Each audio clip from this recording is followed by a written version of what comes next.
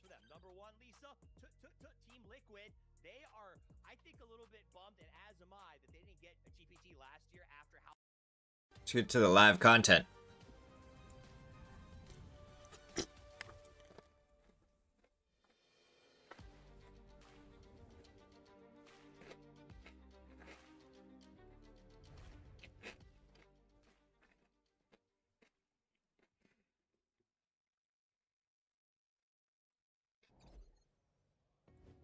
The final day of group stage begins now here for PGS9, and we have had ourselves all of these teams try and vie for points throughout the last 2 days. Now they're going to collide head-to-head here, Groups A and C, to determine who makes it all the way to the top, who ascends to that top 16 and gets themselves into the grand final. My name is Kalaris. Joining me to round out group stage, I have good old Avangar, the EU boys here, ready to go. How about you, Avangar? Yeah, it's going to be exciting. It's always awesome here on the final day of group stage. There's going to be some hearts broken and some nails biting. Nice. I think a little bit. Yeah, some teams are hoping to be surviving here, but I think it's pretty obvious. There's going to be 3 teams that are not playing today that's going to be knocked out, and there's going to be 3 spots that's going to be able to be played for. Yes, there is definitely some scared teams at the back that are pretty much resided themselves to absolute defeat, I do think. We'll get onto that in just a little bit's time. But first, we've got to thank good old Hero Esports and Krafton for making everything happen for PUBG. PUBG Esports is what's going on right behind us right now. Doesn't it look delightful? It's beautiful here. Well, of course, we also have OP.GG as well joining us for all of the stats breakdown, so thank you to them here, and you can overpower your game over at OP.GG. And not to mention, over in Twitch chat right now, you can get yourself some cool drops, and I have to reiterate, I love the fact that we have our MVP signature of Mr. Old Xiao Wu over on PGS7. I think it's awesome. And especially it's taken from a moment there, then immortalized in the game. Absolutely. It's super cool. Right? Yep. So make sure you grab that. I'm going to have to set that up actually for the final. Make sure you have a laptop so you have that as well. You don't want to miss out. We're here. We will miss the drops if we don't do that. I wonder who might be the signature for PGS next one. Interesting. Anyway, you guys can also play the bingo that is currently going on over on this QR. You can see Tickleton in the background sitting there laughing. You want to be able to win yourself as much G-Coin as possible over the last couple of weeks here for regionals as well. We've been able to give away so much G-Coin, and we're giving away even more eventually. We've been giving away hundreds of thousands throughout our regionals, throughout our online series, and through PGS as well this year. So we continue the whole fiesta. Love it. Love it a lot. But we've got a lot to talk about, Avenger, when it comes to everything that's gone on over the last 2 days. Good old Tan Vu, across his 2 days, 29 kills. I know a lot of people in Fantasy were picking good old Tan Vu. Yeah, he's just such a good player. It's crazy. It's awesome to see him obviously come in here and to have 8 more kills than the second. And obviously we're still missing some teams that's going to be playing their last 6 games today. So things can still change here. But if you're dropping 20 plus in 12 games, it's looking good. And to do that as a upcoming player, first-time PGS player in D, I was amazing. I was very impressed with what he's been able to do. Yeah, he seemed quite reserved about the situation as well yesterday, talking to him. Very exciting to see how he was able to perform. Obviously, Roth and Rello were very proud of that kind of performance, but they said to him, take a step back a second. It's not all done just yet. You still got to do the same in the finals. Yeah, and as you see the highlights here, our angles yesterday, there was more military action, more crazy things happening. But we did dial back a little bit on the C4 and the BDM craziness, so it was more stabilized. But the craziness still continued on the Wrangle, like getting both your first group stage game as a Group C here, both of them being military. Yeah, 75% of our 4 games so far military on the Wrangle. That's kind of insane. Usually we're looking at in 6 games or 1 in 5 games, but here already that. I mean, surely we don't get any more military games today, James. You'd hope so. I mean, of course, I've talked a lot about how it is technically easier to get there with all the options that are available, but it's still hard at this level to make it work if you're dropping especially very north. But to take a look back at Miramar and see all of our highlight points to come from it. But what's most important really is that cutoff point for today here, Martin. Yes, the hypothetical cutoff point. Yesterday, all I talked about was you need to be in that 65 to 70 plus points to make sure that you don't have to worry about anything if you're not playing today. But if you are playing today, sure, you're going to have some impact there. But the huge mid pack that we have that's on the chase basically is just looking to chase down Arena on 56, DNF on 55, and Slam G on 43, I think is already out there. Sure, they're in the top 16 right now, but there's so many teams that are extremely close that they're going to be pushed out. I think for teams like Slam G especially, right, they're going to be going home, not home, but back to the hotel and thinking to themselves, okay, we can watch this. How are we going to adapt going into PGS 10? But here is the overall leaderboard so far. Of course, there's some teams very safe. Huge gap in between, as you see here, 5th and 6th. And that's what we're talking about, right? Yeah. There are tons of spots that you're going to be able to grab here. And I think I said 56, 57, of course, with the arena, 55 Freaks. I think these two teams are out. Full Sense only played 6 games. They're in 53. Virtus Pro, Twisted Minds, 50-50. All these teams, safe, already inside that top. But I'm looking at, again, a cutoff at this 65 to 75 point mark. Personally, I think it's going to be on the lower end of it, but we'll see. We will see indeed, as we have danger abound for some of these teams, of course, and especially even for teams that are actually playing out things today, right? If you look down all the way to the bottom, SGA, Incheon, 4 Angry Men, Mission Ready International Alliance, these teams not even breaking that 20 points threshold just yet. They've got to have a big day today to get into that final. That has to be massive. Now, we're looking at these current bottom 8 teams. We're taking FaZe up. They're already in the top 16. We're assuming they're going to be in. Out of these bottom 8 teams, what teams do you think is going to be able to get out of the bottom 8 and get into that top 16? As it disappears, now I have to recall of them. Mission Ready, SGA, 4 AM, Forest Natural Gaming. I think Forest Natural Gaming. I think Forest Natural Gaming does it. I think the interesting thing for them is that they didn't quite have the standout or really flashy plays that they had when it came to the previous PGSs. That really kind of put them on people's maps for the most part. However, I think that they can still do it in today's lobby.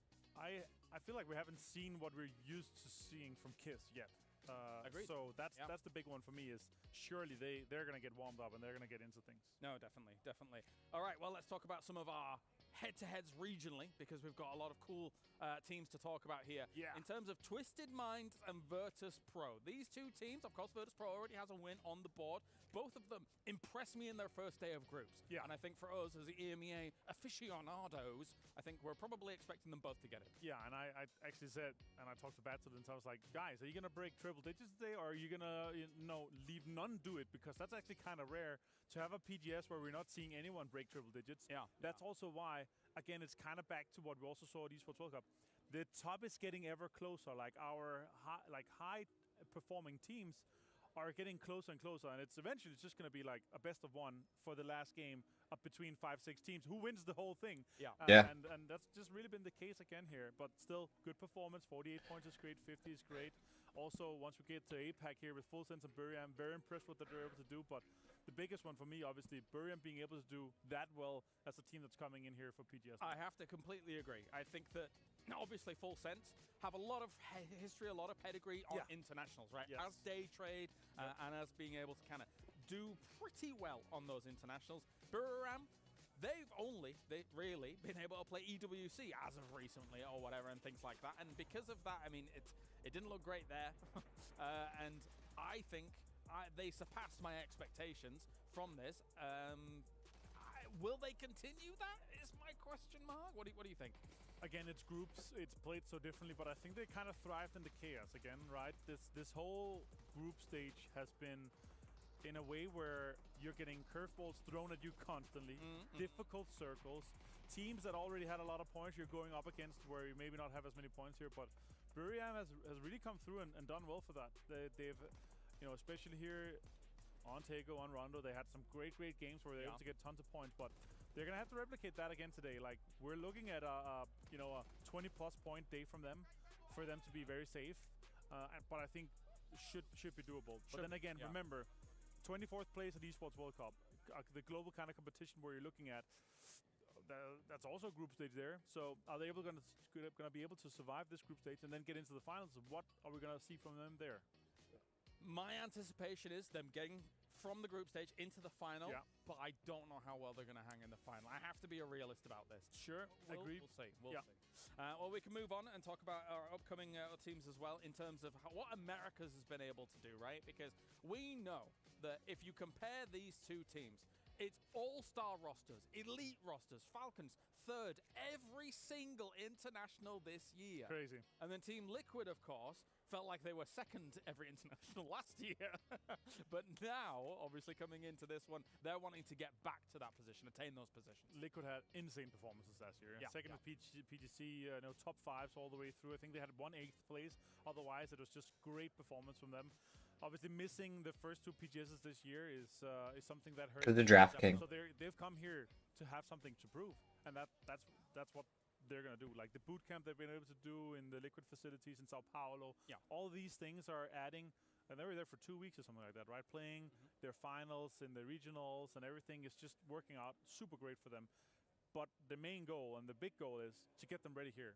And group stage, I feel like for them is like we gotta do it, we gotta get it done. But it's a breeze through to what the focus is, which is the finals. I think there's a lot of people out there that are watching yesterday and how Team Liquid was able to present themselves and stuff like that. And the clutch master in Sparking. I think if you don't have him in your fancy roster, you might be trolling a little bit because you know if they get kind of towards the late game, if it's only Sparking up and something like that, he's gonna get you some points. He's gonna. And also, he's just such a good player in farming guilds, farming damage. Like, I could not. I had him yesterday. He did extremely well. I could not fit him into my team today.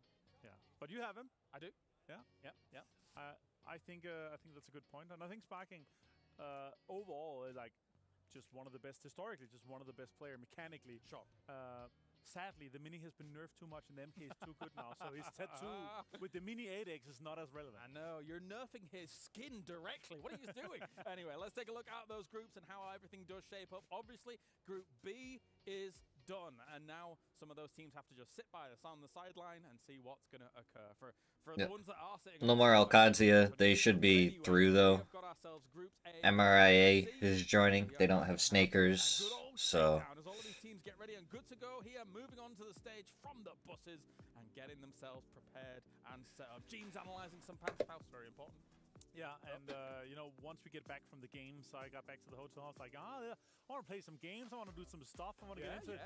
Yeah, and everyone is VOD reviewing, watching back the games. And everything is lagging. And everything There's 16 to 24 teams looking at the games, preparing the next day and everything. So it's good to see, like, once they get here, obviously, they're going to be able to prepare and look into things too. You mean, but the amount of times me and you got disconnected from our video game, we just wanted to play together. Yeah. Avenger. Yeah, we're trying. And we weren't allowed. The guys are going to be able to play together, and we're going to be starting in a wrangle on the group stage again. As you see, Nixie, he's smiling today. Their first day, he was coughing a little bit of sniffles, but now he's smiling. He's happy. That's why he's my captain today. Oh. He's my captain on fantasy. He's going to farm. He's the farmer, the ADR farmer. That is exciting. All right, well, thank you very much, Avenger. Time to get day number 3 underway.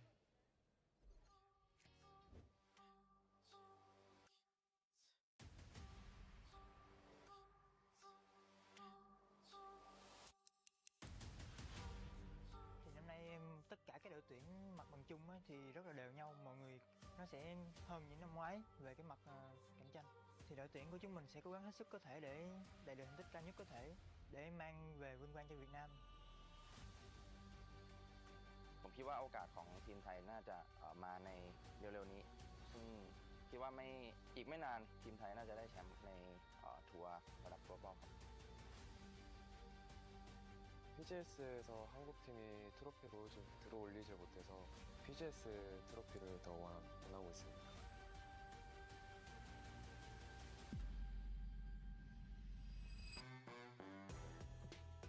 We're a new team. We just made this roster a couple months ago.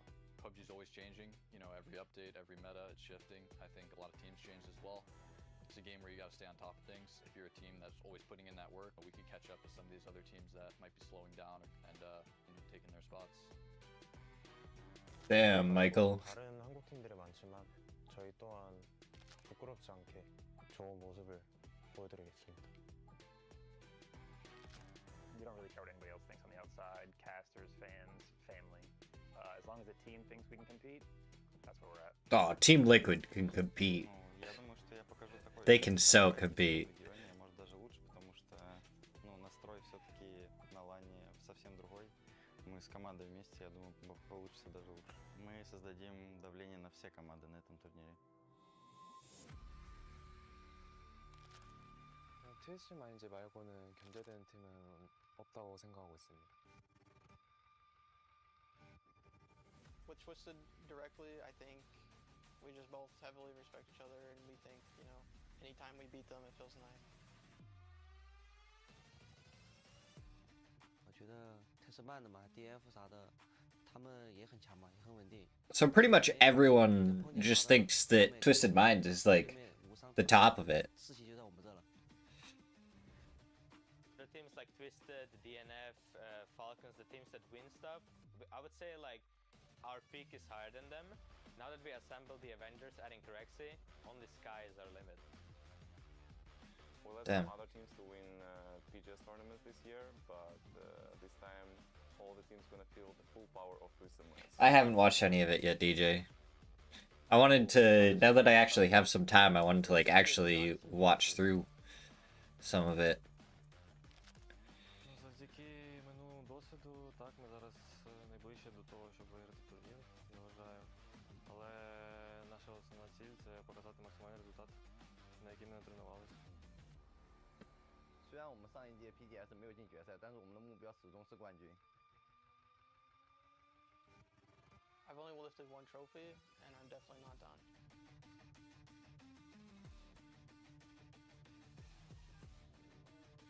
No, it's fun watching through this, seeing what a lot of these teams think of each other.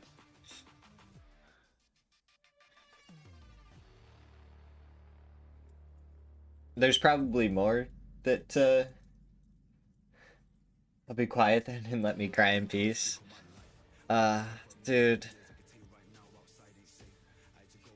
I'll only cry super hard if Alcadzia doesn't make it. Pokemon is out, Justin? I thought it's not out till tomorrow.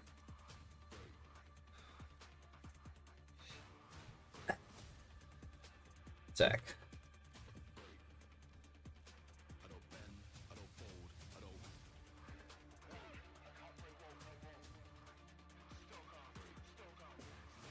YouTubers are playing it. Some people might have early access to it. Yeah, they have early access to it. Don't worry, Justin. I have the capture card all next to me. I have it all set up and everything. I'm buying the game right now. I'll get it pre-downloaded. And we'll be playing Pokemon tomorrow. Don't worry. I got this already. We're buying it right now. I forgot that I got paid this morning, so... Yeah, it's a really exciting day. It's an intense day, but... You know, should have the money in my account. A lot of teams are just embracing the moment, just coming here and just saying, hey, you know, yeah. Into PGC. There are some teams like this one on your screen, Gen G, that still have something to play for sure, and need to have another strong day to feel comfortable towards getting more points and moving forward into PGC. But a lot of the teams kind of already know their destiny, already know their spots of where they are going to find themselves in the future. And yeah, so you get come out here and just play your best, just have some fun, you know. Here, I can maybe win a little extra cash, you know? I mean, FaZe, a squad that's, I wouldn't say desperate, but has a massive desire to really prove themselves on the international stage. Finally making it back in over here, trying to make sure that they assure everybody, yes, where is it? Deserve to be at this stage. I know there's a ton of stuff that we need to look into. It's downloading. So many different factors. I mean, we even have a friend that's coming back that we haven't seen in a while. Yes. Our friend Rex has made it back. Boom. So thank God. So it's pre-downloading right now, so we'll be able to play it tomorrow. I guess that's the proper way to say it. But really exciting to have him back. And Pochan, he is their star player. He is their top fragger. He is the lifeblood of that team. Even though they played okay on their first day without him, you know, now that's going to add so much more firepower, so many more points that FN Pochan What are we talking? Pochan. Okay. I got distracted by the Pokemon talk. Everything's going to be moving forward, but we also have the capabilities of having some point sponges up on the top. Most notoriously, this squad could be one of them. We also did have Team Liquid that had a very good day yesterday. Yep. I was really impressed with Liquid. Just in their ability, and the casters and the analyst desk did a great job talking about this yesterday, that their ability to get points out of stuff that doesn't look good. Yeah. Like, that's what's so impressive. Following up on James, I mean, Sparking just had he is crazy. A crazy day, and I agree. Like, if you Where's your Michael? Dude, Justin. Because I actually watched the team intros and stuff like that for this one because I was so far behind. Michael got his time in the spotlight talking while they were going through the team and everything. That was pretty cool. But at the same time, like, I feel like without Snakers, they're not doing... I don't know, I had a gut feeling that MRIA wasn't going to do, like, fantastic for some reason during this event. Even if Snakers was there. That was what my gut feeling was saying. I need to hear it again. I want to hear Paper Thin not having faith in the freaks. Say it for me. Yeah, he will be. He will be. I think I might have done goofed when I predicted them to win this. Next one, right? I might have done goofed. Fine. Fine. Yeah. It's very interesting. He couldn't get enough time, vacation time from work. There's Tiggleton Cam. We saw whenever they were on their PGS tear last year. It's a lot more, I guess, relaxed. Earlier, he was just, like, sitting up on the desks and stuff, to just laughing in the background. On day one, where he was kind of creeping behind. Whenever you see those types of things, just so you guys know, whenever we're looking at it as, like, analysts and casters, you see players feeling comfortable enough to start taking risks, to play a little bit more like, okay, something bad's happening, I'm going to be able to laugh it off instead of... Yeah, Justin, you're so right. And whenever we see squads like Twisted playing in that style... Unfortunately, he did not. Because while Batu, whenever he's serious, is intimidating, Batu, whenever he's having fun, is terrifying. Exactly. And Batu is just Batu, honestly. like, obviously the EWC win, right? Like, He's cracked. A huge part of the equation of that mental attitude that they're taking coming into this event. Right. But another thing is the best part about us watching back is now that we've seen, like, the intro and everything, we can skip past the equipment issue. Because I love hearing what they have to say and everything. Because there's already one team, or one set of teams that are finishing out their run. Axeleft couldn't go because he didn't meet his streaming requirements. Dude, that's insane. Really? Potential of squads, it's time to see put up, shut up, give us some firefights. You're literally preventing one of the best players the energy that the players from going because they didn't meet their streaming requirements. There's no way. Understanding now that it's not just how you play in the server, it's your mental, it's your momentum, it's all these things that actually do matter, like keeping yourself... There had to have been something else that was going on besides the streaming requirements. Like this many players on a stage together, it used to be so quiet. Well, I mean, a couple of outlier players that could just... I was the meme joke on their day one. Justin, I feel like that's pretty accurate that you are the meme. It's generated a lot more of an international community whenever we get together at the stage. Exactly, and it's creating some nice little rivalries. Yeah. All these things that actually do come into play, and I love especially the Thai teams. They are so funny because they will pop off and like the craziest stuff, and it's great. Oh my god, did you see Roth and how he was acting and everything? Yesterday? Oh my god, he was... My boy, yeah. And he was like, yo, bro, and we're like talking everything else like that, goofing off, and he turns, he looks at me, he's like, oh, I'm sorry, that's disrespectful. I shouldn't call you bro, I should call you uncle. And I was like, oh my son.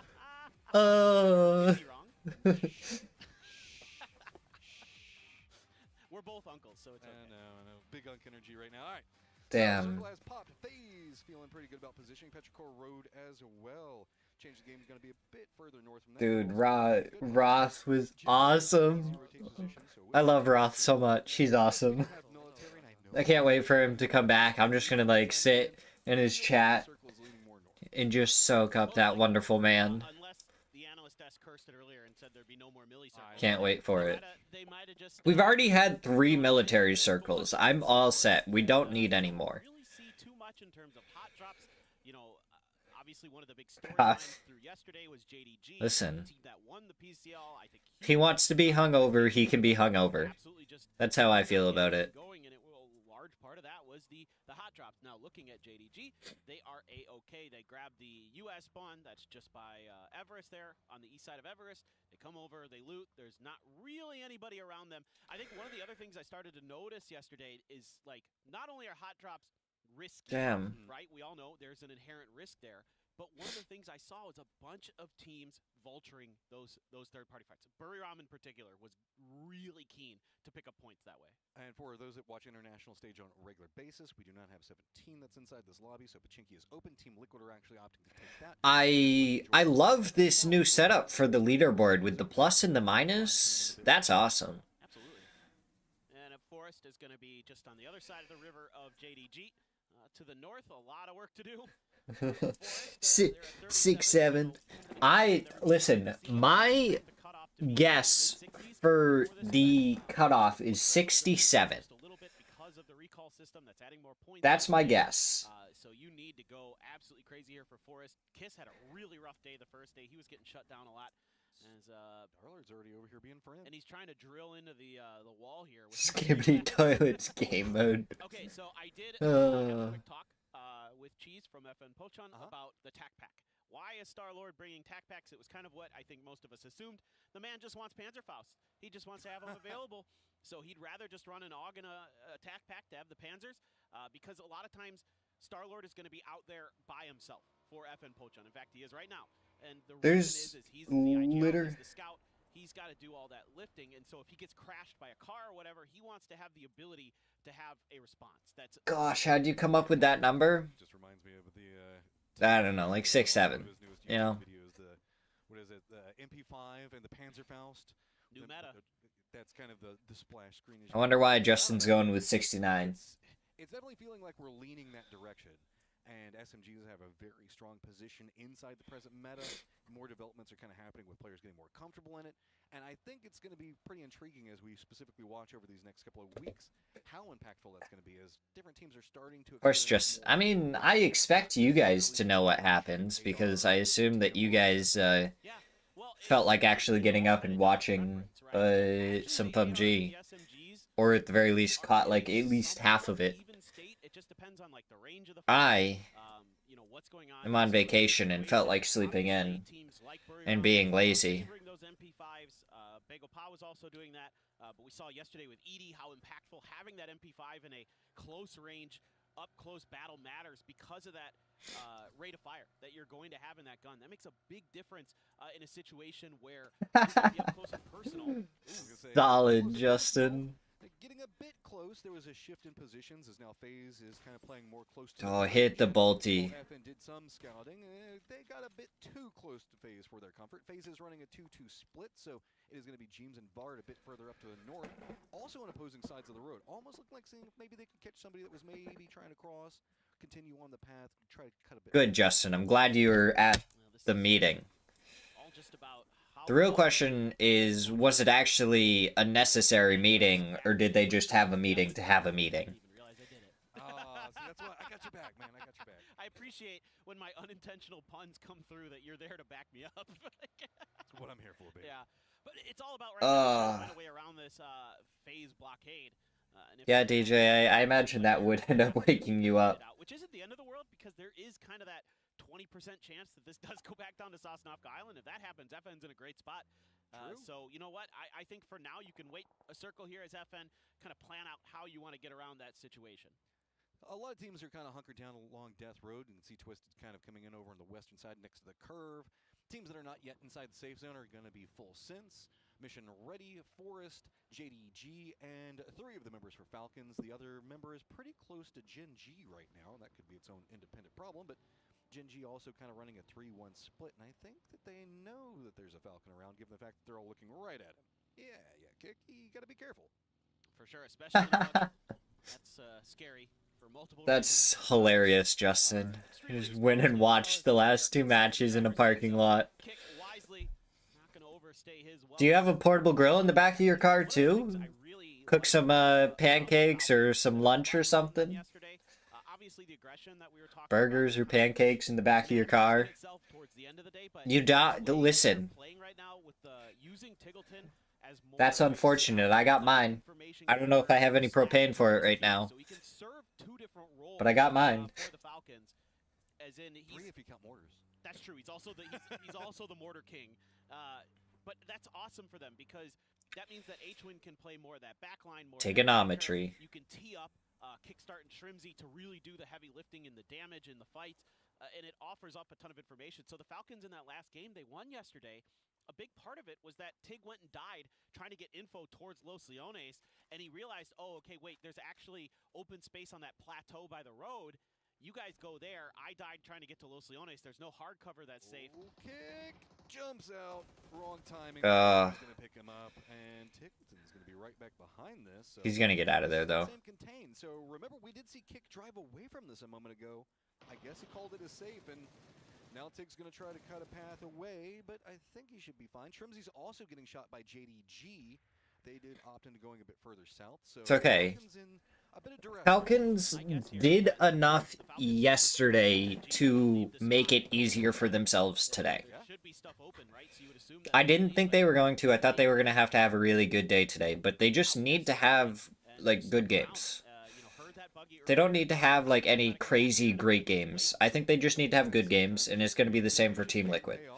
Back over next to Death Road, you can see that it is going to be Edie getting pretty close to Twisted in their splits. Just a bit to the north of this is going to be VP, but due to the way that kind of Death Road plays, VP is not going to have too much of a sight line on what's going to be going on. It's more around the back side of that where Team Liquid could get some vision on Team Liquid. But 20 points today to qualify. Yeah, I said that one weird.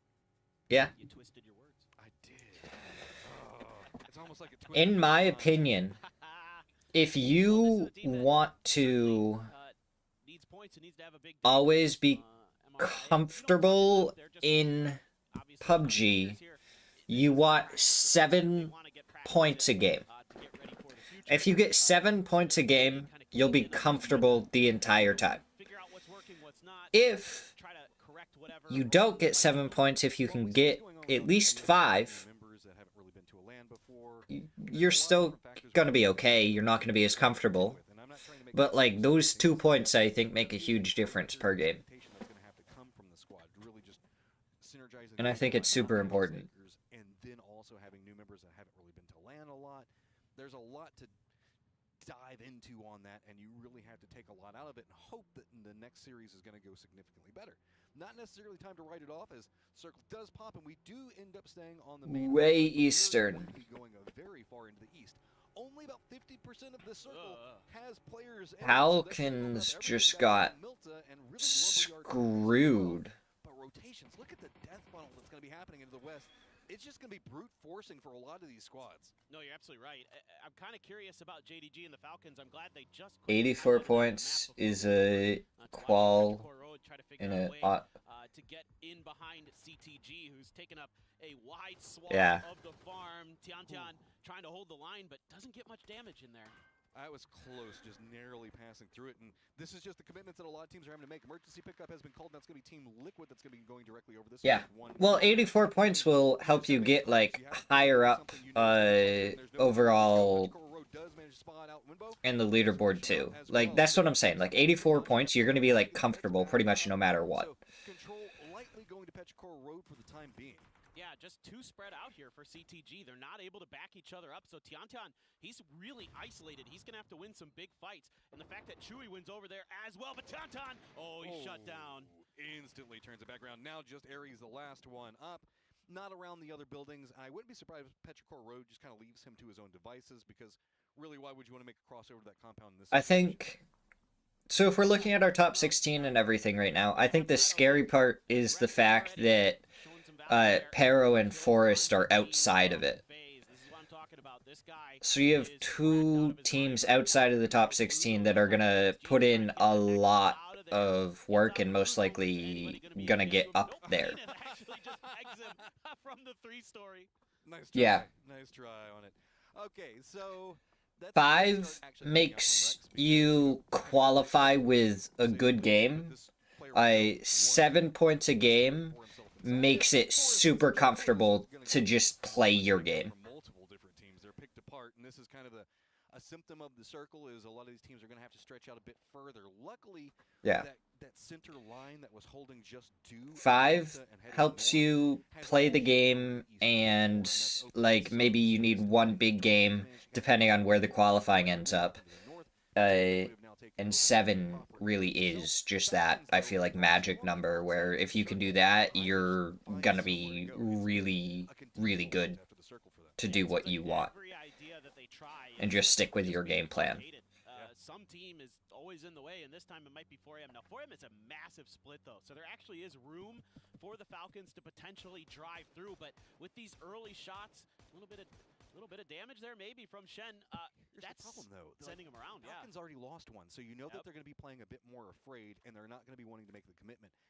I would love to see it happen from the Falcons and go, okay, one person shooting us, we still have 3, let's just commit in and go for it. But a lot of times whenever we look at PUBG and the way it's played at I don't think it's necessarily commit to that, because it was still outside the zone. Not take the vulnerabilities and the options. Bizzler is going to go down here.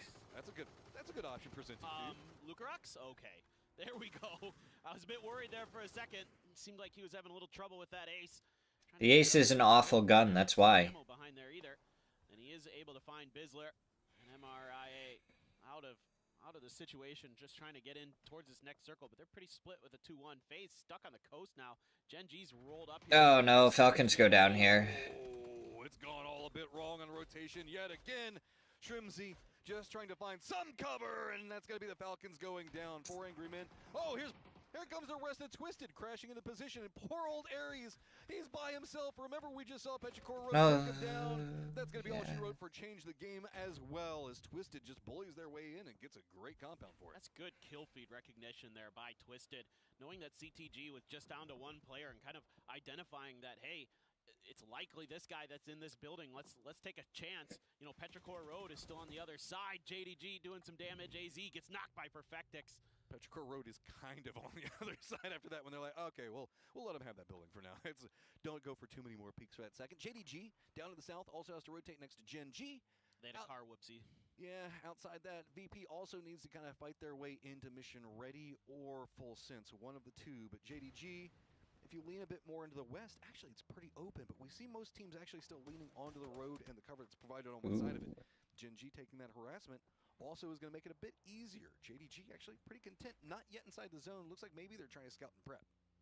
Yeah, but that damage buys them a little bit of time to make sure they can get their cars to safety, try to keep those tires fresh, keep things reasonable for this rotation they're going to have to make. But Tosi, back healed, going to be starting to put some more damage down. Cold has the angle, knows it through the trees towards that top door that Tosi is going to want to peek from, but instead they're going to be able to make a bit of a rotation. Now this should be known by Gen G, but they really can't do much about it. There's enough safety here with the hillsides that JDG can roll through, and they might have identified that south part of Milta open-ish. Whoa, okay.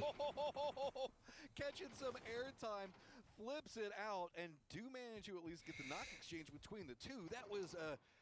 That's a good nade. That's a really good nade. What? How? Stairs must have blocked some of that damage or something. He looked like he was done, and Nixie gets lucky there as well. Corexy opts to try to stick the res here. MRIA though with a good grenade. There it is. Finally happened. Nice, Vox. They've just got to brazenly run into the fire. So Michael holding one line. Oh my god. Gets the knock. And now it's all on to Beamy, playing around the side of this one as Box and Michael trying to figure out how much can they go for this. That was a nice headshot into a body shot from Michael with the Dragunov. Not easy to do. Oh, and spotted him too. Already till he comes out. Oh, that's a bit of a problem. Yeah, they're just kind of throwing some stuns. Headshot onto Beamy quick though. Michael's gonna step across and. Yeah, that's not too many other ways that could have gone at the tail end of it. Full sense up above.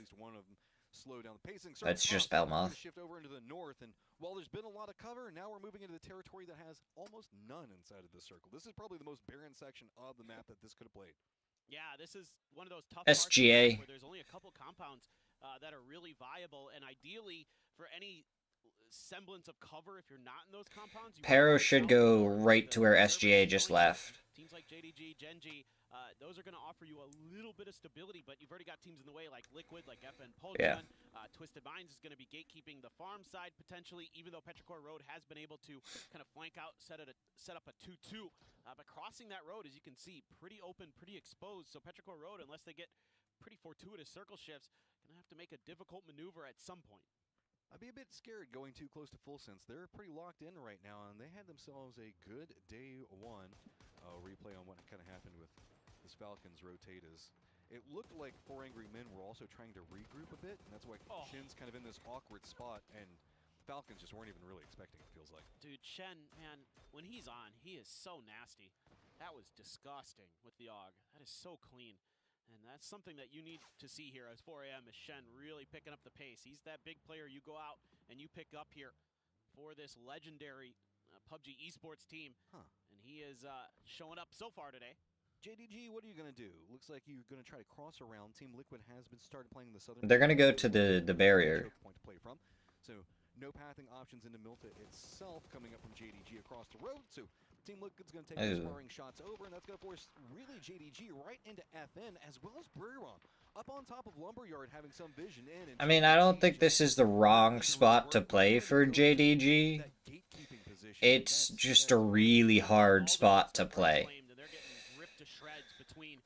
Those two teams I was just talking about a second ago, Liquid and FN Polchon. And Polchon's just playing defense right now. They're doing a good job of avoiding these throwables from JDG to keep themselves from taking any knocks to open up a door maybe for JDG to make a push. And meanwhile, Liquid looking to capitalize on some of those knocks. I mean, yeah, get him if you can. And oh, did he even spot the rotate over? If he did, the nade I think is going into the road. Yeah, it's going to be a bit short, but hey, Edie's going to throw in some assistance. Would you like that one? Who's going to try to pick it up? Halo's got to be careful. On one side of the road, and now we have to ask a very interesting question on why did the December 12th cross the road? Well, he'd love to get the reses. That's the dream here, but he's going to be spotted, making some damage. Oh, does he get around? No! So that's going to be split between Edie and Halo, both walking away with 2.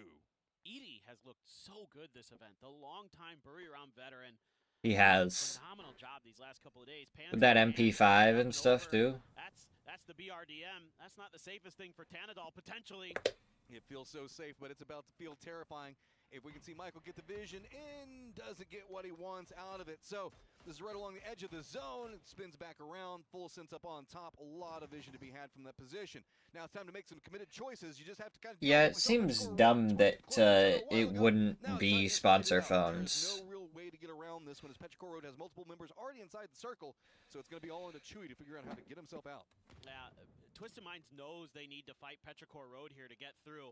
And Batulin's that could be a good nade. Around that corner, gonna soften him up a bit there with that frag. Gonna force the first aid kit to come on out. The rest of Twisted trying to find those angles. Perfectix looking to open up a flank, see if he can get it to go. Oh, gets over to the car, tries to run out. Perfectix gonna be chasing right after him. Perfectix already at 3 kills, can't get that 4th. Batulin's just gonna go ahead and throw some bullets in frustration at the tail end of Chewy. Looks like does manage to regroup near the shack. Other team members going to try to provide some cover. Actually don't really have the best of vision into it, so instead they're just kind of turtled down themselves. Now this is actually pretty tricky now for Twisted. The good news here, if you're an FN Polchon fan, is that now Gen G's pressure towards their Vox went boom. Relieved momentarily while they have to turn their attention towards Twisted. You can't give these guys any open room. Let's go. Oh, full sense. They're feeling pretty good about themselves right now, just roaming in. Oddly enough, moving into one of the most dangerous sections. Yes, this is the good covered position, this hillside being what everybody's kind of jockeying for, but Team Liquid are over here, FN's over here, Gen G, Twisted. You're just chilling there for a little while. Potentially up into the north as well, so this is about to get pretty hard to deal with, but good on... 2 BRDMs. Yeah, I mean, you've got yourself a vehicle fortification that you could build. Should be fine. Oh, this is huge for them. This makes this position actually viable where it normally wouldn't be. Atungmu getting a nice knock for 4AM. They're continuing. They have a couple of folded shields as well. Only 10 points coming into this game today. They need to go absolutely bonkers not to have any hope of getting into that finals. They got 4 kills. It's about to be a 50% increase if they can fish this one out with Chewy. Good bounce. There you go. All right. Now, what did that buy you? Position pretty close to Petrichor Road. You already know that they're a bit weakened if you've been paying attention to the kill feed. Interestingly enough, we also need to keep an eye on SGA. It looks like they're hopping in vehicles. They're going to be rotating in right back behind 4 Angry Men. At least very close. Dude, blue zones bounce Right so far. Oh, that blue zone is I don't think the second one went far enough. Yeah. Get out and expose themselves a bit. AZ wants to go for the yield, but he's getting shot in Oh, the back. That's Tigger. He's got the knock, the grenades there to try to find the points. Okay, so the commitment comes in on one side of it, and look at that. SGA also just kind of taking a ton of casualties on this uphill push. Multiple members down. He's just kind of looking through. He's going to go down as well. It's going to be FaZe. Got themselves the compound that's closest to the center of the circle, as this is just getting really... And now Full Sense is just coming down over here. Around with the BRDM, looks like they're going to kind of fish back over into where Petrichor Rope is at. Maybe try to get some more loot. I don't know. Oh, damn. There goes Twisted. Just could not get up that We went to hill. FaZe. Nice defense there from the Korean team that continues to play extremely That's well. going to be great for FaZe. SGA getting ripped to shreds, as we already saw earlier. Full Sense now turning their attention and finding the shots. Actually, that's Edie from Buriram who got a tongue. Who would have guessed? Some Full Sense players, but they're looking to try to secure all these points that they can. Flash just runs them over. Just bullying the lobby right now. These guys had a great step off, but BRM does go down on one side of it. So Flash actually just protected his teammates. losing multiple members in this. And then they still go down to the flushes from Gen G anyways. Entrenched by FaZe, FN, That's and rough. Team Liquid. That was one of those BRDMs blowing up. That's crazy. I mean, a lot of people were shooting at it for a pretty long time. Yeah, so. yeah, well, it makes sense. You know, that's It a got very panzered at small one part of point, this map. too. Now you're losing players. Belmoth gets taken down by Bean. Gen G continues to hold this ridge line magnificently. Just kind of had a standoff with FN Pochon and was able to rake in a bunch of kills.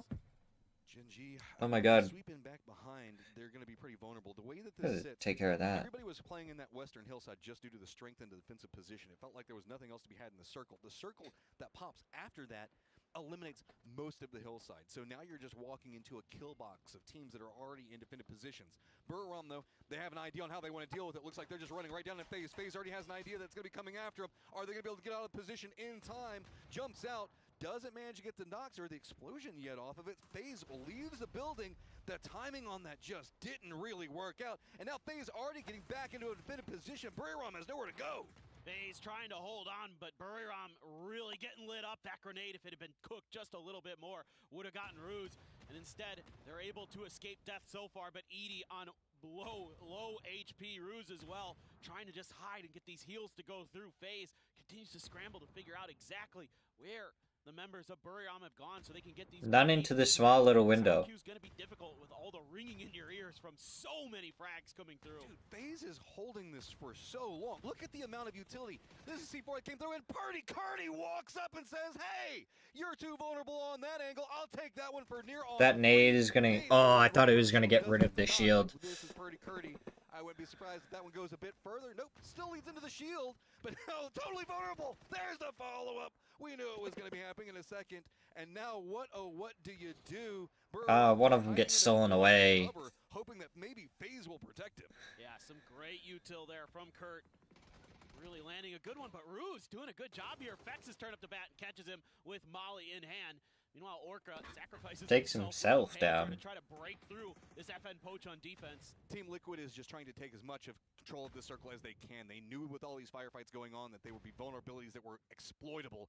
Team Liquid sending 2 members over into the east and then stepping up into the west as well. Gen G in the defended compound for now, but notice this roaming Team Liquid trying to stack up even more kills. That bot in chat. Gen G has been on an absolute awful. rampage at 10 rate. You gotta love the trust that Team Liquid has in their individual players to send them out on these missions. I mean, you send Purdy Curdy up towards that FaZe compound to do some damage. You send Alo in here to clean up JDG, and you've already got 4 kills, and you're getting deep into this game. You're putting yourself into a real good position to win it. New problem approaches, though, and that's going to be this BRDM. But yeah, it's not feeling too good. Flash gets out just in the nick of time and actually has some cover for it as well. Unfortunately, not inside the safe zone, but with the way that this is now starting to play out, I think he can make it to the next tree. I think he has a med kit too, so he's gonna get back up to full health pretty quick. Somehow, Team Liquid has ended up in the middle of the zone. Gen G's like, oh, never mind. Roof no longer that safe. Somehow, some way, Hane from SGA still alive. You know, They flexed out. They've gotten 4 kills. They're still up as a 4. The only team still up as 4. just trying to And they salvage flexed what they out can all of the way over this offense. behind FaZe, and then were able to regroup. Sightlines and try to wrap in behind Team Dude, Liquid. This isn't too Team bad. Liquid and how they've played this is insane. A few extra points. I just want to point out, while we have a quick second where it's gotten calm again, how FaZe reacted to the C4. They were very focused in on the hillside, realized where their vulnerabilities were. There were people lined in watching it, specifically waiting, knowing that, hey, C4 is going to be rolling down that hill any second. And the moment they spotted it, they all extricated the building and then came back in with force. It was perfectly timed. And yeah, the C4 did come in a bit late, but that's how you handle it. If you're ever playing in your games and you want to emulate how to handle a C4, FaZe just showed it to you. And to add to your point, they smoked in front of that garage, which was so smart. Flash almost gets Bean. Bean gonna throw a grenade and try to get the hell out of there, but Gustav from FaZe is gonna catch him. Flash, happy feet, gets out of the way of the frag in terms of getting taken out of this game. Does he get another? Rear watch. I want to point this out for Team Liquid. Could be the one to spot Hane. Make sure that backstab doesn't come through. Oh, That nade is good. Rolls, does get the flush out, doesn't quite get the Huge from Flash. Still just being an annoyance for FaZe, at least drawing some attention the way the circles. Every single kill onto other teams makes this easier for Team Liquid. Really, pretty much all of the cover that's going to be available for it as well. Took the backpack off, wants to obscure the vision as much as possible, does Hane. Gonna stick with a couple grenades, a couple first aids, and enough bullets in this ace to maybe get a few kills, hopefully. That's the plan here.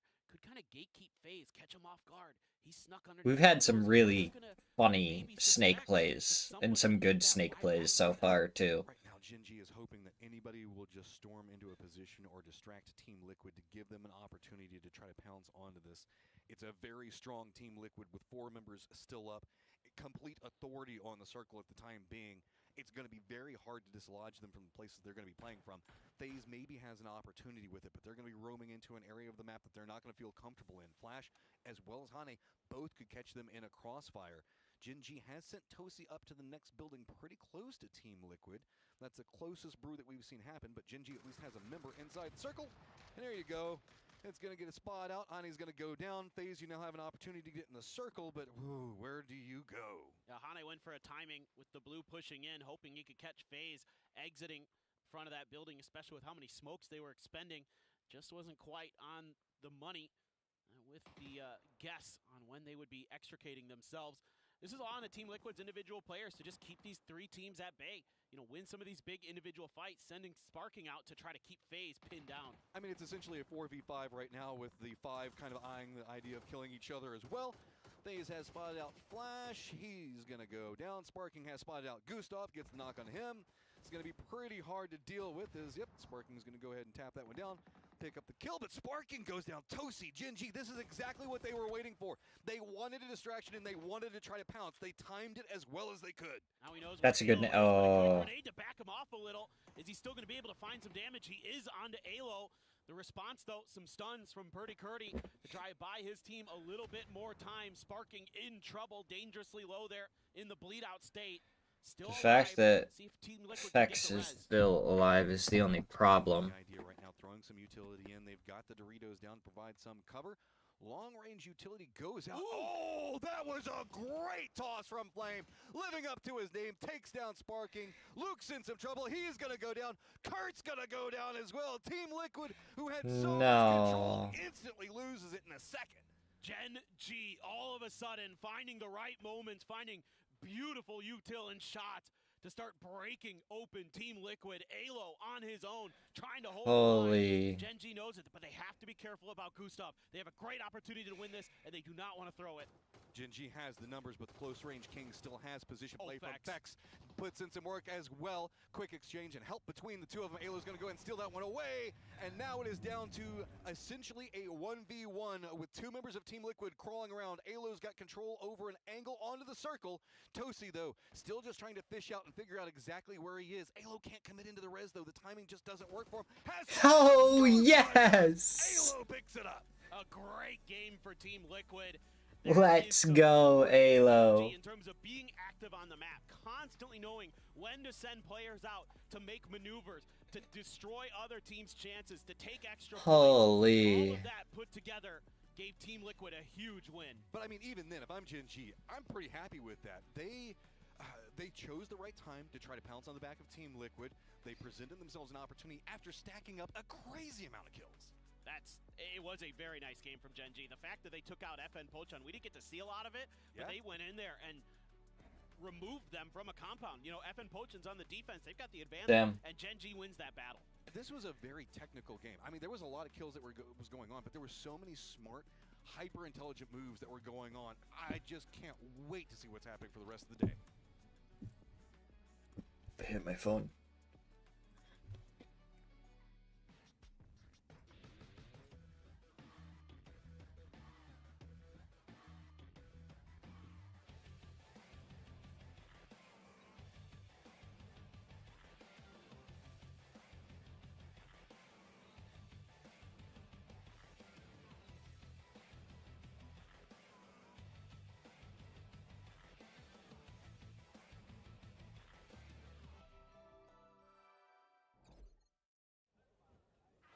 Team Liquid with a victory to start off day number 3 of the group stage, and Alo clutches it out at the end. It's difficult to hold down that toll booth area with Gen G overlooking some of the higher ground, but in the end, Team Liquid rides strong like a horse through the rivers.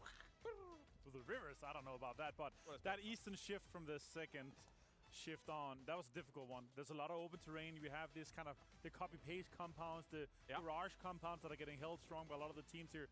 FaZe with the home turf circle here, try to get the maximum out of it, but the breach from Buriam to then get third-partied by Liquid, that were rough. I don't think I've never seen so much utility thrown in 30 seconds.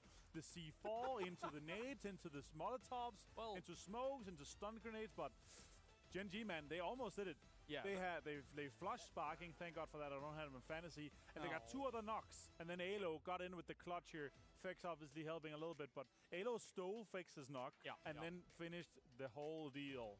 I think for Team Liquid, looking at this victory as a whole, I love the transitions to be able to move from where they had in Milta up to eventually the checkpoint area, and then control a lot of that south side. Third partying everything that was going with Buriram and FaZe was very important for just those extra points that they were able to easily get. Exactly. Birdie Curdy came in there, got a little bit of kills on Buriram, kind of made sure that that pressure is not going to come down, and that's why they played the 2-2 with the checkpoint area. They held the checkpoint for the center circle position, but still, Purdy and the guys were like, we cannot afford anyone to get on that ridge and sweep in. So they were holding that off and pressuring that. And doing that in a 2-2 split like that, extremely greedy. Yeah. But it paid off. No, definitely, definitely. I think that when you look at a circle like this, you're expecting the Gen G compound to win out a lot of situations. You're expecting that FaZe compound to eventually win out a lot of situations. So for Team Liquid to be able to take themselves the chicken dinner for all of this, not bad at all. That said though, Gen G with 12 kills, and we were kind of musing about this behind the scenes alongside Toffees as well, is that they got second place at Esports World Cup. And now are looking really good in this group stage. When do we give up our skepticism about Gen G? Because let's be real, we were skeptical about their performances, and even GPT to a degree, but this roster is looking kind of banging. 2 tournaments in the trot. And also Bean actually had the most damage in the day that Gen G played as well. He had 2,300 damage in 6 games. Like he's been fragging out. These guys are great players, mechanical players. We've had our skepticism because the change in the lineup and everything. Yeah, everything was valid. I think so too. Orca here with 6 kill 2. Massive game for them to come in here, and I would say this is basically the qualifying game for them. This is like, okay, now we can relax a little bit. We just need to get 65, 70 points here, and they're going to easily get that once we get through the rest of the day. Yeah, 5 games in hand, you should expect them to be able to continue that on, and then as Paperthin mentioned, them wrestling that position away from FM Pyeongchon, it was very important. Team Liquid with the 17-point start though. 17 points. We didn't talk too much about FaZe, just the fact that we saw 7,000 grenades thrown into the compound. I like the understanding of like, okay, they threw that smoke down so quickly to get out of the range of the C4. Because we're still in the large C4 radius explosion. That they knew exactly how to deal with that. So for them to kind of hold on strong, survive all of that barrage of the grenades afterwards, very impressive stuff. I would say, yeah, E-Arena looking to struggle even more already. It was the car was on the building for 5 seconds. If it exploded upon arrival, they would have gotten all 3 kills. It would have been a full Falcons down to 15th. Here's the important one. SlamG 16th already. We were talking about they're probably already out. And already now with the amount of Forest and Pero are probably going to have good days. I'm guaranteeing you, both E-Arena on 57 and DNF on 55. They are not making it. Too many teams here are going to be grinding it, and yeah, it's gonna be rough. But then again, we were talking about it. There's going to be the 3 spots in the top 8 up for grabs, and then it's going to be plenty of spots that's going to be up for grabs in the mid pack. Whilst we take a little bit of a moment before we get into our next game, other things that you can really kind of garner from that game, I was surprised by Full Sense having 2 BRDMs, but almost being a little cautious about how they were playing the 2 BRDMs out, right? I think they could have been even a bit more aggressive, a bit more proactive. I think the problem was they didn't have... What do you think? That's true. I mean... They didn't have an anchor. I feel like that's the biggest benefit of... So we're going to talk about that after the game. All right, well, thank you very much. It's time to get to Erangel once again. Yeah, I think that's one of the biggest benefits of having the BRDM, is if you have someone to sit there, then you can have them farm when you push people out of positions. But they just never had a spot where they could actually like leave an anchor. Right outside of Milta is where that final circle took us, and the plane path not too far from there again. Yeah, love the breakdown there of what FaZe was doing. That anti-C4 tech, Jeems was very proud of that after that game. He was talking to us. He's like, "We've got the tech, we've got the tech," and I'm like, "Yeah, we saw it, bro. That was pretty nifty." And I do love the fact that the desk followed up on the timing from Buriram for the C4. If they'd executed that a bit faster, might have gotten somebody. That is something that we definitely do need to remember on it. But outside that, the way FaZe played it, the technicalities on the weapon. Yeah, a well-timed C4 you can't avoid. I hadn't realized that might have been the reason for the delay, but I don't know. We're only playing with assumptions sometimes. Yeah, absolutely. I mean, I think for Buriram there, yeah, it is just coming down to timing. Like, it is hard to guess with the C4 because it is a pretty long timer that it has on it. So trying to like have that internal clock of, okay, how long exactly is it going to take for my vehicle to get from point A to point B? And each vehicle is going to be a little bit different in PUBG because of the torque on the wheels and how long it takes to get uphill. There's all kinds of crazy stuff. There's also the other thing about it, like FaZe was very ready and moving out of position to like get out of the building very quickly. We've been seeing that hasn't been the case with a lot of these teams, so we might have seen Buriram holding on to the trigger, expecting them to come downstairs and maybe trying to catch them a bit later. But FaZe's reaction was just overall in general really, really good. Circle has popped and it goes west with. They were out of there. Change the game pretty close to it with Full Sense kind of just to the south of that. Yeah, okay. Nice to see a different circle. I like to see other parts of the map, so gonna go west this time. Falcons gonna be feeling like they've got a good shot to at least claim some priority compounds early, especially, you know, knowing this part of the map with, you know, used to be Pachinki, one of their homes. That's going to be Team Liquid's home for this one. Olympus, oh no. Oh, he's just dead. He's just dead. That's all you can do. Oh, yeah, getting pretty loud about that one. Yeah, I'm not sure if that's Oh no, the car betrayed him. Oh, that's a problem. That's a real problem. He didn't set the parking brake. It's just rolling down and Kiss is like, thanks, I'll take it. Forrest gets some retaliation, and now what do? Are we seeing a full early game skirmish over these kills? Maybe. Baron really wants it. He's sending it down, and yeah, FN just has to relent. 1 for 1. And that's Rex that you're losing. The player who's able to finally come back through. And the real question is FN going to be able to get back and get that blue chip, or is Forrest just going to deny it? You know, they're going to grab their own, and then look at this. They might be able to take it and put it somewhere funky. With as loud as Forrest is being right now, I don't think that they're leaving that blue chip behind. I think it's going into the back of one of their cars somewhere. Look at this, Gen G feeling hot after that last game. Want to keep the pressure up. So now they've rolled into this to see if there's going to be any further fighting. And they might, had the timing been there, they might have been able to catch Forrest while they were trying to go for the chips. Petrichor Road is called an emergency pickup. Oh, this is interesting. I think they did still get the timing. Runs right into Orca. Easy shots for them to pick up. Oh, Scappy, where can you even go? Can you make it back over to the compound? Looks like he does manage to get it. So, flush those out, and Forrest just cannot find a place to even get loot, really. No, this is brutal for them. It's just the snowball effect, that early fight with FN that is now turning into an opportunity for Gen G to just continue their reign of terror And kills early again for Gen G, man. Oh my. Okay, Kiss gets knocked, and now you just commit to this. While the poor are just getting poorer. The 3x from the bridge. Now they know there's only one left for Forest here. So it's a send, and it's a try to do something about this. Tiggleton goes down so early for the Falcons there, off screen. Oh, what started it finishes it, and it's going to be the other side of it. FN, shots now being exchanged between them, and hey, this is getting even okay. this side of it. How much of this do you want, FN? Are you content with just a knock? I think I would be. That's a UMP from like 150 meters. What in the world was that, Zenith? Okay, but can we talk about that shift in coming from Gen G, playing aggressive at this stage of the game? I love it, Gen G. Give me more of that. I do too. I love the confidence that Gen G has been bringing Yeah. to the international level. You know, that second place finish at EWZ is lit. I mean, that's 2 points already. The PWS, which kind of surprised me. I thought maybe there'd be some momentum there, but these international events seem to suit them. Seem to have a Getting great points read early on on is how to- huge. Yep, blow it up. That's it. Goodbye, blue chip. Well, that's team. That's Tiggleton. That's Tiggleton's. Yeah. Yeah. No coming back for you. Sorry, Tig. Sit back and watch. Damn. Sorry, bro. Supervise. Yeah. I mean, it's a smart play, though. If you have the spare vehicle to sacrifice, denying it out, specifically a player of Tig's caliber, you know, on top of just the information that he can bring in, you were talking about he is filling out that breaching role right now that now forces another member of Falcons to play into that aggressive style position if they want to try to continue that. Not on top of being a man down, now no longer having the punch that's Listen, right at the start. they're Belmoth. Yo. Nonsense. I love it. Those are some headshots. their best game.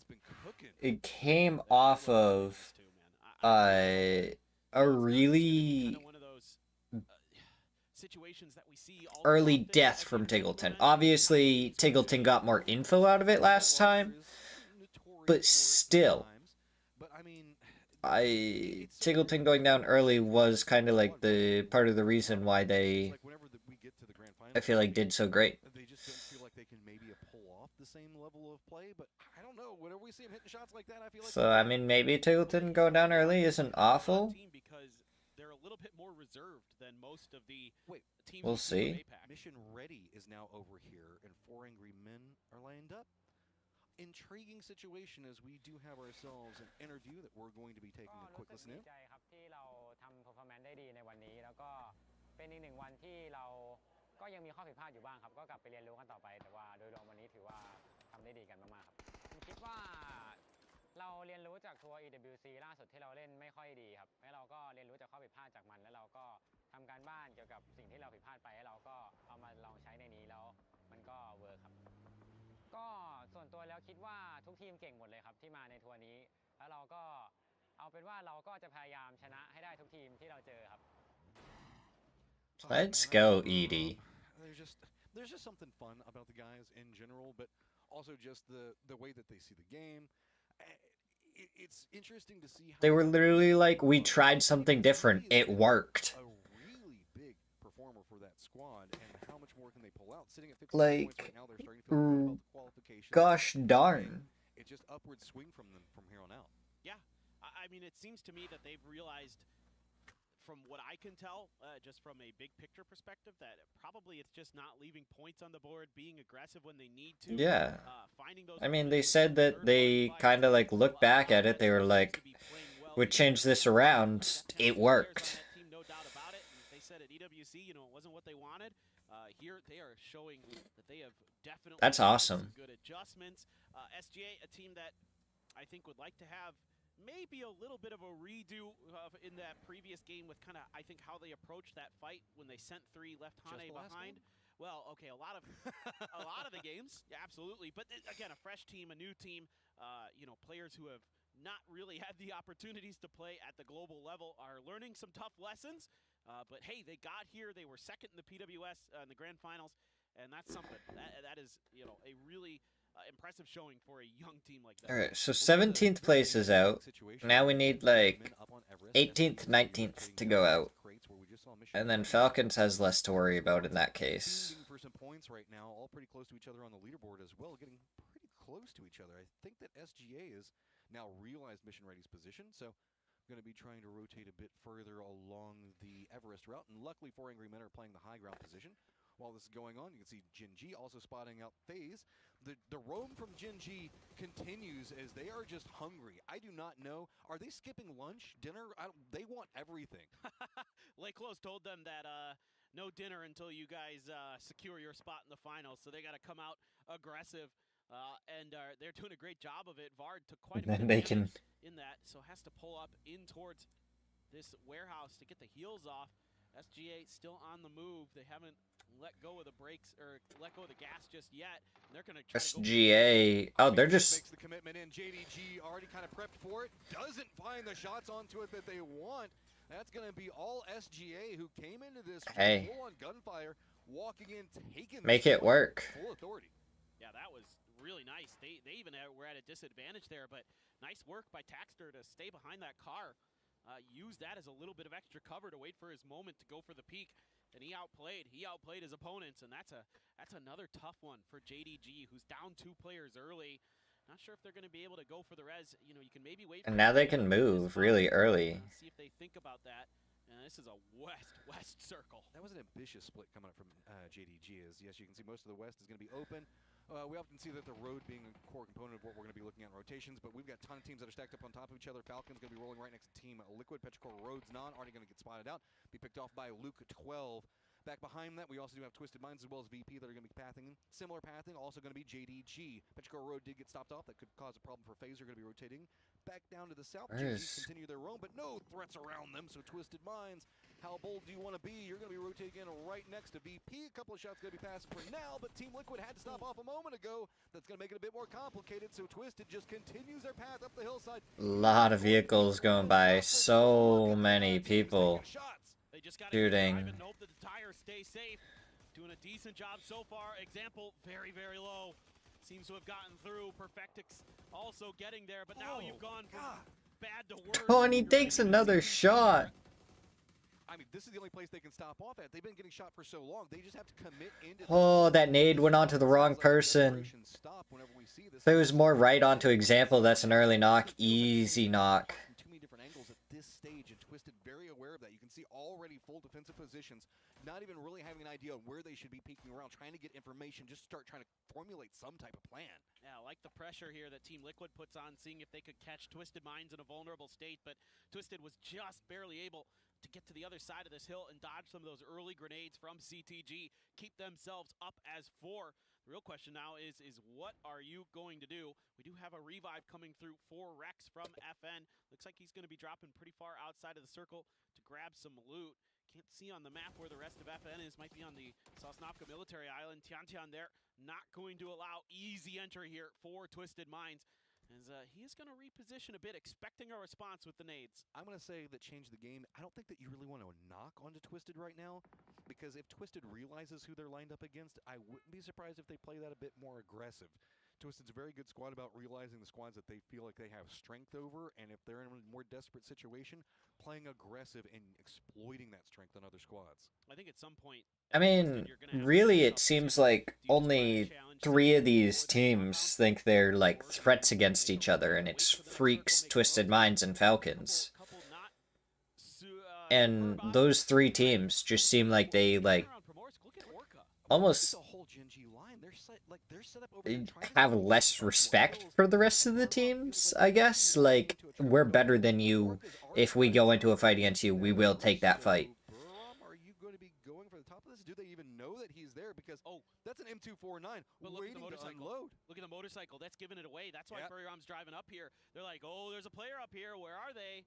But that could be, you know, a bit of a bait here from Orca. Had just one player driven up there. Oh, Lukaruk. Oh. My God. How close? Oh, Liquid. This one? Oh, no. It's Liquid even. No, they're not even eyeing this position. Lukaruk trying to make sure no. line for the rest of his squad. Looks like Sparking was trying to scout out a bit. He's going to try to regroup. Emergency pickup has been center up, full send in a great spot. Falcon's going to be decent. Change the game are in a good spot, but they have Twisted right below them, so it kind of all depends on when knocks and stuff start happening. That position was quite smart. I don't know what happened to Beamy there. Car blew up and he went with it. Oh, Lucarox. Tries to peek up and over and gets shut down by Kurt.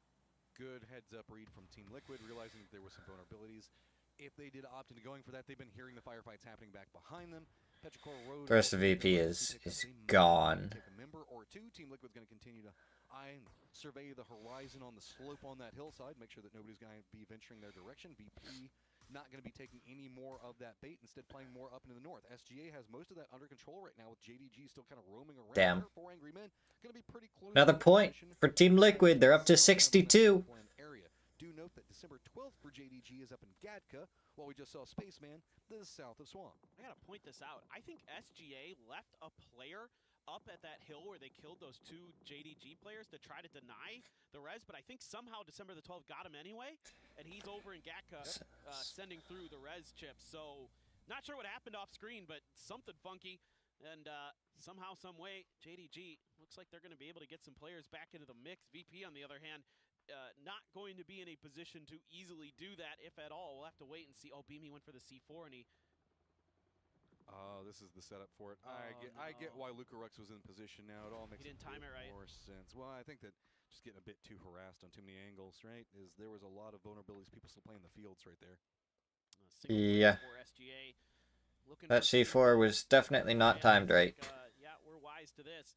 Drove in on the car, looked like he took a bunch of damage and just shut right down by Longs. Ooh, Correxi's also getting pretty close. I was going to say, Heat's right there, so...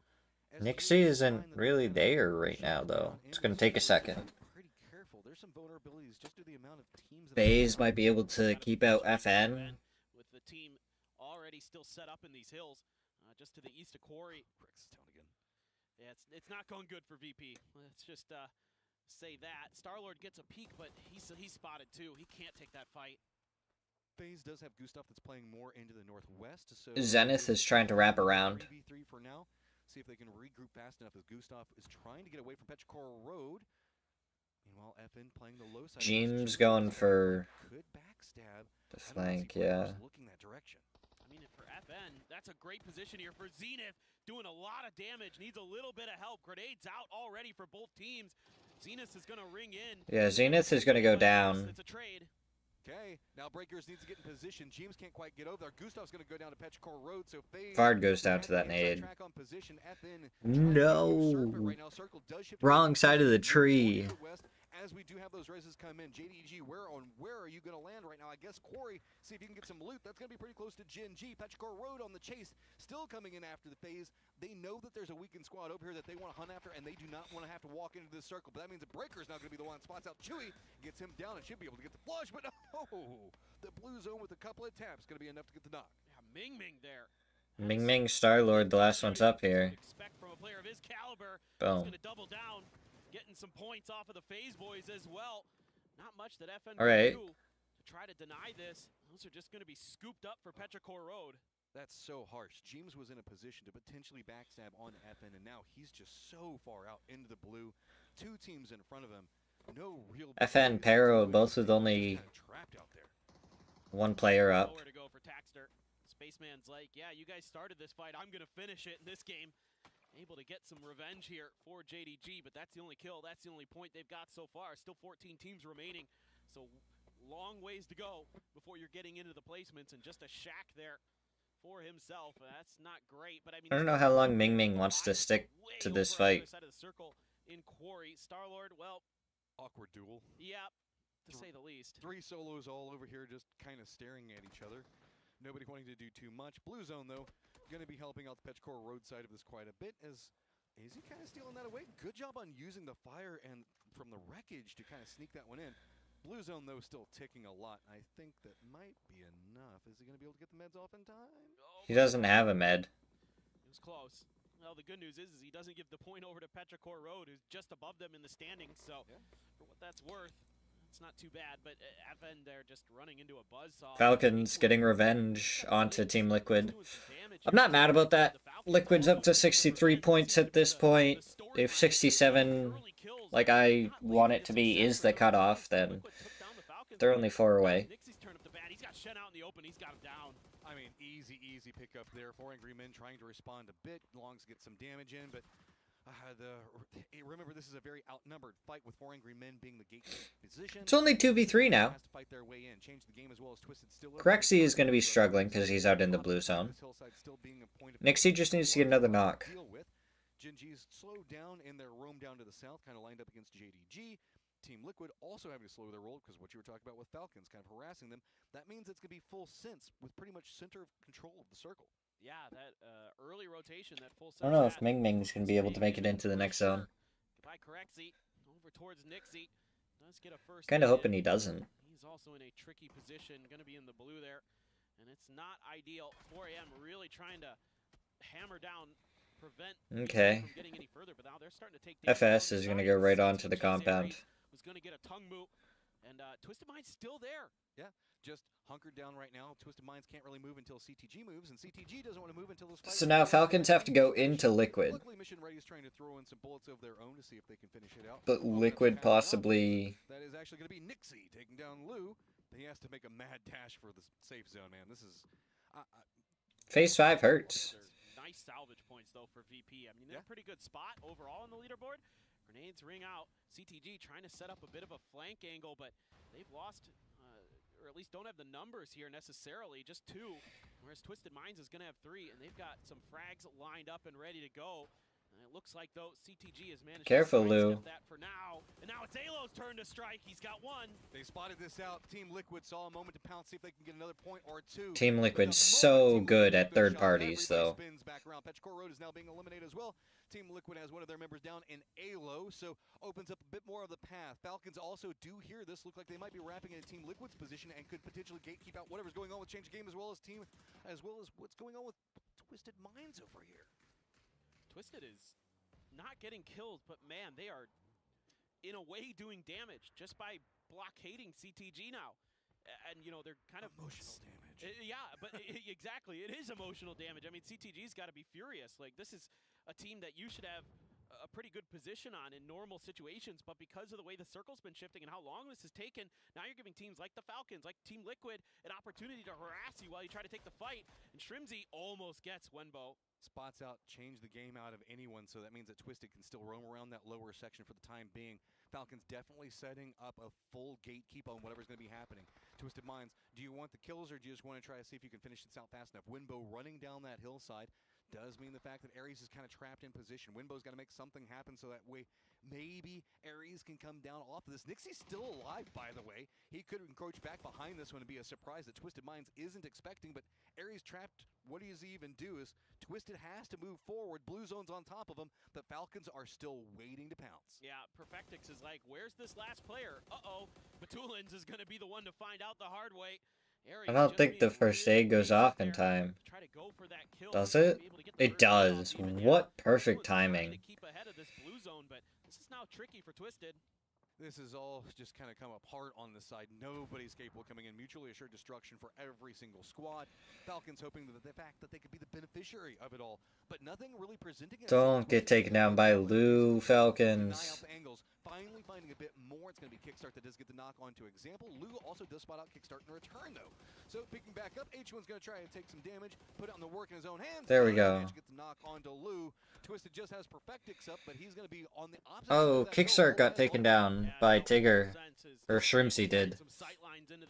That's unfortunate.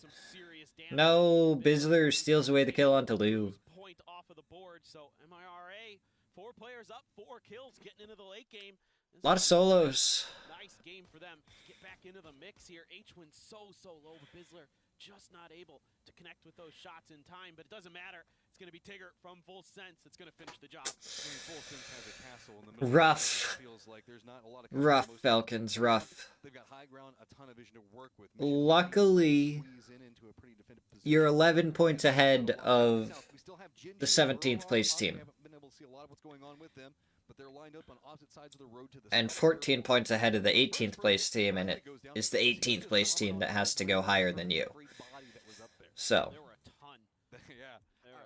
I mean, if Full Sense and Gen G just keep on taking away all the points, then... Been slow, been steady this game. Only 1 kill here so far, but this whole game has been very cautious from them from the get-go. They were playing pretty far out. I think the crazy part about this is there's no team that's out of it. Like, you get a 10 kill win, that's not a ridiculous win. That's honestly a relatively normal win.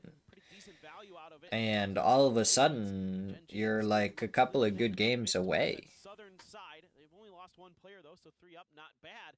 A lot of teams very, very healthy coming into this late game, just twisted with 1. Yeah, poor Perfectix too, is he's going to be taking a path that could be vulnerable to Buriram, Gen.G, and Full Sense all, and he kind of feels like he knows it. He's hopped in a vehicle.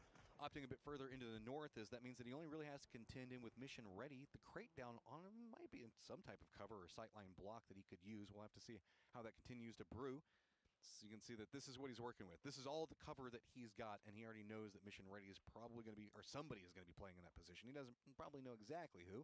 Spot out the vehicles, and all right, new option denied. Oh, Mission Ready, seemingly okay. They're looking in his direction. I think they know he's back here. Just a matter Oh, he just doesn't hit any shots. whether they were going to get an opportunity. Perfectix there, just looking to see if he MRIA though. quick little kind of couple They headshots. could turn it around. Not available. So instead, has this UAZ to try to make something happen. Feels bad. Perfectix is the only person that's taken a shot in this. Dude, if they turn it around and make me eat my words where I said I didn't think they were going to perform super well, it would honestly just make me happy. Looks like he's trying to use a tree to block out a sight line as I well. would absolutely love it for them to prove me wrong. Because I want them to do well. My gut just says that they're not. So Buriram now has more space to play over into the west as well. Well, he's trying to heal up a bit. Might have to throw another smoke here. They're about to dissipate. Yeah, the second one is down. I can see it there on the screen now. Gen.G just wants to deny as best as they can any further entry into this next circle. But they don't really feel comfortable on that angle right now.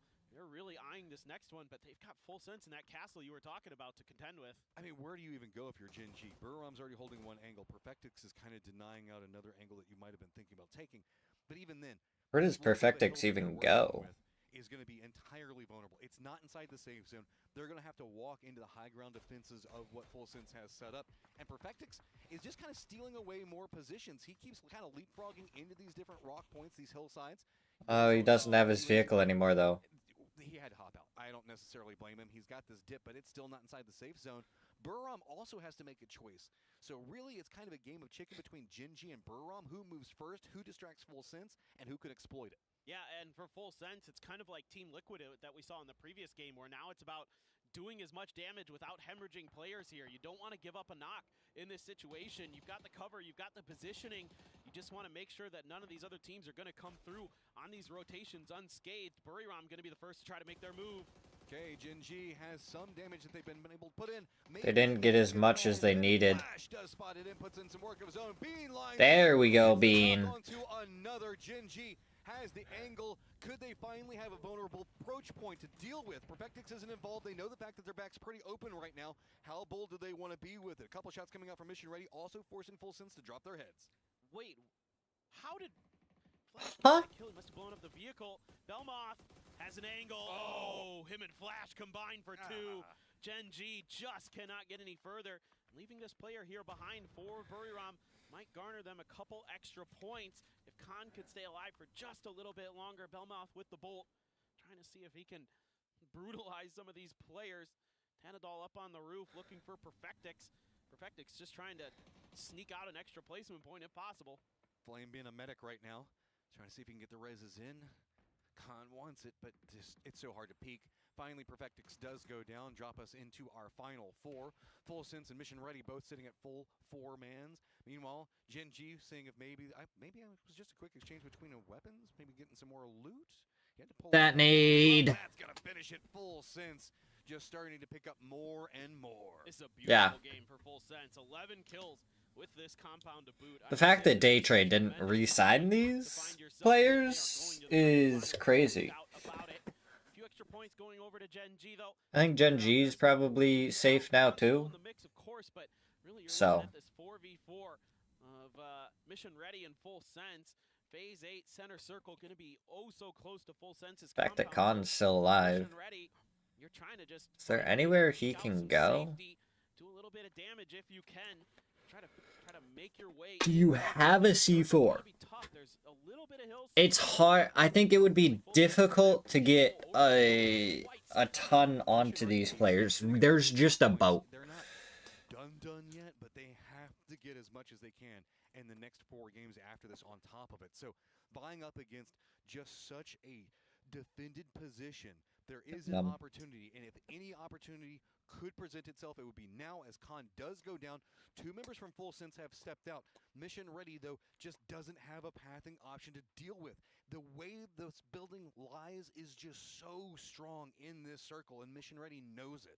You have 4 smokes. You might have enough to kind of create some kind of angle in towards their right, or you could maybe go for the bold play and just try to crash Full Sense. I don't know, but you know, Full Sense here spreading out. I think maybe worried about a C4 play potentially, or just checking their flanks, making sure that there's nobody left behind that they have to worry about. All of those things definitely going to be coming into play, but now Full Sense going to really hunker down, set up this firing line, and that's some good damage from Panadol. I don't know if Mission Ray's trying to bait out the idea that maybe there's a C4 coming. They kept hopping in the vehicle, and looks like they would give it a gas and shift it up the hill a bit, but Full Sense, like you were talking about, trying to prepare for that. Oh no, Belmoth already going out here. Has more control over center dot. Mission Ready backs up against the blue zone. Full Sense feels like they've got so much authority in this one already, continuing to rein in. This is game over, I feel like. Just going to try to get a vehicle forward. Smoke line's going to go out. Thanadol instantly drops the Bizzler, who's been picking up all the kills. Belmoth going to have an angle as well. That's 2 down already. Make it a 3rd. It's just Vox. Full Sense, full control right now as Vox has no options. The chase is on. Tigger pops in back behind him. Yep. Full Sense takes it all. That is a really nice game for Full Damn. Sense. Like I said, they are going into the grand finals, and that's a nice cherry on top for them to get a big win from that compound to rake in a bunch of kills. Some nifty shooting there along the way, but really just that early game decision making, able to claim a priority compound, get that western shift. I know we got a little bit more of a break until game 3, so I'll be back in a second. I got a little bit of laundry to fold that I didn't finish yesterday. How much more can they get out of it? Gen G, though, I mean, a rampage in and of themselves in these first 2 games. Respect where respect's due. Gen G should be thrilled with what's going on today. They are playing just fine. And really, at this point, you know, just getting into that grand finals is all you want, and they're pretty much there. So I like the aggression. Keep playing like that. I mean, Aaron Gill, no 2 militaries back-to-back, but 2 very awkward games with some crazy circles.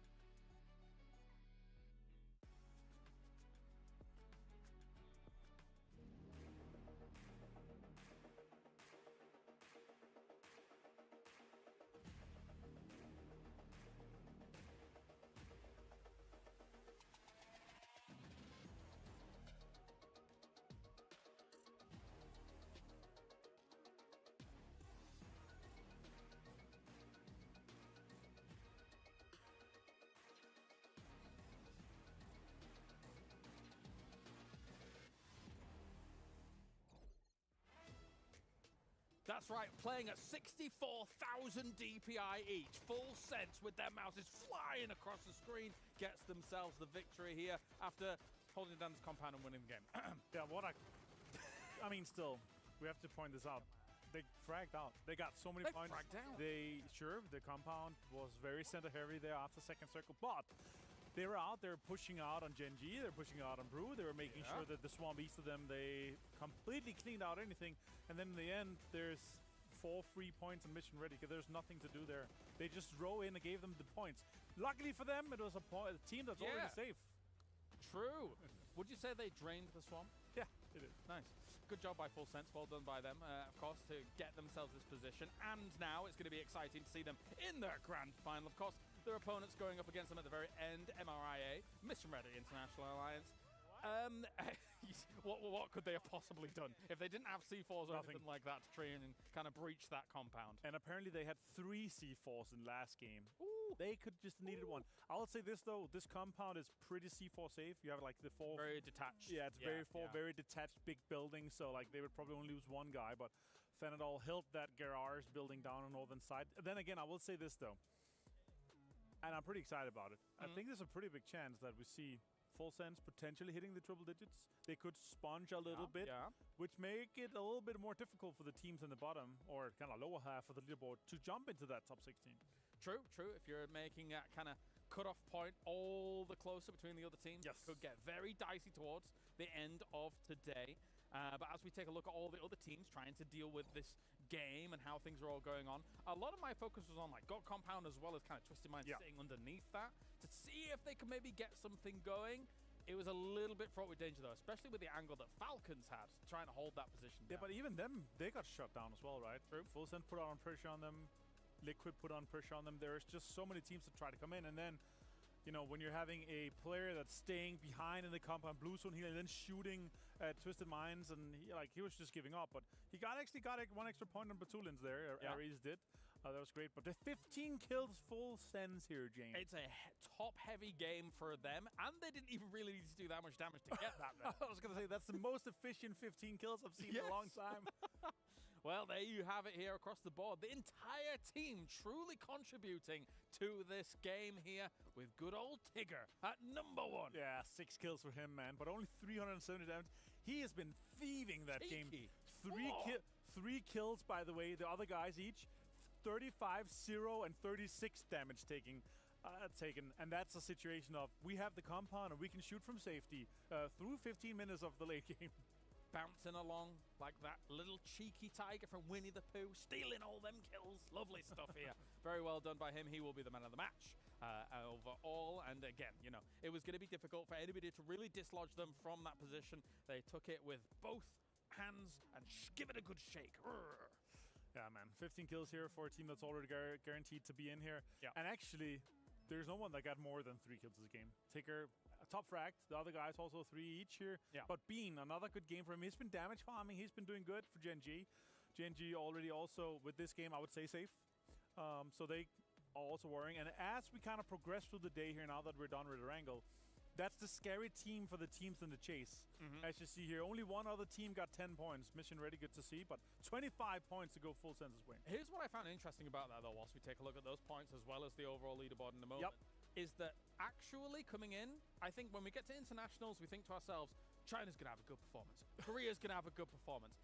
China and Korea are kind of in the bin at the moment, all right? Apart from a few here or there. Beigopar as well as Gen G, good stuff by them. But the fact that DN Freaks is probably not making that finals, and then China, apart from 17 Gaming, having a terrible time of it. Where is China? Where is DNF? Oh, they're on the other half of the leaderboard already. Correct. That's not good. Oh, no. Gen G already beating a 71 here. This is the big one. Look at them. Freaks in 55 points. FaZe has already surpassed them with 4 games to go. Falcons already about to surpass them 2 here. And then again, Forest Natural Gaming, 2 games played here, James. 2 points for them only. The other teams in the kind of bottom half of the leaderboard, not too many points except for Mission Ready in this game. 10 points going their way. They need to continue that big grind to be able to get in there. Now that we're 2 games done here with 4 games to go, who makes it out of the current bottom 8 that is still the bottom 8? Not China or Korea. Maybe Pachichko Road. I don't know. I really don't know. I'm just so surprised. We've never had that bottom 5. I think not quite like that. That's ridiculous. I honestly think it's just, you know, Petrico Road, Forest, maybe Mission Ready. Maybe. And Slam G's out. Yeah. Do you think they... is there a chance that DNF is safe? Or NEA? I don't think so. No, I don't think so. But 55 so low. But I agree, but it's the and top. we have recall. It's the top 8 teams right now that are continuing to be top 8, and they're sponging up all the points. And that's the problem for the teams in the bottom, right? You have 4 more games where you need to put up 20 or more points to catch up to DNF and E-Arena. Well, luckily for you, we have 4 more games to answer that question. We're going to a break on the other side of this. Is going to be those 4 more games here for PGS9. See you soon.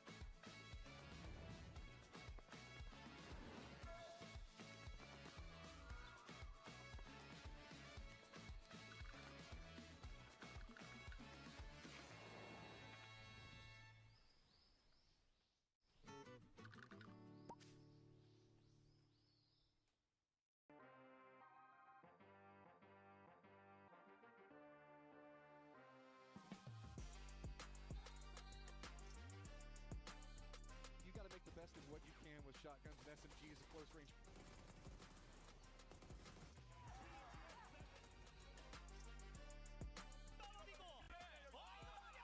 Heaven in a beautiful position. It's going to give Mir the chance to push up the Shrimsy. Stepping up as well. Vixen's caught on. Finally, Green gets the headshot. Tiggleton repeats at Shrimsy. Not landing that is very, very hard. Give away those triple points. Twisted Mind Hats made history, becoming the first team to claim the championship 3 times in a row. Really impactful. A couple grenade side of here. They lose a player, but it doesn't matter. PGC champions, the Expendables.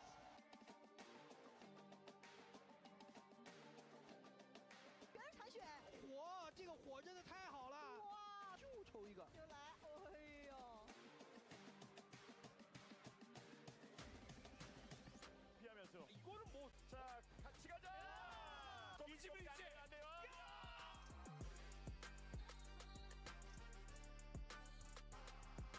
Aggressiveness, ball control. Overlooking over onto that stone as well, and you. Successful BWD making a mad dash for it. He goes. They're moving towards the middle, just onto the controller. They don't take that level, and he's going to have to get it back on because Nader's good.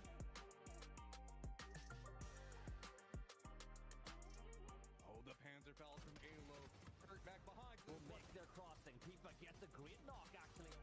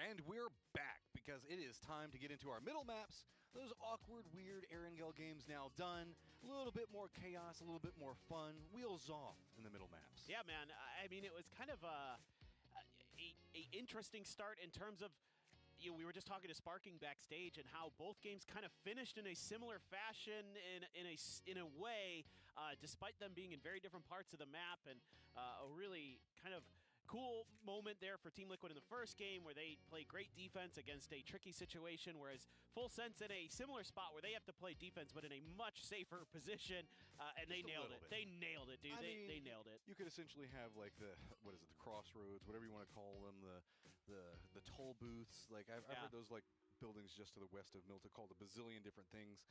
Meanwhile, the full fortification that was like multi-tiered buildings to deal with. But Full Sense, kudos them for reading it early, getting into a good position, and then just kind of the chaos that happened on the outside, specifically that hill around Sharkfin was absolutely nuts in the last game. But enough of last game. This time, we're going to be making our way a bit further north, going over Airport, fittingly, and ending up around the western area past Godot. Yeah, this could be maybe a northern island circle here again on Tego. Just have to wait and see. I think this was a pretty interesting map yesterday because it started with a hot drop, which will not, I don't think, come into play today because JDG shouldn't be contested since Al-Qadzia not going to be in this lobby in the Palace situation.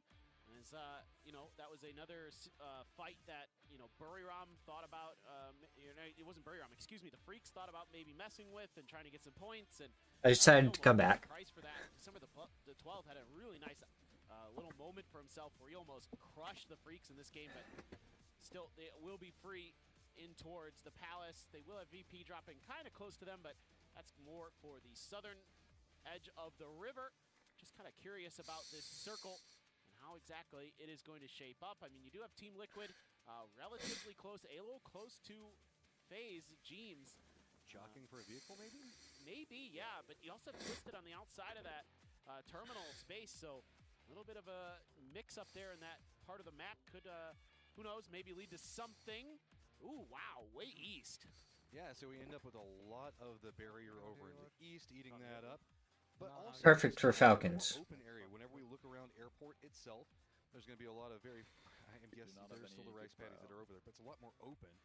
Falcons feeling pretty good, though. This is going to give them a kind of decent path into the circle, which has been a problem in the last couple of games. Well, and what's kind of funny about that, and also not great if you're a Falcons fan, is that the previous game was a very similar scenario where they had easy access to that circle, and they lost Tiggleton early to a Team Liquid crash, which we didn't get to see, but you know, that's a big loss for the Falcons in the way they want to play the game. Still able to salvage things, still able to get a few points on the board, keep themselves very much alive for going into that grand final. Still ahead of the curve in 15th, but not feeling comfortable just yet, but plenty of room to maneuver for them in terms of that leaderboard positioning to make sure that they just get the job done.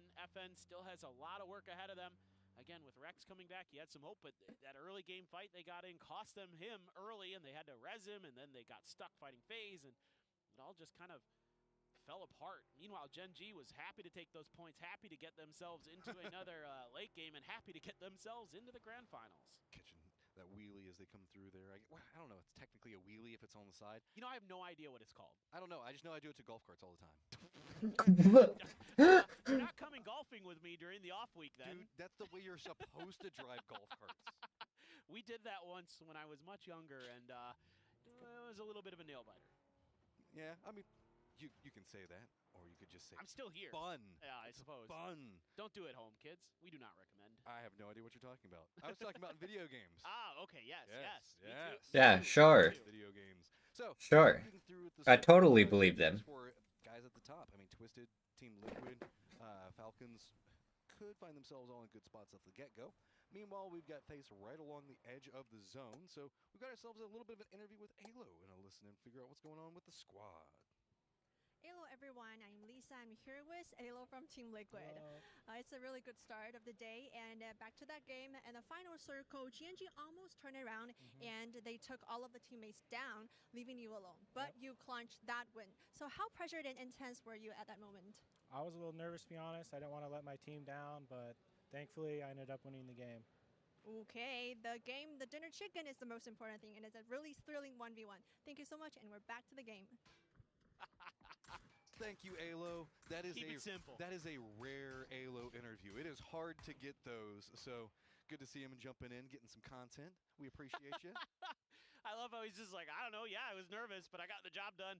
I mean, the guy, again, that short to mid-range specialist, he's so deadly, and that's a perfect scenario for Alo to clutch it up, you know? That's why I love Alo, though. He's a man of few words, but when he speaks, it matters. Exactly. He's going to get in there and tell you how it is. Yeah. Ooh, Every word that he announces is pure gold. Couple of shots, jumps out, Sparking spots out Chewy instantly. It makes him retreat from the angle. That's going to give momentum to Team Liquid. How bold do they want to push? That's going to be a quick down and flush onto Alo. Peeks around, not trying to hold it, but look at that 2-point push coming in from Team Liquid. That was nice timing on that. Swing in towards Non. You got more players you might have to defend against. Petrichor Road able to get into the compound that has their Nox player. Yeah, Twisted's Lou driving in towards this as well, looking for some points. Looking to maybe play spoiler here. Again, Twisted just needs a few more points to feel comfortable. That door not so open there, Luke. So the stun not going to go in. The molly could be right on top of Ming Ming. It's perfect. Not going to be able to get the flush onto Chewy like they were looking for, but Ming Ming in some trouble, has to retreat. That means that there is nobody focused up between the res and the retreat for healing. That's opened up all authority, but Ming Ming spots out Sparking, gets the knock onto him. So 2 members up for Team Liquid. They know exactly where Petrichor Road is, but they have to be careful. Now 2 members for Twisted Minds on the outside. Luke just trying to hold on to make sure they're not going to be able to easily flush Sparking. And look at Twisted. They're sending the forces in to keep these teams pinned, and they're going to take the high ground around this fight. So, no matter who, okay, James. Yeah. James is in a glider. He's all James is really taking the high ground. Sparking down right now, can't be spotted out by the glider. Looks like Kurt's going to run forward. He's got himself a shotty, hoping to see if he can spot out any footsteps. It's going to be AZ contemplating going for the peek around the wall. He's got the nade ready. He could just be fishing with dynamite. Easy toss going in right next to Kurt. Flushes out Sparking, takes down Kurt as well. Just 1 member up in Luke 12. Well, let's see what Luke can do. He might get a little bit of help here, some damage. You know, you can hear some of those shots starting to ring in. And oh, Luke gets the spray, gets the headshot onto AZ. It's a nice pickup here for Liquid. Wants to go for the flush, and meanwhile, James just trying his damnedest. That mosquito flying around, causing problems. Denying out quicker pushes. Perfectix is also getting a bit more aggressive, so Petrichor Road better be careful. If they walk around this angle, it could be a problem. Chewy already taking a lot of damage, has to drop down. Ming Ming swings back around, but that stalls out a lot of what's going on and could be very beneficial for Luke 12 as he's got a pretty defended point to play from. AZ bleeding out right now. Luke reads it, realizing they might be trying to go for the res. He hears the footsteps. Luke, can you spot this out? Jumps through the window. Luke, if you spot this, you have an opportunity, but no, it's going to be Chewy that takes down Luke 12 and Team Liquid eliminated. Yeah, Luke there making sure at least he got the finish, denying the res. So for Petrichor Road, a tricky spot that they were in, and they're able to fight their way out of it, but it has put them in an even worse spot because Twisted Minds is going to be in the vicinity, and they're going to be hungry to maybe blockade this position. Well, maybe Twisted might back off. Hard to say. That was some good shooting there from Ming Ming. That bought time for Chewy to get the heal through because they could have been in grenade range, I think. B-Meat drives ahead of the grenade. Breakers. FN not really doing any damage to speak of. And I think it was a Panzer, not a nade. Carjacking going. And no, the explosion definitely did sound like a nade, didn't it? Also roaming in back behind this one. FN kind of separated out though. It looks like they didn't really want to go on this path. I don't know, are the explosions different? Very far ahead, but 4 angry men Trying to think back in my head now. FN. So with that slowdown, they have to be cautious with changing the game back behind them. SGA up into the north around Airport, feeling pretty good as Forrest going to be just down to the south of them. Falcons already leaving Airport, going to be right along that red zone line. 2 members for Twisted, though, also have their own problem as Mission Ready kind of has gotten into a position that could make it hard for them to regroup. Getting a replay here. Hane shutting down a Gen G player out on the flanks. That's a decent start for SGA. Love to get a good finish here in the group stage no matter what. Have some confidence maybe going into PGS 10. Gen G opts to go for the bridge. And just going to be limping a bit into this one, losing a player early. But you know what? Again, for Gen G, you're fine. 71 points is plenty. They could zero out the rest of the day, and they're going into the grand finals no matter what. Aries there, gonna spot Breakers. Not able to connect with any damage, so CTG able to fend off these FN players early, but Wenbo is driving pretty close here into FN territory, and I can see FN at least maybe considering fortifying this position that Zenith is in. This is really big. Yeah, they sent Breakers over here too. They end up bumping into each other. They're at that stage where they've got to get some points if they want any hope of qualifying. Only the 4 games left. You can't just kind of rest it back. So that's why I think that we're seeing them be a bit more aggressive in positioning, at least change the game. There is the drop down of about 10 points after Falcons, leads into Petrichor Road, and then a bit more compressed after that. But change the game being the next drop-off point. 8 points, going to make it more complicated. Here we go, Petrichor Road trying to leave. Twisted Minds still hungry, still wanting a couple more points as they're sitting at 55 right now. Feels good, but doesn't feel good enough. Lou did get the tire there onto Chewy's UAZ. So he's hoping that maybe they can do some more damage. Did he just pop another tire? I'm not sure. Lou still spraying, still praying, but Twisted Minds in the long run does claim this very nice center circle position for themselves. They've got a 2-2 split going right now. If they regroup and coalesce, they might be able to get ahead of Mission Ready's rotate in their direction. Buriram, another team that's on the move. Petrichor Road just trying to find some safety somewhere, and instead they're driving through VP. He's sneaking up on Diggleton though. Be very unsteady for Pero. VP just like, fine, just go, man. We don't care. We just want to get into the circle as well. Chewy, oddly enough, eating a lot of the aggro from the teams around them, allowing VP to make a bit of an easier rotate, but Chewy just, there's just no real big options. They've got What does he do? down to the south that is available if you just want to find somewhere to stop, but that's about all they got. Ningming going for a res down here onto Ohyang, so he was able to grab those blue chips. So for Petrichor Road, this actually could be a salvageable game to get some more points, to give yourself some hope towards getting in towards that grand finals. He's got to be careful, but there's nobody here as we can see. But there's not a lot of loot in this circle. I mean, what, you drop Kang Nguyen and just right on top of 4 Angry Men? There's not a lot of compounds to be played here. And Chewy, it's kind of weird because the way that this is set, you can get the reses in, but you're just going to essentially have to be looking for, what, maybe some loot crates? That's about all you can really find here. Oh, does Chewy have the blue chips? Yeah, he does. He's the one with them, actually. So I guess this just hedging their bets here are Petrichor Road to make sure that they can get the reses one way or another.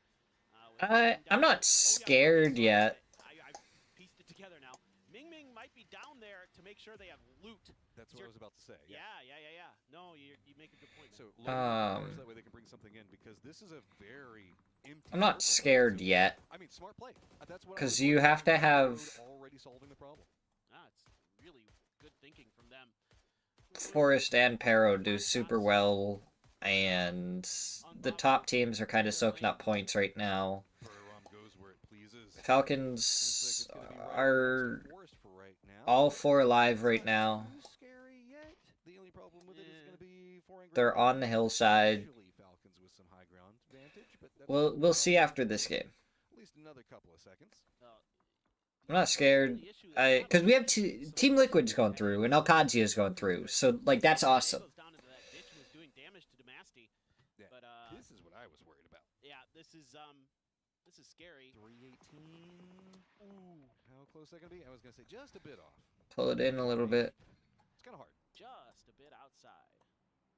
Oh, he's going further. Forest is losing players though. They tried to clamp down on top of Buriram. Wrong. Instead, they're paying the price. That one's way too short. So right in the middle between those two. That looks good. No, a little bit further. No, stupid lines. Distance. 3 dimensions. This one might be a bit further. This might line up. Way too far. Too far. Yeah, I was gonna say too far on that one. Somewhere in between. They're gone now. Nice. Flames like waiting. They are gone. Where are these? Who's he even after? I just want to get this kill, man. Leave me alone. Yeah, I don't know, DJ. I'm just This is a free point for me. Stop trying not to be scared yet. I'm trying to look at the positives, even if for some reason Falcons doesn't make it. But I also find it hard to believe that Falcons won't. I mean, Forest and Pero can both have good games, but they are only a few points away from E-Arena as well. They need like 7 more points or something, and they'll be above them. And 4 games for 3 points. Or 7 points for them, I think is easy. Oh, just jumps down. Fulsen's just trying to make landfall, but there's just too many close range targets to deal with. JDG gonna have friends right up on top of him. Spins back around. Spaceman putting in some work. Cold also. That's gonna be Belmont that at least gets a counter knock onto Spaceman. So no. Up right now, and Full send right up on top of JDG, who just absolutely judges that. This isn't what I want to see. You're allowed to make some mistakes. Yeah. Doesn't matter. Quote unquote fun plays. Yeah, exactly. But JD Tigger, go down to Falcons, please. True. And they're coming through with all of their players intact, and Tigger's. Okay, you know, maybe I am getting a little bit nervous with how this game is playing out so far, because all our top teams are going down earlier, and no one in the bottom half has really gone down too much.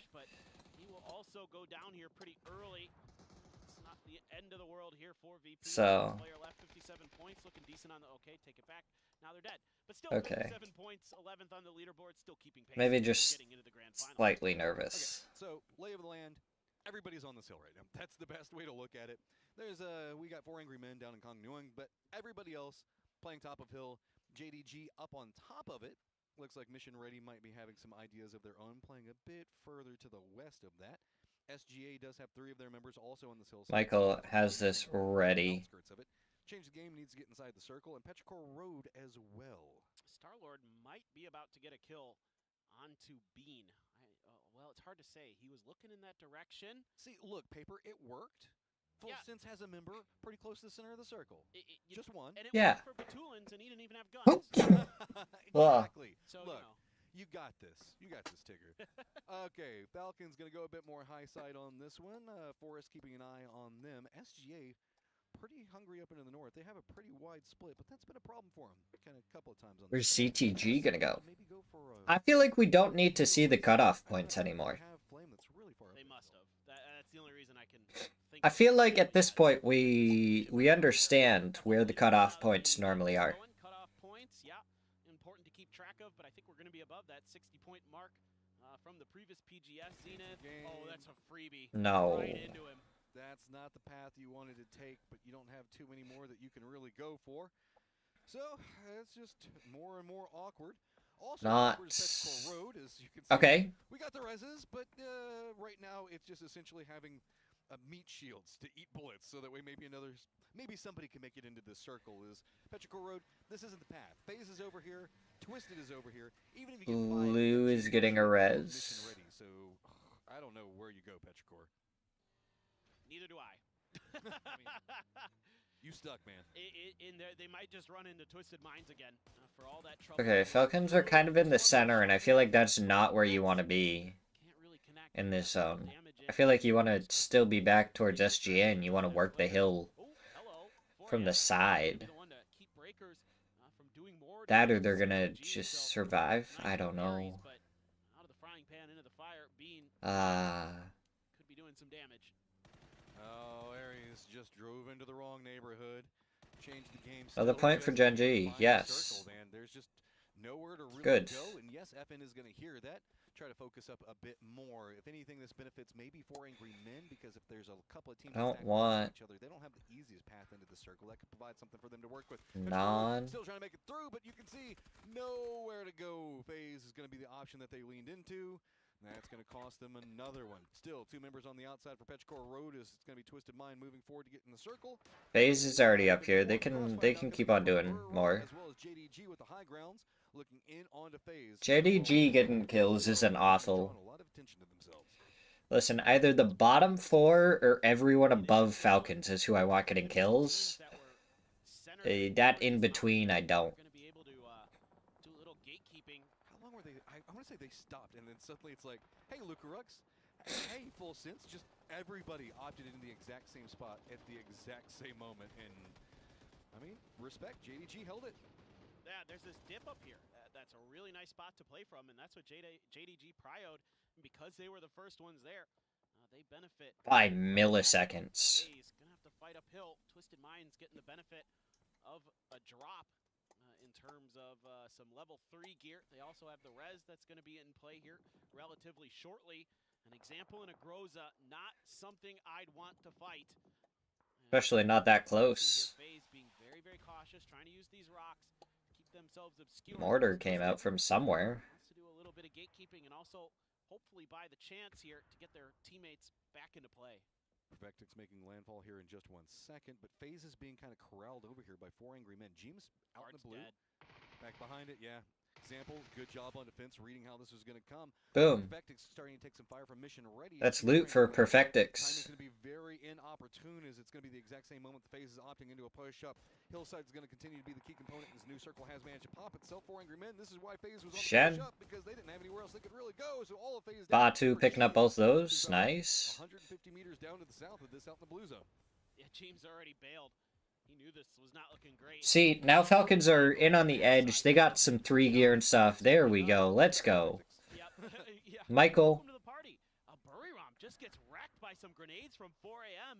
They're taking some Holy, that kill feed. That's huge. So Khan again as that anchor player, as that solo. They're on 0 kills, but they got drops. They're right on the edge of the zone now. They have some hard cover. Alright.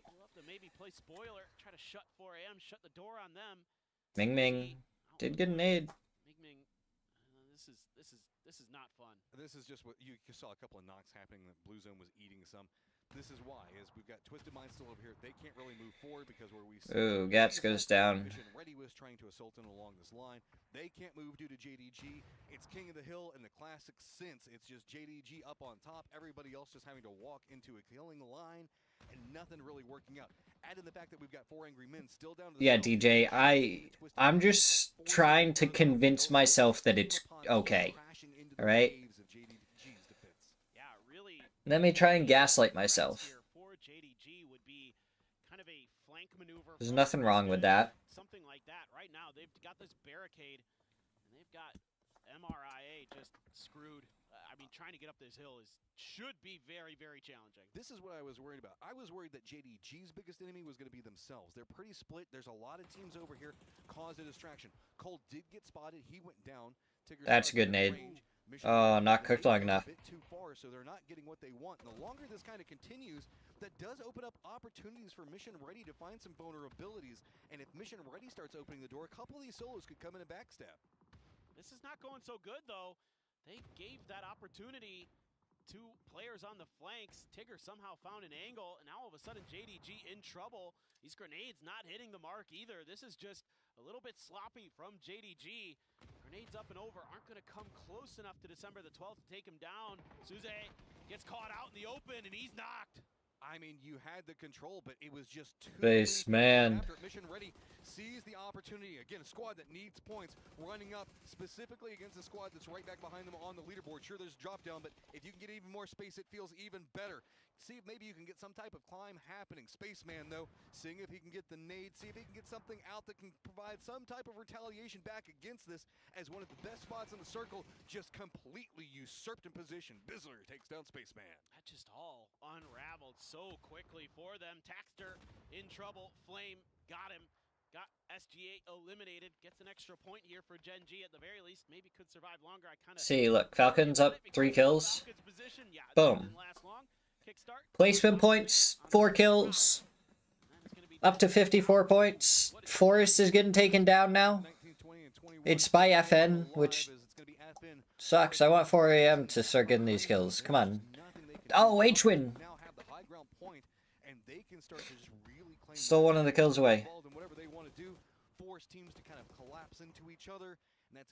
That's a good nade. Too far? No, it's fine. He's gonna go down. FN, great. You managed to take down Forest, but you now have to move into that exact same dip that Falcons is looking at. I think as FN, you might consider trying to go back down south. Going uphill against the Falcons position is going to be very, very difficult. Look at this. Some more help from Tigger. That's the only thing I can think of. 4AM, though. Look at this. Falcons are going to be fine. They're up to 56 now. They're in a great spot. I don't know. The 4 angry men stealing some points. Oh, look at this. This is so juicy. This is so juicy. And then the grenades to boot. They're all so perfectly placed. One right on top of each Burion player. That's spectacular for 4AM. Khan is still alive. Themselves good position. Well, FN's going to try to take this fight, and they're paying the price. Kickstart already takes down Zenith. Play opposed hillside. They didn't want to go into the dip, so FN just opts into the more brutal option, which is going after Falcons. Breakers right along this side too. Boom. Falcons just good on defense right now. They know exactly where the approach is going to be coming from. Tigger's playing the other side of this one, and they know probably that he's over there because he's been taking shots for a while, off and on again. So good peek. Oh, Shrimsy does go down to Rex. So that could open up some other opportunities. Come on. If he can manage to assault this line, maybe Star-Lord can open it up with the crossfire. Well, that has actually sent Falcons packing, and I think Tiggleton here says, well, let's get the guaranteed points. There's a solo player, and let's knock him down. How in the world? Oh my. Still, though, Falcons, I think that's the better decision at the time. They're going to have to smoke off this angle. Star-Lord Rex on the hunt. They know that the Falcons are going to be a player down. They know that's going to potentially be a gun down. That's a decent grenade. And really, Evan doesn't have a choice. 4 Angry Men were taking shots from the low ground, forcing them up here. Rex trying to see if he can lead the way, but they have to be careful with this firefight going on. This is a win for MRIA. Involved. Now Tickleton starting to realize the vulnerabilities of angles. Everybody from the Falcons stacked up on top of each other, and look, the low ground team and 4 Angry Men sitting at 6 kills right now, really being the one in control of the circle on this angle. I don't like that 4AM is doing so good. But Falcons are up into 10th place. This is kind of down to, feels like 4AM versus Mission Ready in terms of who's going to come out with the win on this game. Mission Ready has completely turned the majority of their attention. It's okay, DJ. You were trying to remember it as best as possible. It was 4, 5, and then 6, 7, 8. Falcons outside of the new circle trying to figure out a way to get in, trying to set up some smokes, maybe get that pony going, but Mission Ready well ahead of this. They know that they can shut this down. I think good angles from Mission Ready. 4 Angry Men also has Lou that's kind of holding down a position a bit. Falcons just take down Rex. Oh no, no, no, no. An opportunity to get kills for himself, and FN wants it. Here's the shots from the lower sections, along the rest of the crew, but I mean, Falcons, they still have this little bit of a dip. Looks like maybe they're trying to commit into a faster res. Michael can't quite spot this out, but Falcons blue zone up on top of him, starting to chase after. Falcons just, while you can get the reses, it just feels like it's a rinse and repeat situation. They're trapped here. Yeah. Rex is just It's a lot. Extra frag grenade or a molly to maybe finish off one of these kills. But It's a lot easier now. Trying to guard this res takes a lot of damage for that. No, the res isn't going to come out. I don't know that they can do this at this point. I think they just got to abandon him. Mission Ready had to focus in pretty heavily on Falcons. They left 2 of their members back. That's allowed 4 Angry Men to get more aggressive on the low. Boom. Rex finally goes down, so Another placement point too. room, but not a lot. The only benefit to it is now 4 Angry Men is getting aggressive onto Vox in the Mission Ready position down lower. So Mission Ready has to figure out, do they stay committed onto the Falcons or do they defend up against 4 Angry Men? This is a 4v2 right now as Falcons are making their way forward. Being massive, Gat's not finding the angles onto him just yet. Now the other 2 members from Mission Ready starting to figure out, okay, which way do we look? Bizzler's having to retreat back down in the rest of the squad. So that means it's just Michael lined up against the Falcons. Falcons now starting to find some angles, but Michael does spot out H1 quick down and flush. Did he catch kickstart there in that smoke? Now he suspects it, and he's going to profit. That is really nice for Mission Ready. That buys them a much fairer fight. Okay, I mean, so at this point, let's have MRA win this. And then we have even more of the Americas inside. He has to find an angle onto somebody from 4 Angry Men. Those nades do so much damage. Backs up against the blue zone. They know that they have to move, and the problems are continuing to mount. Michael couldn't find the angle, so it looks like he's just going to come down to reinforce right now. See if maybe he can defend up, but it's a 2-2 split from 4 Angry Men with so much control over the circle. Mission Ready, not even getting the circle of. It's going to be another contended push. Vox? On top of Vox, going to get a knock onto him. Yeah. So it's you're trading here a bit as Mission Ready. Trading? Rez onto Bizzler is going to cost you Vox. Oh my goodness! I thought for a second that grenade might slide past that rock. I don't think it's trading at all. I think 4AM are just dominating them right now. A couple players of 4AM down and Lou's getting the better of him on his own. Now as 4AM, you just dig in. You should be able to come through with the chicken dinner. Shin's positioning is so strong onto Mission Ready. Tongmu lined up with him. Now it's just going to be, what do you do? Like, it's all just about firefighting, Mission Ready. You have to just win the firefight if you want an opportunity. You've got to get a knock. You've got to find some vulnerabilities. Michael's just juking around on the outside of it. Mission Ready feeling like, okay, there's not a lot that we can really do here. This angle is too contested. I like this, but they're going to be running right into the other duo. Shot's going to come out. That means Bizzler down already. Gats trying to get some shots. Does get the knock onto Lou. Shin, nobody around you anymore. It's a quick kind of reversal of positions coming up from Mission Ready, opting into this lower ground position and really only cost them 1 for it. That's really smart from Mission Ready. That's a great reposition. They'll at least get extra points out of this too. Michael, though, spotted, has just enough room to prone down there in that dip. So he's okay-ish, but Longs is trying to put the pressure in. Mission Ready trying to keep him alive, but they can't get there in time. Michael going down is the problem. The crossfire now more complicated yet again. Gats is there though. Take some shots, but not getting what he wants. Shin now has moved into the high ground, flanking around. This could spell the doom for Mission Ready if they do not expect it. Has Michael even spotted it? He's crawled down. He was looking, and yes, I think that maybe he spotted it right before he went. Now, Gats, do you know? Can you spot out Shin? He's not even looking that direction right now. Oh, and That stun's going to give away his positioning a bit. That makes it a little bit easier for Shen to just let these stuns allow him to keep pressing forward, keep the sound cues masked as best as he can, and that should be a free Gats in Shen's bag. So sneaky. Hines goes for the shots. Not a lot of cover. Shin's position is pretty vulnerable. Gats playing around it. Does get a knock while this is going on. Down into a 2v2. No, 2v1. Has two, while Four Angry Men only has one. Can they spin this back around off of a crazy car reposition? Man, oh man, Gats wins a huge battle against Shen there. Still very weak, not feeling like, or I don't even know, he might not have a first aid at this point. And it's all into a Tongmu, a good stun there. Gonna back him up a little bit as Mission. Give enough time for Gats to get a heal. Forward. I guess the big question for me is are you gonna get this heal off? You do for Gats, that's huge. And Shin is just feeding over information exactly where Mission Ready is at. A Tongmu, can you use it? You've got some cover. Does get the knock on a 1. Down to a 1v1. Gats on one side, a Tongmu on the other. Peeks between the windows. Can they line in? Oh! Angry Man that pick up the clutch. Oh, you needed to get that flush too. You had so much time to get the flush. Made it a little bit easier for him to get ready for that push, but man, Oh. game there. Both teams playing that really well. I thought that Mission Ready was dead when they hopped in that car, but they read the pathing on it, played it well, jumped out. They did lose one, but that could have been way more expensive for Mission Ready. They made this one into a nail-biter. Absolutely, that's making the best of a bad situation. You know, understanding that with Michael up there, that at least allows them to kind of know that, okay, there's a 2-2 split most likely. Let's try to overstack one side. Michael's already up there. He can feed us a little bit of info. Really smart stuff. I mean, Shin Damn. opened up so much for Four Angry Men in that one, and Michael had to hold down the fort for himself for so long. There's crazy game, but we still got 3 more today. Damn, damn, damn.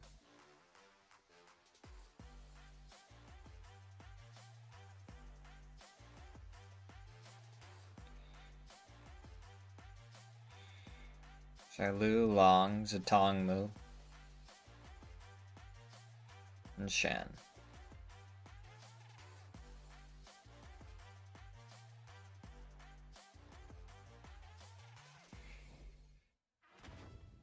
Well, Mission Ready was not ready for Four Angry Men here. Tongmoon cleans it up at the very end after a 2v1 situation that I thought wasn't going to go Tongmoon's way here, Avenger, but it did in the end.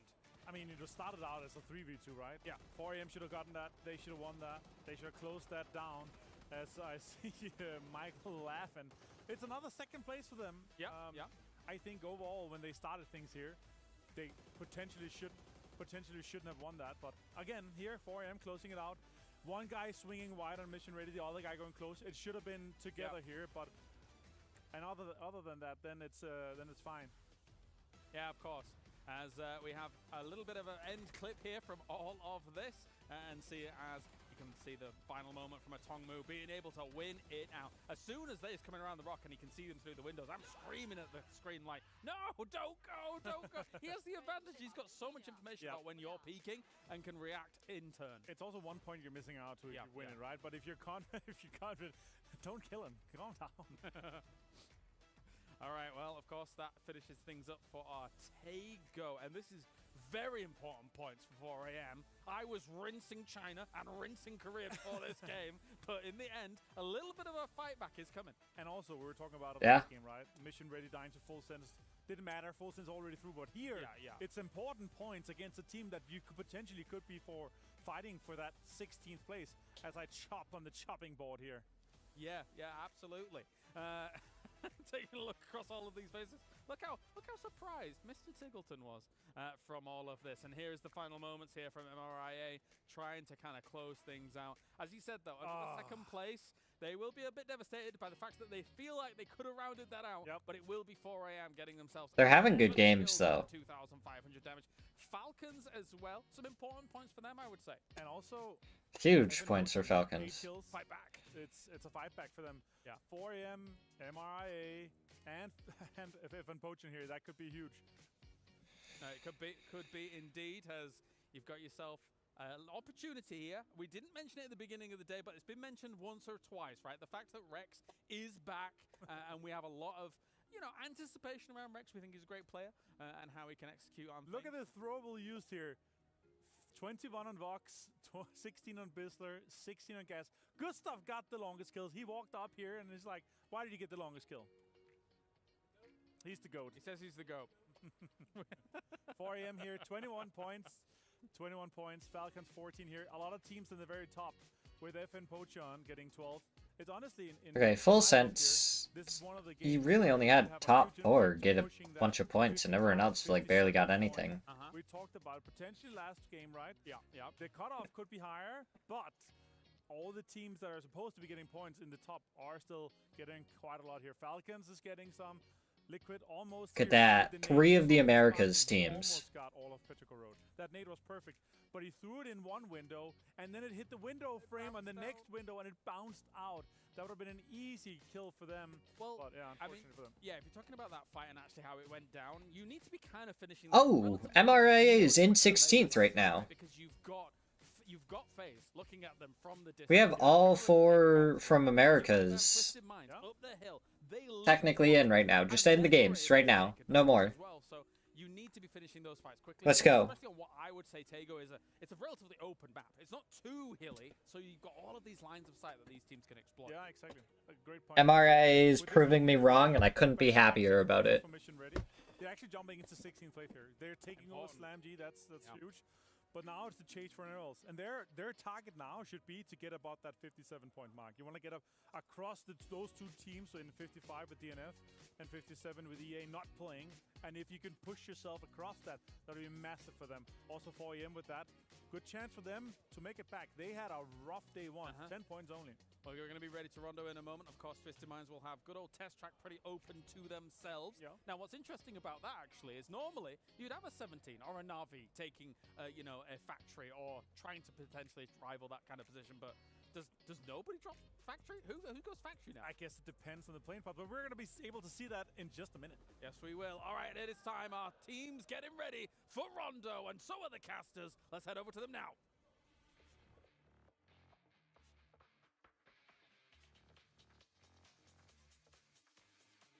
All right, let's get ready to Rondo. It is time, Rondo. All right, we are starting down. It is not just a straight line going across one section of the map down to the south. Instead, we get a pretty kind of horizontal line cutting through most of the map. Yeah, and again, kind of curious about the Test Track Neox Factory situation that the analyst desk was just talking about, but a good ending to that game, a nice 4v4 that had a lot of back and forth. You saw some good decisions from both teams. I didn't get to talk about it much, but 4AM, I think, really took some opportune timings to take that space while Mission Ready was busy finishing off their north side flank. Yeah. It should have worked, but man, Mission Ready pulled a Man, oh man. there and almost tricked 4AM and got the win. It was so close. I mean, perfect example of fortune favoring the bold, right? Is I would have thought that they would have just instantly lost 2 or maybe all 3 of those members in that car, but no, they timed it out right. And a big part of that again was Michael in that high ground, making sure to cover and force everybody down a bit more. And nope, you don't get that car. It's mine. Actually, maybe I want to kill you instead. Being cute there. I think Purdy Curdy now is going to see those other players dropping. He maybe has one more chance at the run over. But after that, he really shouldn't stick around too much longer because the other players are going to have guns. I mean, you know what? You're in the grand finals. Do it! Go after him. They both are, so you know what? Who cares? Have fun. Sometimes it's about what happens next, right? Just being this annoying and this blatant of, I don't care. If I can't have this car, you can't have this car kind of situation is... this is one of the reasons why so many people jockey around for it, right? There's a Mutante there too. This is why we see Pachinki so regularly fought over. These little tiny things like cars or whatever have massive impacts in later stages of it. So sometimes just being a bit crazy and forcing somebody to run away because... What is Purdy even doing at this point? In the long run. Absolutely. And the fact that, you know, Purdy Curdy there can show that he's got the wherewithal to mess with Genji's drops is definitely pretty important. I mean, it is partially because of the, well, not partially, it is entirely because of the plane path here, but still kind of fun. Kurt, is vengeance coming for you? Oh, that's a vector. That's pretty good. At least something to work with early. I'd take that in this scenario. Does he have any idea? Oh, dropping the backpack early. Look at this. Orca full on sneak mode at this stage already. Spots out. I think he spotted the cross on Kurt. So depends really on what loot Kurt gets at this point. He got a Mark 12, and that's not bad. He's going to swaps over to MP5. Very, very good in this scenario. Again, I'd rather have that than the JS9 in a straight-up fight, but just depends. Orca just might get the drop on him. Feels like armor is a thing. I don't even know if we've seen Kurt find a helmet yet. He does have one, yes. Gonna run right into the open path. Sneaky, sneaky shot's gonna come up. Alo did get Flame though. And out. Alo though does spot out Flame. Got the knock onto him. That's huge. That's huge. Really nicely handled here by Gen. Her Flame is already back up on his feet. Early shenanigans from Team Liquid, but again, both teams, I think, feeling pretty comfortable. They're going to be getting into that grand finals one way or another, so you can contest this spot. You're kind of both teams are showing that, hey, if we have a similar situation, a similar playing path, this might be how things play out. I feel like we can ignore the cutoff points because we can kind of see them at this point. 46 is our cutoff right now.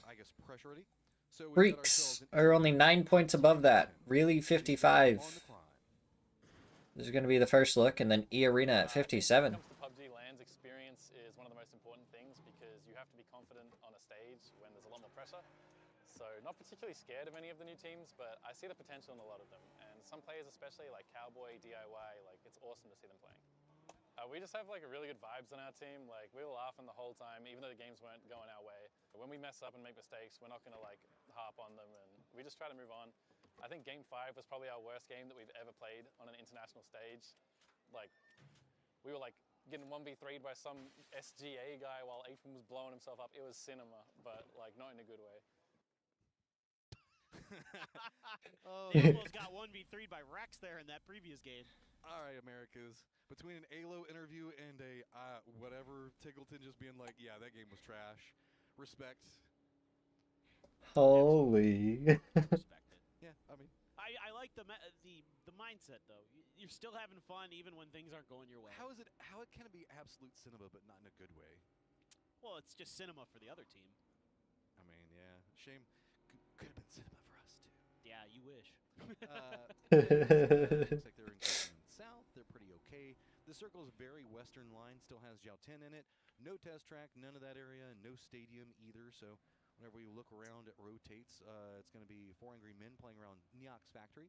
They're going to have a bit of a rotation ahead of themselves. Burram, probably the longest rotator, all the way up in Hernytown. Going to have to make a big trek. Yeah, they're probably hoping for an E pickup maybe. With this heavy western circle, don't get to see this part of the map too often. Near Fengtan and the other kind of stuff that's in between Jiao Tin and that river that's down there. I mean, we often kind of see like around the Fishhook area down to the south of this. Yeah. That's more of a core component. This is north of that, so we kind of get this hillside position. That was an awesome interview by Tiggleton. It's bad cinema right there. Just to the south of that's going to be FN, so all in all, pretty interesting situation. Alo. Oh, what? What? Okay. That was the headshot? Is it just everywhere? He's just doing everything now. That was an Iron Sight AK, dude. What the? Listen, Iron Sight AK is phenomenal. That's not even fair.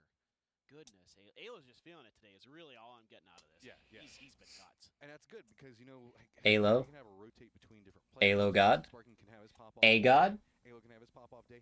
I mean, Luke, we even saw inside that last game, whenever he was the last member that was up, he's still a massive threat. It's just the fact that we don't get to talk about him as much just due to what's going on with Alo and Sparking. I mean, the whole squad can absolutely pop off. Yeah, no doubt. Well, I mean, Luke was probably the best player for Liquid during Americas, right? For the qualifiers coming into this. So, like, they all can pop off, dude. Yeah. Like, they're all so good, and they've all been around for so long that, you know, when that Liquid team is engaged, when they're able to have that confidence to go on those solo plays and do all that stuff that they need to do, they are so fearsome. And it's just so fun to watch them play. I mean, that first game was just a blast to watch the way they handled themselves.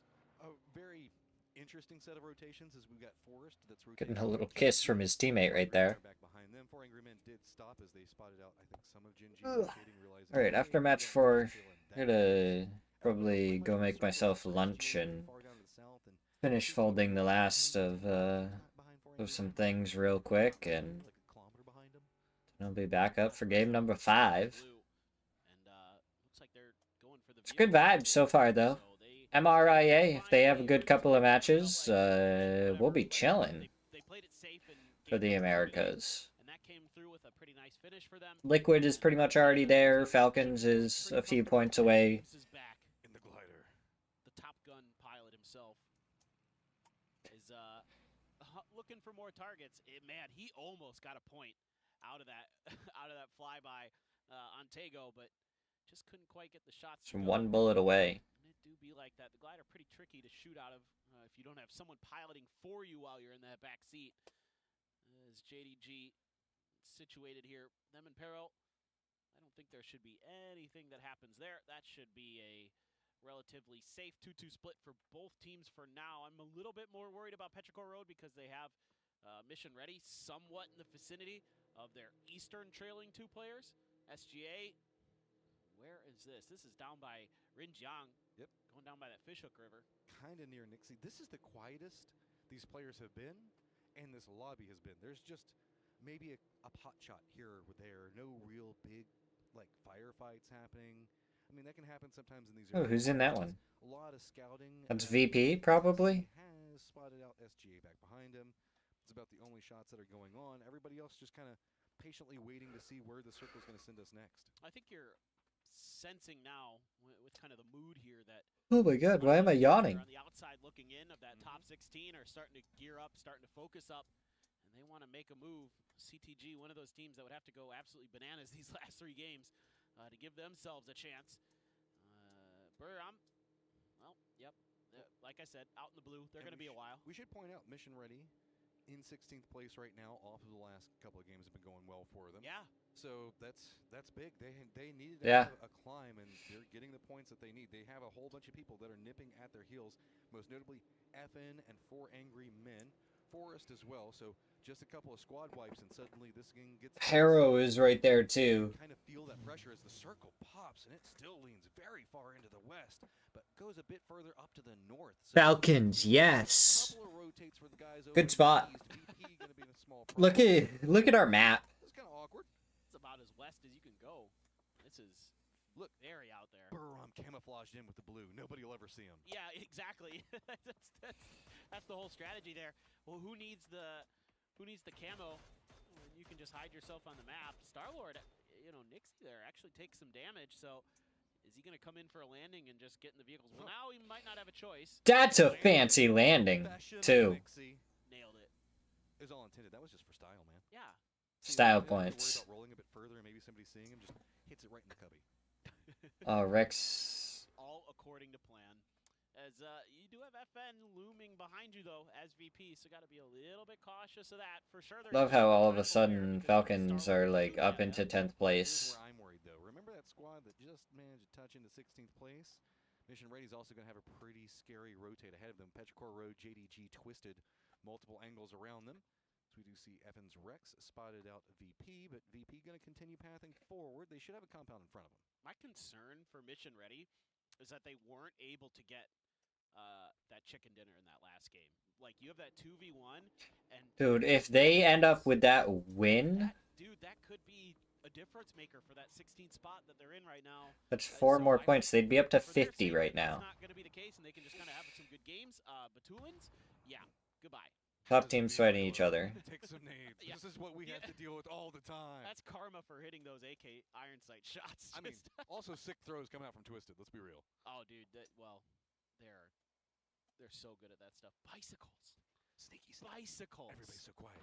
Nobody even knows. Oh, sparking. Catching some BMX. Catching some bullets as well. Roaming away, but I think they should be okay on this angle. Tosi might be able to spot him. JDG also has some vision if they move a bit further over. So I think it's kind of smart that they stopped off where they did. Sparking and Luke, the last 2 up, and I mean, while yes, Team Liquid's feeling pretty good as far as point totals go, not feeling too good on where their position's at. Yeah, and the loot is sparse for Team Liquid. Just an ump there for Luke, and that is certainly not the preferred gun that he'd like to have. Even in the SMG department, you'd much rather have the JS9 or the MP5, ideally. As Lou going to be looking down at JDG a bit. Just this is classic Twisted Minds. Get up on the high ground, get info, make some decisions off the back of that. Shoot some figure people. something out. Meanwhile, yeah, the BMX trek continues. Nobody expects. You know, that's true. They're not very loud. I mean, they're just roaming through. I mean, Bean's taking the shot. You can see they took a couple of shots. Okay, stop. We got to rock. We got to figure out where they're at. Tosi is playing in the compound pretty far away from this one. Gen.G is...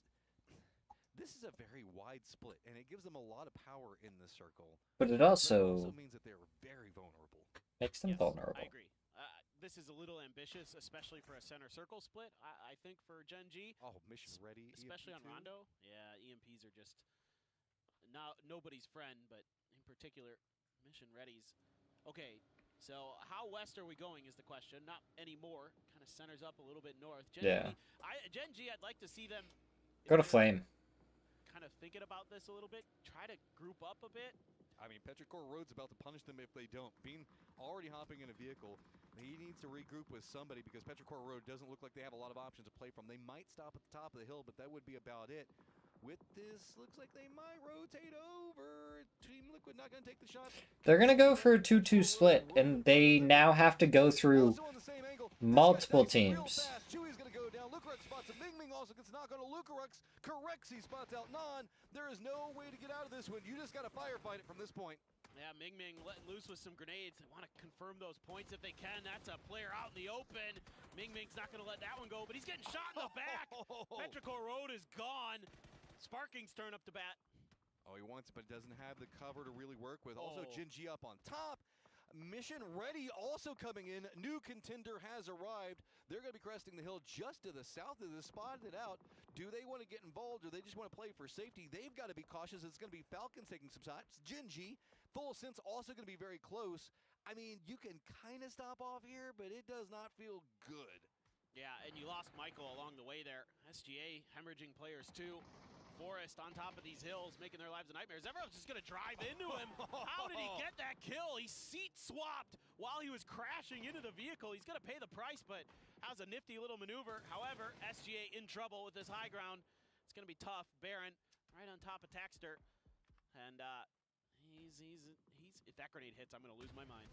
This is a zone wall firefight that we almost never get to see. Everybody just kind of ran over here because they thought maybe they could put their backs up against the safe point, and it was just multiple teams bumping into each other. But Forrest should be able to get these reses. This should be resable. Yeah, Forrest, I think, starting to realize, we're not as safe as we think that we are. Mission ready. Oh, Mission Ready gets eliminated. For the team in 16th place. That's horrible for Mission Ready. Especially with Forrest now popping off. Yep. Team nipping at your heels. Despite Forrest struggles, they're still in contention. We haven't gotten to see a lot of kind of just like consistent quality, good play from Forrest, and maybe this will be okay. Nope, James just we saw them steal a BRDM. Yeah, they did do that. They did do that. Consistency, correct. Style plays, fun plays. Forrest, you go for it. They will. You have to admit, they can be very, very innovative, and they are opportunistic, which can give you a lot inside of PUBG. But is it going to be enough in this with FaZe now on the high ground? Looks like Forrest can narrowly escape for now, but they've got to be careful. This is going to put them in sight lines to change the game. One more shot. Yep, there you go. Fex gets Scappy. That's a really good work from Wenbo steals it. Here. Knowing that Forrest was fighting and that they could get the high ground, do some damage, and put Forrest in a really The fight for the bottom. CTG still locking down this compound to the north. To change the game. Now they're on the move towards the middle of the circle. Forrest is pinned, and it's just really, really dire for them. FaZe doesn't play favorites. They were taking shots to change the game at the exact same time they were taking shots at Forrest. Forrest had to hunker down, change the game, realizing, okay, now we're getting harassed. We have to go. And we are back to a very interesting circle, as it is going to be Gen.G with some high ground to work with. FS They made it over. And a very curvy kind of valley road that runs between it all. I can't believe Gen.G made that split work, and I think that's something. If you see another circle like this in a future game, that teams are gonna capitalize on. And man, Orca, disgusting long-range shots there. FaZe in trouble, having to use the smoke. Orca for Gen.G has been insane. As it's actually Xiaolu from 4 AM. Bean gets a knock on to Hangy. things are going awful for these teams out on the West. Oh, look, finally got spotted out, so Team Liquid is eliminated. Forest, you just can't even find any form of safety. They saw a change in the game, rotate through, but remember, FaZe was taking shots here, so I guess maybe stop for a second, get some loot, maybe try to find some armor, because it's got to be in tatters. And Gen G has set up a couple players to try to keep FaZe pinned over on that west side as well, so even though FaZe makes a nice move, a good grenade from Orca, the spray! Is he going to take them all down? Actually, Shen's getting involved, so Orca claims a couple, then it's actually 4 AM. He's going to take out the other two of CTG. I thought for a moment there Orca was going to have this clean squad wipe. I mean, Gen G has the best position in the circle, hands down. There isn't even a way to contest up against this, as everybody is going to have to be fighting. We thought that the last game was kind of king of the hill. No, it's just these guys. Okay. Right now is Tiggleton and Dimas. Inside the circle, so Burram trying to use mortars to weaken it up to see if they can sneak in, but looks like JDG might try to steal that away. Gen G, look, this is what they've got to work with. They see everything. Look at the different firing angles. They're just holding back a team apiece. Honestly, the only thing I'm concerned about for Gen G is going to be their ammo, because they're gonna have this spot and they're just ADR farming. They're just making Look, everyone's life Tiggleton getting more. Oh my God! Forest eliminate SDG. Oh, how MRRA gets taken down, and it's a bunch of different teams that got involved. I mean, yeah, you just gotta kind of send it in, and what happens on that one. Kind of worked a couple times. Yep. Yeesh. Yeah. Play that one off. It's scary though, especially right after you just touched 16th place. Forest has managed to make it in the circle as an update for the kind of juxtaposition that was going on over into the west. FaZe now having to deal with FN right down below them. Gen G firmly regrouping as FaZe is trying to creep their way in, but now as we've gotten another circle with Gen G still having that high ground, it's going to be harder and harder to deal with. Most of the teams now starting to have to focus up as they've just got too many teams down next to them that they have to deal with and can't even be worried about Gen G for right now. Rexes. Huge moment for both of these teams on in a screen. tough spot. FaZe, two teams that want to make sure that they can get into that grand finals. FaZe is ahead in that category. FN trying to fight their way uphill. It's a fair fight, 3v3, because you've got one player watching the flank for FN. Breakers, gonna see the back there. Rax taking a whole bunch of damage. Is he gonna be able to get safe? Looks like he is. Narrowly, but it's going to be Bean. Of course, it's Gen G that gets them down, and the flush with Tosi following it up. Burram just trying to survive as the nades land upon them. Vehicles just being popped up into the air. JDG on one side of this one. Falcons also about to approach in, swing in after it. Lou still alive for Twisted, pretty close to this position as well. Liquid is 67 points. Falcons is 67 points. Burram is going to be 67 points in a second. Also getting involved there onto FN, so I think the top 10 are all safe at this point. Opportunity offending for Gen G. Orca with 5 kills in this one. He is going absolutely berserk with that Mark 12. Starlord can't hit the shots on Defex.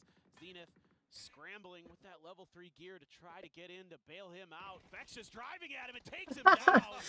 Fex was just like, nah, this is enough of this. Some damage onto Zenith, but doesn't get the flush onto it. Now, okay, back to Gen G. Starlord goes down here.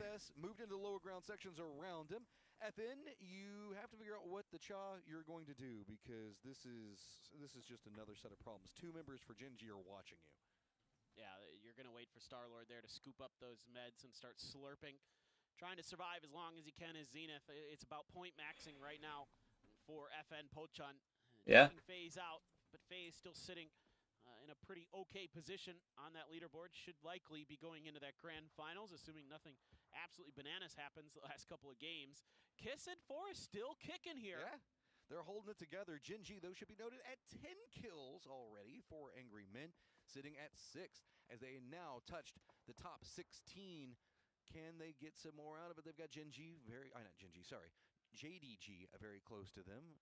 Kiss and Forest on the other side of it. Falcons still playing this pretty quiet on the opposing side. Yes, they've got 4 kills, but with the amount of people that are kind of scattered around them, they don't want to go too aggressive, most notably due to Gen G's positioning. If the Falcons can get rid of Khan from Buriram, they actually have a pretty good chance here to kind of set up a blockade of their own towards the north.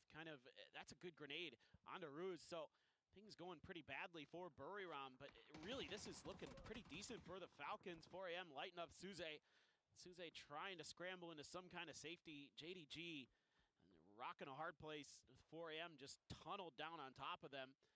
Kiss is trying to hold out Xiaolu on the other side for 4AM, so they're taking a battle on a couple different fronts. I can see all of Falcons trying to get Khan out of there. If they can displace Khan, they have a good chance to take a nice spot in this circle. To give everybody an idea on what's going on in this map, it's very similar to Radio Tower, for lack of a comparison to it. It's just, we've got Gen G up on top, but they have more pathing options to work with than Radio Tower normally provides, and everybody else just trying to scoop in and get whatever points that they can that is going to be going on around them.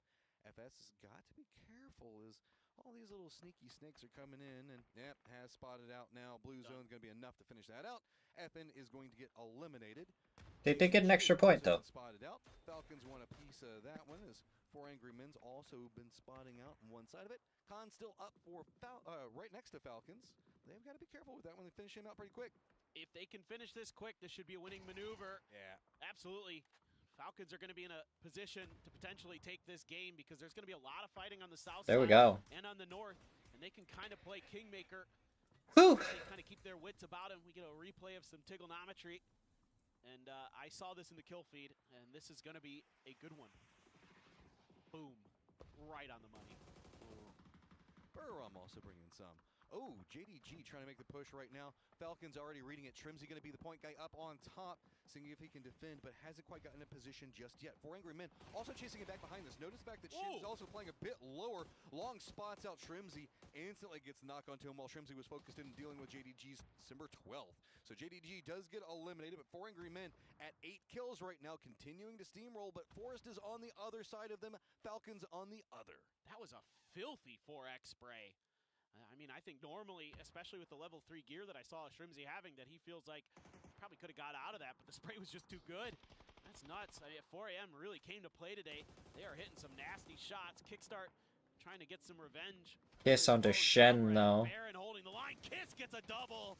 Forest holding on. Forest still nipping at the heels of 4 Angry Men. They're not done yet. It has been fight after fight for these guys. Gen G had to commit. That's a good nade. It bounces off him. It bounced off him and ended up doing way less damage because of it. 14 kills for Gen G. Beautiful throw from them. That one right next to Tiggleton does 40 damage. He's able to avoid disaster for now. Kickstart picks up the FAMAS off of Shrimsy's body, trying to hold the line here. And Gen G is like, yo, more points on the board. Let's go. We got 4 up. We cleaned out the southern side. They could get up to 20 in this one. I think we also saw them go down after full sense to pick up some of their ammo and loot to work with. Baron, I don't even think is going to be expecting this. Forrest has had control over this angle for so long. Orca's just watching, waiting for his moment. Spots it. It's too good. But Baron sneaks it away using the hillside. Tiggleton, though, spots up. Going to put in some assistance of his own. Kiss does take down Kickstart. So that's made this a bit more complicated on the side. Gen G just walks down. Hey, we've had the high ground for forever. Let's just run down and finish and take whatever we want. Oh, they're just going to challenge it. Tiggleton takes a whole bunch of damage. Tosi going to get the finish. H-Win trying to hold the line behind a tree, but he's pinned.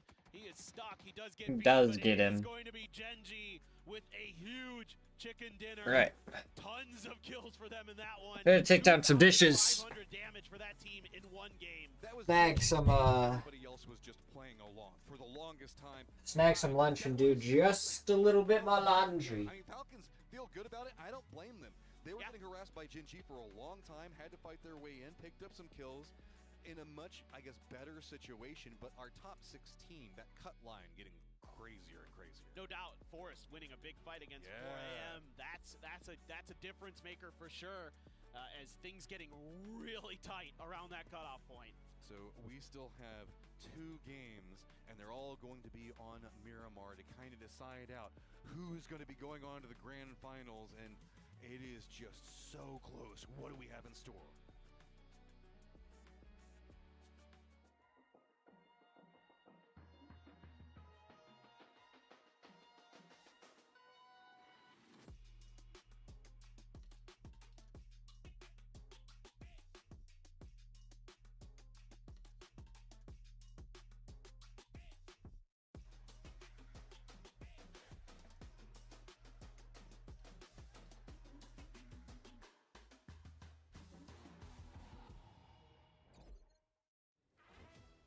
Gen G gets a victory here once again on Rondo, and that is going to be them just turning the tables on the rest of the lobby, the rest of the tournament. That probably puts them at first place here overall. What a performance coming out from Gen G. Yeah, massive amount of points for them coming in. Obviously another win here, and also it's looking for them to be poised to get that triple digit broken here. Yes, I thought it's going to be some other teams, but Full Sense has been looking good. Gen G has been looking good here.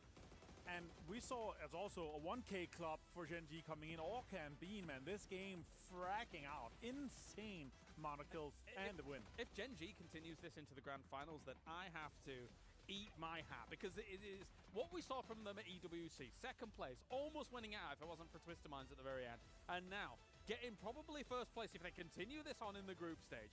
If they do this in the finals again, it's a clean slate for Gen G. And what a comeback for them compared to what we've seen. Like, they've been through some rosters the last couple of years. And now it's stabilizing, man. It's looking good. Sure, it's group stage. You only have to get top 16 here, but we want to see that replicated in that finals for sure. But with this, 4AM, 2 back-to-back good games here for them as well. Now putting themselves into this top 16 here. It's looking a little bit scary, and all the aim is for the teams that are in the bottom 8 right now. The sole goal is to get to that 58-point mark, because then you're crossing DNF on 55 and EA on 57. So it's really, really close now. I mean, let's talk about this Rondo here for a moment and how it all plays out towards the very end, because also you've got Falcons who are converting even more points. They're guaranteed going to be through, considering what they've done so far here today. And towards those final moments as well, it was always going to be hard for them to make the transitions. As we take a look at this number, 17 kills for Gen G. And I think half of that damage came from either Orca, Bean. I didn't see who it was in the end. I think it was Orca that actually had like 1,200, 1,300 damage there. So that's just insane. We're going to see that. But yeah, Falcons, 7 kills as well. 4AM, 8 kills. That's huge. Like, look at that. It's Orca, 1,281 damage. A 1K club. Look, 164 damage only taken. That breaks the 1,227 damage we saw from a previous player, all from our group stage. So Orca here leads the charge, and he will take that #1 spot. I thought before we saw those final moments go down, it was going to be Bean in this position with the 6 kills that he initially had, but man of the match will be Orca. How are things suddenly coming together for Gen G when I have them in the bin for so long? These changes that they have made have been spectacular. They've been on the grind, and look at that. More than 550 damage more than second place. Tickleton getting in there. Bean, so both Gen Gs in the top 3 here. Massive game for these guys. One thing I will say is there's a surprise to me, at least, kind of a surprise development for 4 Angry Men was acquiring Shen for these tournaments, these recent tournaments, and how things have gone down there. And actually, you know, it didn't work out on day 1, but it definitely is here in day number 2. 4 Angry Men with 12 points, very important points here, who started off today at dead last, right? Yeah, and they've rocketed up. They've just had an insane day. Also, First Natural Gaming coming back, and after a somewhat rough start today, getting 13 here. They were 37 when we started the day, so again, their aim should have been like a 30-point day or so. But 3 teams on triple digits here. It's sponging up the points at the very top, and Gen G is going to be that team to break the triple digits. Damn, as clean as that, and they still have 2 games in hand as well. Congratulations to them so far for the performance they're able to put on. Brilliant stuff here to see, as you said, such a storied team in PUBG be able to attain such a high and after almost winning EWC. Let's take a look at that 13th to 24th as well, though, as we have 4 Angry Men and Forest Natural Gaming teetering on eventual qualification. Freaks, so long, we'll see you in PGS 10. Yeah, also Arena. There's no way these teams, they make it. 2 games to go here. I mean, already now, Forest Natural Gaming, 4 Angry Men, Mission, Ready, even FF and Potion here have a pretty good shot at making it. So now, could we say that it's potentially 4 teams, or 5 maybe with Petrichor Road, that's fighting for those last 2-3 spots? Maybe. You know, one thing that's interesting about this as well, though, is it's not exactly been the easiest day for Twisted Minds. Not at all. No. 61 points so far. They came in having what? I think it was 48 or 50. Yeah, 48, I think it was. Yeah, so 13 points for them today. Considering the catch-up that's going on here. Yeah. 2 games, if they don't get anything in that, it could be possible. It would have to be, again, 4 Angry Men, Forest Natural Gaming, MRIA and with Potion that's getting points, and they have been getting points here. Of course. But now we are changing gears, and I would say Twisted Minds probably feel more safe on Miramar than any of our wildcard maps in the middle. True. I mean, they did kind of pioneer some techniques on Miramar a long time ago now, but they've been able to develop their play style in EMEA a little bit differently in terms of changing the speed at which they play their games to be very much fortified. But let's see if it materializes in our next two games. We're going to a short break. When we return, we have the Dusty Dunes 2 times abound here to finish off our group stage for PGS 9.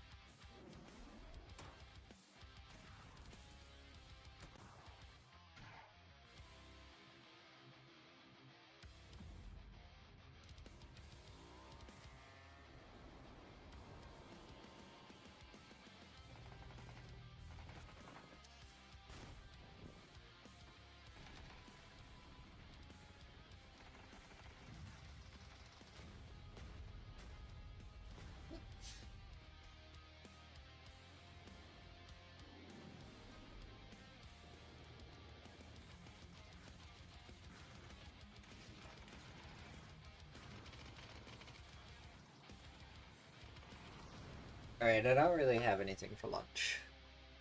So instead, we have a party mix, snack mix, trail mix. It's more of a party mix than it is a trail mix. There's no peanuts or anything. We got popcorn, kettle corn, Cheetos, chocolate Chex Mix, M&M's, pretzels. All this and more as we dive into the update 38.1 patch report. First up, we're doing a balance shuffle for SMGs in the Panzerfaust this update. Across the board, SMGs will have less accurate hip fire, and the MP5K is also seeing a slight reduction in damage. For the Panzerfaust, players will now be restricted from running, jumping, and vaulting while wielding this powerful weapon. And players inside a vehicle will be protected a bit, taking reduced damage from its blast. There are a couple more changes as well to make sure there's enough risk to the Panzerfaust's reward. So let us know how these changes feel. Next, the recall system is getting some alterations. Time required to register blue chips beyond the first will now increase by 5 seconds for each additional chip being registered. We've also added information about how many players are returning to the battlegrounds with each recall, and have removed the Phase 6 recall on 8x8 maps. Once again, let us know how these changes feel once you get in-game. Next, we're dressing up a bit for spooky season with an arcade mode that gives new meaning to the term crapshoot.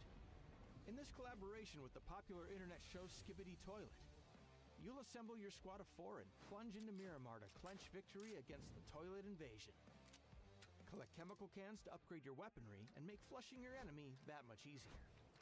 Can your squad save Bidet? Or will you get wiped and end up number 2? Will this announcer ever run out of crappy puns? Log in and put a lid on the invasion starting October 22nd on PC and October 30th on console. That's so stupid. We've also added destructible terrain to Miramar, which doesn't include building destruction, and updated the pass system to allow for multiple passes at once. This allows us to introduce an event pass tied to the new arcade mode, while still launching a new survivor pass. Now you can work on both at the same time. There's also a new ranked season, destructible gas tanks on Destin, map bug fixes, and more. So be sure to check out the patch notes for full details. Update 38.1 is here, so recall some friends, aim down the sights of those SMGs, and dump some rounds into the Skibidi toilets. We'll see you on the battlegrounds.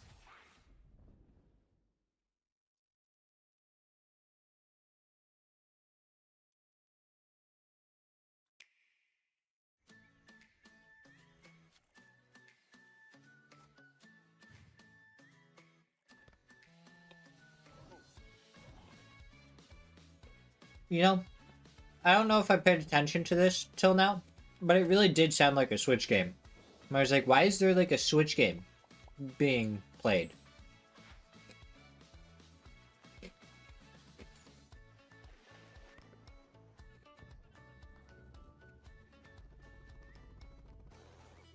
But I thought it was probably just something else and I was going crazy. But it really is.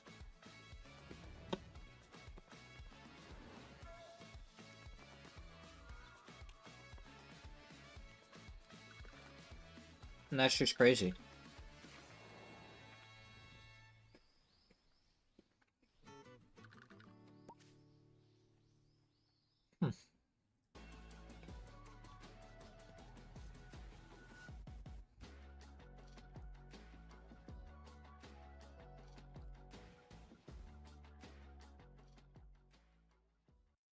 You can't speak on my life. I've been here for a million years. I can tell you right now, outside ain't safe. I had to go get what I deserve. Can't stand in line, no, I really can't wait. I put family first and then the money came next. Right now, they're in no third place. I don't budge, I don't bend, I don't fold, I don't break.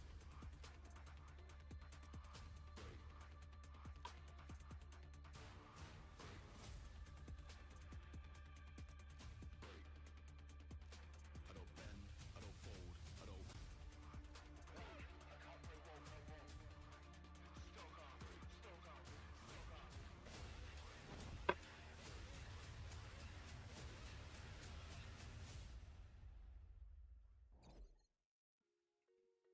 I don't bend, I don't fold, I don't break. But we are at a break point right now where a couple of these teams are in some trouble, and it's that 16th place cutoff as it has gotten extremely tight as it is back and forth and just bouncing between different hands. It's been wild. I mean, that race for that spot is getting really tight. You know, Forest and 4AM, you know, kind of going neck and neck with each other right now. They're keeping pace. They might be okay. It just kind of depends. I mean, you never know. Sometimes teams just kind of bottom out in a couple matches, and then all of a sudden, what looked like you had a good shot to get into that grand finals may kind of elude you. Mission Ready has an opportunity. They need to capitalize. FN Pochon also in the hunt, in the mix. It's just a matter of if they can get there, and some of those teams like E-Arena and DN Freaks are watching this going, well, we're probably cooked. E-Arena at 57 points for everybody so that way you can remember. And the Freaks at 55, quickly to be usurped. See how this is going to lay out as the chase still not out for a couple of teams, still nipping on the heels, maybe even chances for Petrichor Road. Yeah, that's a good point. Petrichor Road, maybe. You never know. I mean, man, they've been in some rough spots in early games. At Tego in particular. I mean, Petrichor Road's positioning right now, I know it's the smell of a road or smell of rain or whatever it is afterwards. It feels like it's the smell of Ageless fans' tears right now. It's just not working out for him. I wish he was watch partying our stream right now. Somebody's gonna clip that and send it to him, and he's gonna. I mean, Left, we love you, brother. I know. I love Left. He's a great guy. He's so funny. But I love him the way he loves Shrimpsy. I was kind of curious if maybe Twisted might start messing with Petrichor Road a little bit, and we saw it on that Tego, because think about the drop spots is something that those two teams are notorious for going head-to-head for, and we have seen a little bit of that, and I think that's well within Twisted's wheelhouse to start messing with them, try to prevent them from getting any further. Now, Petrichor Road will go way up north towards La Cobreria, but I mean, anytime I think if you're Twisted and you see Petrichor Road in that kill feed and you know that you're close to them, you might as well just dial in on them and knock them out. But this is a straight up down the gut plane path, and it's a northern circle. Okay. With, I guess, what, Hacienda-ish being center, so 4 Angry Men. Good positioning off the start, but this is one of those circles that I just never feel is going to stay centered, right? It's going to lean either east, south, or most likely north. We often saw a lot of water treatments back in the day, but I mean, I could be down for a good old Hacienda San Martin. Yeah. I haven't seen that circle in a while that's like close to Hacienda, so that would be fun. That's kind of a weird part of the map because there's some pretty powerful compounds in it, but that being said, I just haven't seen it in a while, so that's totally my bias on why I'd like to be in that vicinity. It had nothing to do with 4AM, which they would love to see that circle too, I'm sure, and I don't think they're going to move too far. This is a great opportunity for them to claim some real estate, really lock down this part of the map, which is pretty center circle. Just kind of depends. Kind of curious about what Twisted Minds wants to do here, if they're just going to go up on the mountains by San Martin. And we do have an interview coming up. Let's hear what 4 Angry Men have to say. Hi, welcome to the interview. I'm hearing with Atomu from 4AM. So actually you were clutch in that 1v2 in Tagos, and that essential chicken dinner has helped your team from 24th to 17th right now. So what was going through your mind at that moment, and how confident are you for advancing into the final stage? 那么在泰格帝国决赛圈，其实你的关键1打2也是成功帮助队伍拿下了这一击，同时排名呢现在也是从24名到现在的17名。你当时打这个决赛圈，当时是一个什么样的心情？那同时你觉得有多大把握能进入这个决赛阶段？当时是有点紧张的，就是他们2个给我机会，我就把握住机会了。然后60%感觉能进吧，就尽力打。Yeah, I was actually a little bit nervous when meeting the 2 from the mission ready, but I grasped the very essential opportunity and get them 2 down. And also for advancing to the final stage, I think it's 60% of the possibility, and I will try my best to advance into the final stage. All right, that is pretty much an interview. Thank you, Atomu, and we'll back to the caster.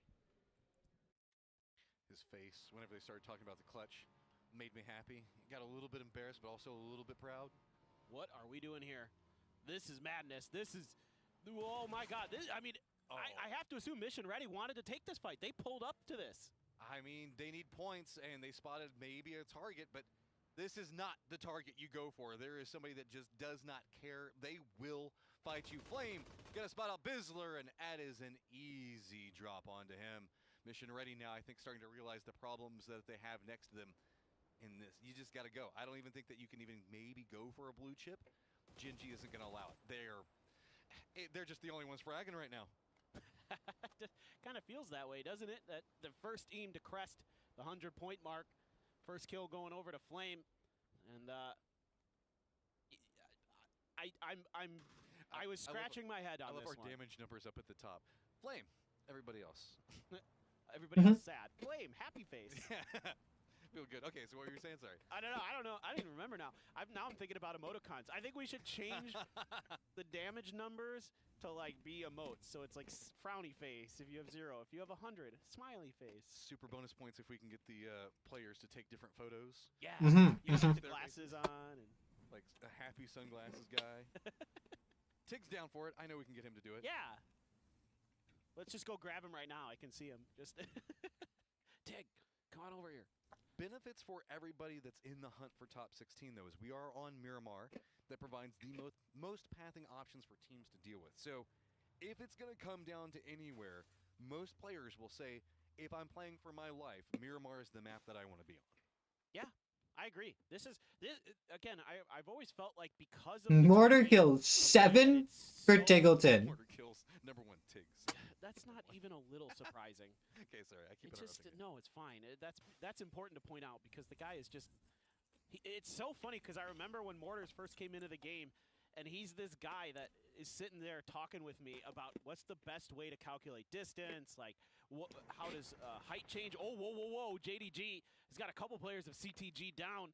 This is a pull-up rotation, and looking not so good for CTG. The other members are a bit further to the south, kind of spattered along the hillside, so it feels like JDG's pretty much got this one under lock now.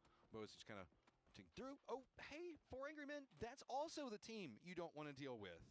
It feels like everybody that's in the hunt for points bouncing into Gen.G who don't care. They're like, yeah, sure, just present yourself, we'll take the point.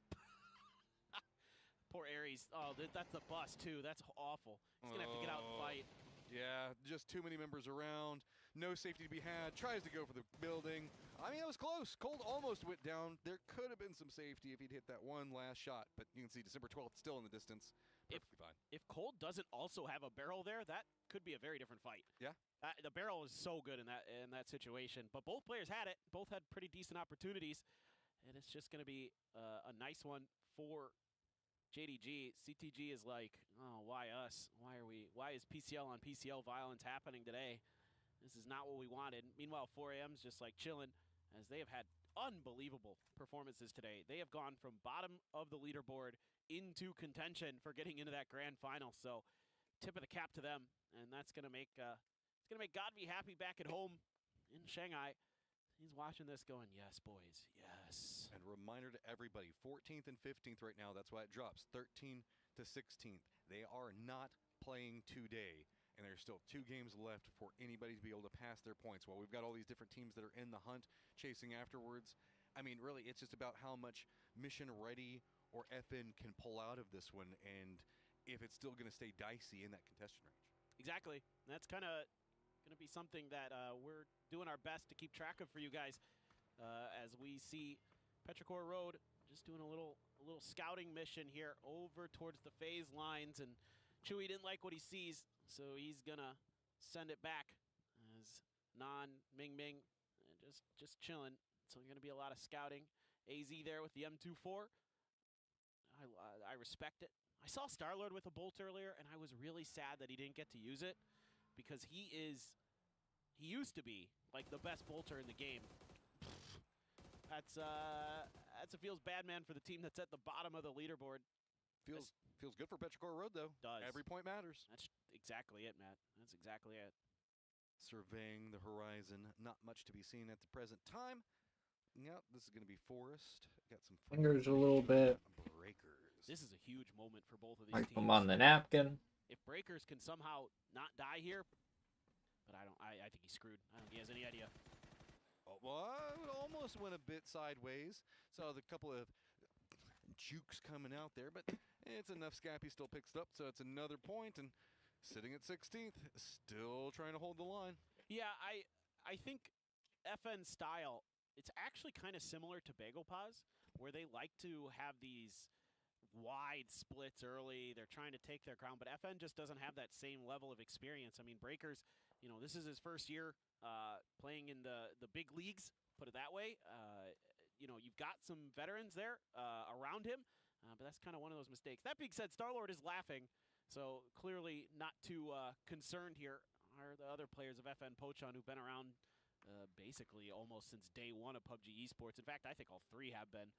Rex, Starlord, and Zenith, but they just don't seem to have the correct grip on this wide split play style just yet. I haven't really seen, like, when you're watching Bagel Paw, for example, like, they take really good crossfire angles. Like, the way they spread out sets them up for these traps and these plays that work really, really well.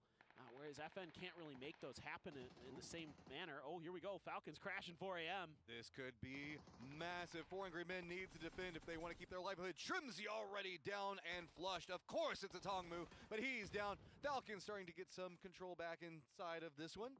Slows it down a bit more. The other members for 4 Angry Men, how much do you want? You can see Alongs is actually separating away. FN hears this. H1 trying to take the shots right into the tail end of Lou, but Lou, if he rolls out of this one, has to be careful because FN is trying to regroup very close to this. This could be a pretty big throw from 4 a.m. They tried to commit to defending a Tongmu. Lou is screwed. He has to get out of the car. He is out in the open, and he is donezo. But FN is going to capitalize on this. They're going to get potentially some free real estate because 4 a.m. reached out. Being here, though, swatting H1 out of the car. They're just everywhere. Gingy is everywhere in every single fight, finding points. How? I don't know, man. I'm loving it. But they're running a 2-2 split from Hacienda. Well, kind of a 2-1-1. Yeah, and now they're driving back. He just literally drove out there to go for that kill and then drove back. That is, we've qualified and we can do whatever we want play. Yeah, it's true. I feel like Falcons are playing the same. That for Gen G, that these plays that they're making, they're learning from and saying, oh, we can do this. We can make these aggressive maneuvers. One of the things I get really frustrated with PWS teams sometimes is they're not aggressive like that, and it costs them. Or at the wrong time. Or at the wrong time. That's where it always feels. It's sometimes a little bit too late and can come back and be a problem, or they're feeling themselves when they shouldn't be feeling themselves. You're right. You're absolutely right. I speak. Can you hear the sadness in my voice? I speak from experience as an America's caster. Okay. You've seen it too often with your own region. I have seen the hubris of I think I can 1v4 these guys. That doesn't always work. I mean, I respect the confidence in your own skills, But yeah, for sure, at the esports level, at this level of the game, you got to be a little more judicious. As 4AM has been able to collect themselves, but at what cost? So concerned because they lose 2 players out of this, you know, being right on that cusp. Yes, they get a point, but and they had the good spot. They were so centered. Yeah. So centered. Yeah. They're probably okay, but still, that is risky business. I mean, probably okay. They are kind of in between the 2-2 split from Gen G. I would not call that okay. I would be scared. They don't know that. But for all we know, so like VP could start taking shots at 4 Angry Men, and suddenly Gen G's like, nah, I don't really want to be at Hacienda. Let's go after this instead. I think that they're camping the tower just in case anybody comes over there so they can get more free kills. I think you're right. And that's that tower should be pretty untenable unless you're able to deal with Gen G there. If anybody else wanted to go for reses, we did see CTG got their reses through, so they're back up to 4. So despite that early chaos with JDG, they're at least able to get some players back into the mix. Is that going to be impactful in this game that we are yet to see?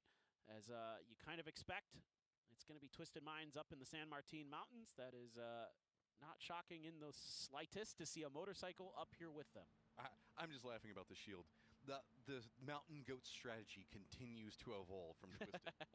Wow. Another shift, gonna go down to the south. Graveyard Lay, not too scary right now. Mission Ready, actually though, playing in a very, very good spot. JDG as well. The hillside to the west of that is notoriously hard to come down from, so curious to see on how we can see a couple of these teams regroup. Also, the no man's land in between Graveyard and Hacienda feels like the actual graveyard because it feels so hard to play at this stage. Yep. It's one of those ones where you have to wait for the circle to start closing in to really feel comfortable going into that space. But going into this space, Olympus takes a headshot. He's in trouble if any more bullets connect. While this is happening, Zenith did go down. Remember, FN still trying to be in the hunt for that top 16. Forrest somehow sneaking this away. I mean, after that initial headshot, I thought that Olympus was pretty much done, but navigates it cleanly enough to get to this point. Feels good for now, but there are potentials that are going to be happening with VP, I think, taking emergency pickup. Possibly. They've got a couple members over there, but I think they should. Lucarux is going and running straight into FN. I don't even know. FN should maybe. Oh, he wanted to secure. Okay. Fair enough. That's just really bad to worse here for FN, who couldn't fully capitalize on that maneuver that 4AM tried to pull against the Falcons. And they're going to be trying to salvage whatever points they can out of this and hopefully have a big game 6. Because with just 2 players up, you know, maybe that res station at Hacienda gets left by Gen G, but Gen G doesn't need to leave it. They're happy to take a 2-on-1 split and still leave. I believe it's Bean up there. Well, draw your eyes to 17th, 18th, and 19th right now. All missing members at this stage already. Just because they know that they needed points, but sometimes the gamble just doesn't pay off. Now you're in a bit more of a vulnerable spot. You have to deal with the problems that they're going to be chasing after you. Mission Ready, having a new set of problems, and Brewery Rum going to be very close to them. But I mean, this is a very defendable compound. The only issue is that Michael and Gats were a bit far away. I thought you were going to say the only issue is it's Bury Rom. Oh. Not a team that I'd be keen to be fighting right now, because Bury Rom feeling it well within the grand finals, and if they want to take this fight, they absolutely are well within their rights to. There was a res that comes through for the Falcons, so I think they're going to be back up to 4. That's pretty nice for them. It kind of makes that fight pretty well worth it. I don't know if they're going to be back up to 4. Both ways. Starting to get a little bit concerned. I think they'll be back up to 3. Flame as well, but oh no, Rex. Oh my God, Rex. This is a full 4-man split from Gen G. And this circle separated from what? Hacienda all around. So VP is kind of contained in its entirely by Gen G, and Falcons are going to be running in right back behind where Lucarux is going to be at. This is a very bold strategy that only Gen G could do right now. Well, here come the reses for the Falcons too. I don't know where in the world they're going to go. Shrimzy's like, maybe Graveyard's free? He knows it's not. Graveyard is not free. I mean, there is the trash compounds. Shanty? Yeah, Shantytown. Yeah. He had to pull off. He's like, nope, maybe not. I saw the Bottom left, right bottom left. Then down below him, there's going to be a passing car in Rex. I don't know. That's just going to alert more people to Shrimzy's position. Even the Shack going away. Shrimzy has nothing that he can fight with. He's just got to send it into the hillside. I don't even know where he can go. there is that compound that's a bit further away, but it looks like SGA already has eyes on that. Yeah, he's screwed. I don't think Shrimzy's got much hope at this point. If he lands, it's a miracle. Yep. Well, he did. There is a crate out there, but he's getting lit up. If he can get to it, there's a chance. There's a chance. And actually, I think he did. Oops. Oops. Careful, Edie. Hey. Edie, you already ran him over. I mean, you got to get your kills where you can, man. Huh? Got to take what you can get. Problems for MIRA. Big problems. Yeah, that's... coming out of Minas. It's feeling like everybody that's in the hunt starting to lose the grip on it in this game, except for, interestingly enough, Forest holding at 4 in that crazy dip run that they made. That is pretty impressive. That's usually a pretty dangerous dip. Oh, Buriram getting run over here, but they're able to stand tall. Oh, they wipe out VP. I mean, sure. That's just the way that the rest of this game is going to have to start going. There isn't enough territory. You got to fight for what you can get from this point forward. We got an emergency pickup from CTG, I believe. See how they're going to be going with that. No, actually, well, that was just a recall, wasn't it? I am not exactly sure what happened with CTG. They were fighting. Hello? There Rex? we go. I mean, there's nothing you can do. No. I mean, BRDM comes knocking at your door. It's not like you can just kind of let it go. Kirk could just block this door, too. It's pretty nice cover at the very least. I mean, that BRDM probably not long for the lobby in that position. Team should just kind of blow it up, you'd think, eventually. I don't know how CTG got out of it. They were completely surrounded by Full Sense over by San Martin. I caught a glimpse of them. Meanwhile, Gen G is Snacked enough for right now. unstoppable. They are just killing everything they see. You're carrying that player, Shen, to get him behind the hill. Michael's watching. Okay, Full Sense. They've got the same idea that Team Liquid had, and now it's just trying to bully him out. Use the BRDM. Can you get enough? Good nade coming up from Luke 12. Takes down 2. But there's a retaliation explosion that's causing its own set of problems. Now it's just Kurt all by his lonesome. Belmoth on the other side of it.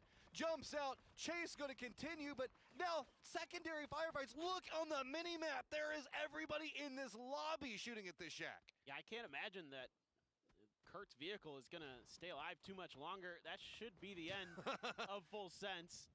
Just jump out, throw the Molotov. Enough. That's all you needed, Kurt. Enough. I love it. All I right. absolutely love it. Look at Gen G. They're just taking more fights. They're just going crazy, man. Why not? Problem is, it's going to be on to Forest. 4 Angry Men supervising that firefight as well as Twisted. And that makes it a bit more scary for Gen G to step in as aggressively as they've desperately been wanting to do. Okay, I forgot to brush my teeth this morning. My Potentially teeth feel nasty. disastrous, although Forest has moved I'll have up to in the go do it after this they're match. going to be okay-ish as Gen G maybe finally starting to bite off more than they can chew. Rez being stuck. This is a problem. That means that this is an opportunity for 4 Angry Men. If they could get these nades lined up onto Forest, they could get some more space. 1 point separates these guys out. If 4 Angry Men can get these kills, or if Forest can spin it back around and defend, the Doritos being the only cover that they really You have know, to work E with. Arena may make it. Harassment continues. Kurt I really rolling did think around, that whatever he wants. 4 Angry Men is eliminated. It is going to be Forest that takes them down. All right, well, that does put 4AM into 16th, though. So they are seemingly okay for moving on, hopefully, not barring some absolute madness in the last game. So that they may have done enough. Pressure onto Michael, the last one up from Mission Ready. They are 9 points back behind 4 Angry Men. What, oh, what can Michael clutch up for his squad? 9 teams, 26 still alive. Phase number 5. This is a brutal circle, not a lot. You got to fight for every inch that you can take, and it's going to be even harder as it's going to be Twisted with having an open territory that they have control over to the north, Petrichor down to the south, and everybody else just fighting around Graveyard. Yeah, really, maybe the most important player in this server is Michael right now. Yep. And the thing is he actually has quite a bit of space and not really anybody around him. If he can get back of the graveyards, like the actual tombstones and stuff, he might be okay to just kind of wait this out, claim a few points on people who might not expect him ratting over there. Meanwhile, CTG is pinned. Wow. He faded Besides to Gen rebound G, this fight, but actually nobody in the top 10 is alive. This is pretty nice for them. Heat's trying to take a position up close and personal, but it's been read, it's been spotted. I can't believe he didn't take more damage. Well, the bullets will do it for him. Vex is like, fine, I'll just do it myself. FaZe has more roaming control. Gustav's already got a foothold in the circle, so can chase after that. Again, teams to watch right now are going to be Michael, the last one up from Mission Ready, Petrichor Road over into the west, and of course it's going to be Forest up in the north. That with that firefight happening with 4 angry men, they now have more territory that they can work with, but Gen G is so close to them. It's I mean, really anyone besides SGA, if they have a win here, they're going to launch themselves up the leaderboard. And all of a sudden they're in the fight for it. Some pretty bad spots, and they're outside of the next. Like, if this comes down to a JDG versus CTG endgame, then all of a sudden they have a chance. They're gonna have to get some good shooting, claim a little bit of extra space and some extra points. Right now it is Twisted Minds, Gen G, JDG, all shooting at Petrichor Road. So that's hard life for them, as Twisted also keeping an eye on what's going on with Forest in the north. Gen G is spotted as well.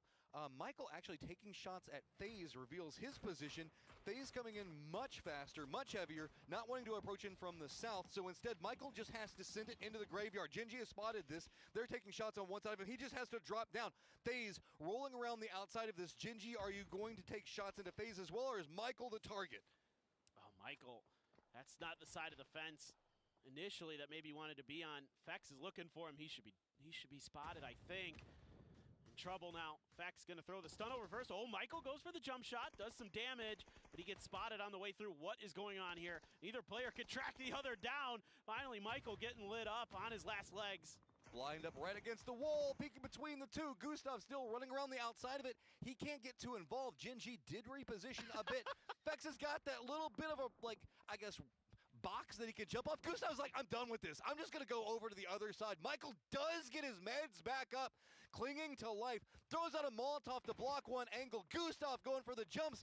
Michael is fighting this for everything that he can. Utility gets thrown out. That is going to... Oh, he tried so hard. Mission ready, eliminated. Well, that's one of those fights that neither team is hoping anybody saw, because it was pretty scrappy. Oh, here we go. We've got example down for Twisted. Perfectix trying to get ahead of this a little Bouncing bit. off the top. That's a good nade. But a good follow-up from Nan. These are big points for Petrichor Road if they can claim a few more. 43 points, eyes up to closer to 55. They've got Twisted Minds of all teams right next to him. Change the game is going to be pretty close. JDG is taking shots. What a Molotov. That's made it even more complicated. There's nowhere really for him to go, and Nan is going to pick up the kill. Another one in the bag for Petrichor Road. Not sure if Twisted was getting shot in the back during all of that, but that's massive for Petrichor Road. Baron's going to let loose. Putting that arm to good use, trying to get those grenades there, but not going to come up within range. CTG out in the middle. Wenbo trying to get into some kind of central position. I mean, this is, I guess, going to be a little bit lower than I was expecting, depending on how this last game goes. This has gotten more complicated with Petrichor. With Forest up to the north, they were trying to see if they could scalp up any kills over there. JDG firmly still entrenched in their position. Now has FaZe as reinforcements. Gen G's last member spotting out a lot of what's going to be going on. Cold now spotting out Chewy. This is spelling the doom of Petrichor Road, as it looks like Change the Game is eyeing going over there. They do finish it off. Not bad, though, for Petrichor Road. That's something. Yeah, something. Suze does have a shotgun here. And that could be a Damn. little bit problematic for old James. And that double barrel, not what you'd want to see. So besides SGA, it looks like the lowest person is gonna end up being closer to like 40 points. I feel like that's pretty high overall for like second to last place to get 40 points. They are actually still in this with something to do, but the problem is no vehicles back here for the two trailing players. I feel like you go through some and you'll have like 4 teams that don't even make it past 35 or even 30. Big follow-up game as well. So pretty much fighting for their own victories at this stage, but there still could be an outlier opportunity. 2 pop-off games in a row might provide something. Change the game wants to try to make it happen. Fex does spot out Beans. That means that Gen G is now Team Liquid are down to 11. Spot out Scappy, so he's going to go down. All right. FaZe FaZe just swinging over, claiming some kills, claiming some lives. Might be able to do some more damage. This is nice for Forest. They have gotten so deep into this one. It looked like for a moment Gen G was going to knock them out, but they are still kicking. They are still alive, and they should be getting this res. Well, maybe not. Looks like there had been a brief angle found, but just barely. Scappy on his feet. But oh my God, Fex. I mean, FaZe is taking shots. JDG changed the game. Everybody is just locked in on Forest. They're the only real target that every single team can see. And, I mean, Forest is buying points. That's the big thing. Every single placement point that they've gotten them has put them into a better position. They're ahead of the two teams that are not playing today in 14th, a bit more comfortable, and then there's the drop down back behind them, about 9 points. So if they can continue to get anything here, but I think that this is going to be probably the tail end of this round. I think you're right. That's the edge of the circle. That's nothing but a rock and a folding shield to work with. Helmets are mostly gone in there as well, so as soon as you peek over, you're just probably going to get cut down. Honestly, maybe just giving up. But you know what? If they know the point situation, they can try to fight out of this, and I think that's what they're going to do. They're going to use the smoke grenade launchers to try to give themselves some breathing room, and instead, FaZe just responds by laying down fire. So there's an interesting set of choices that Forest can make. They can either give the kills over to FaZe, denying them over to JDG, as well as change the game, or they can give them over to the blue zone. Forest hasn't been one of those squads that often feeds over to the blue zone. They're a pretty heart-based team. You know, they're going to keep trying. Like, look, you can see they're going to keep going for the reses. They're going to keep trying to figure out a way to make something happen. But FaZe does have the most opportunistic angle onto them and has been the consistent problem for them once they got to this rock. Change the game does have to move, and that will put them into JDG's sightlines whenever Change the Game moves. Yeah, FaZe just having fun now. They can just lay down the fire. You can see, yeah, they just keep connecting, keep collecting. Olympus. Wish you had me on your fantasy team, don't you? Look at all those damage numbers I'm getting. I've been doing pretty good. I had a Gen G player today, so I'm feeling pretty happy with how things are going. And there goes Forest, 4th place, though. Not enough points to get themselves up into 14th overall. Looking pretty. I mean, look at this for JDG and CTG, though. Like, if they can... CTG, JDG, eyes onto them to see if they can do any more damage. We still have ourselves 10 people alive. Change the game. You're now the new target. Remember how you were harassing poor Forest in their rock a moment ago? Well, guess what? You're about to feel the exact same situation. Change the game has that small hill that they're playing for safety that is not inside the safe zone. They're just going to opt into going, pass it back over into the blue, say, okay, we don't want to give it to JDG out of anybody. Meanwhile, Jeems, up on top of JDG, they just said, no, you have this, but this is ours. I love this. This is actually a really tough building. The monastery is tough to hold. There's actually tons of entry points, and there's not great opportunity to see outside of the building when you're inside of it. So that means FaZe is just going to be able to sit around the edges of this, do exactly what Jeems is doing, get on the roof, deny He has no helmet, though. to that center dot of FaZe 9. And that's the big thing. Right now, it's going to be FaZe holding down the center dot. JDG's realized this, okay, so now you've got to get out of point. Fex is going to be the guy looking down that walkway. Does get some damage up, feeds that over to Jeems. Jeems up on top, easy sprays down into the smoke. FaZe in complete control right now. Going to go ahead and fight off the other side of this one. JDG, no options, nowhere to go. It almost did come down to... Oh, cold. Hold on. Is Jeems going to see it, though? Jeems is looking for it. I think he saw it. Now he knows. Cold needs to get a knock. He needs to try to flip this back over. FaZe has so much on this. Everything has worked out in their favor. This aggressive play right up on top of the building has denied anything for them. Spaceman does find out Fex. That is a flush as well. So trying to rally this one back. It is a 3v2, but FaZe up on top and with the low ground to boot, while JDG trapped with very little information other than just the footsteps they hear running around them.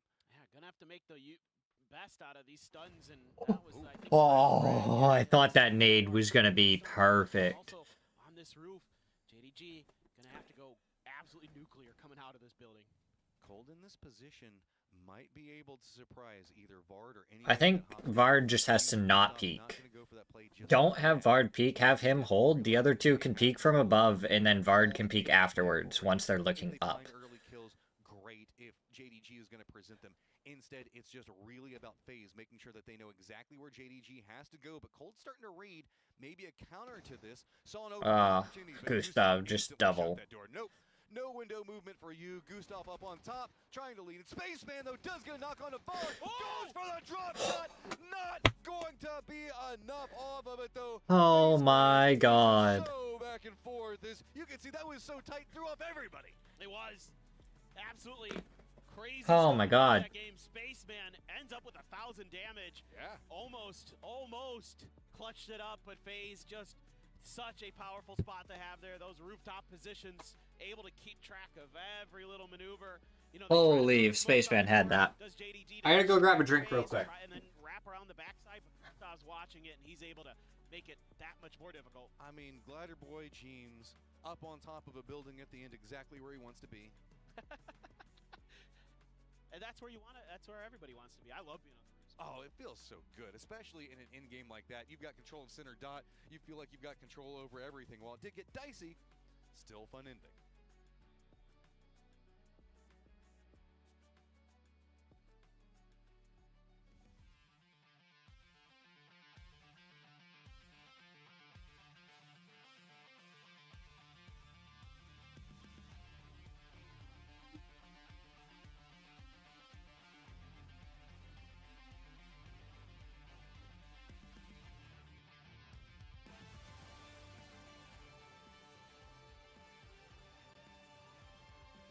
Well, there's one more game, DJ.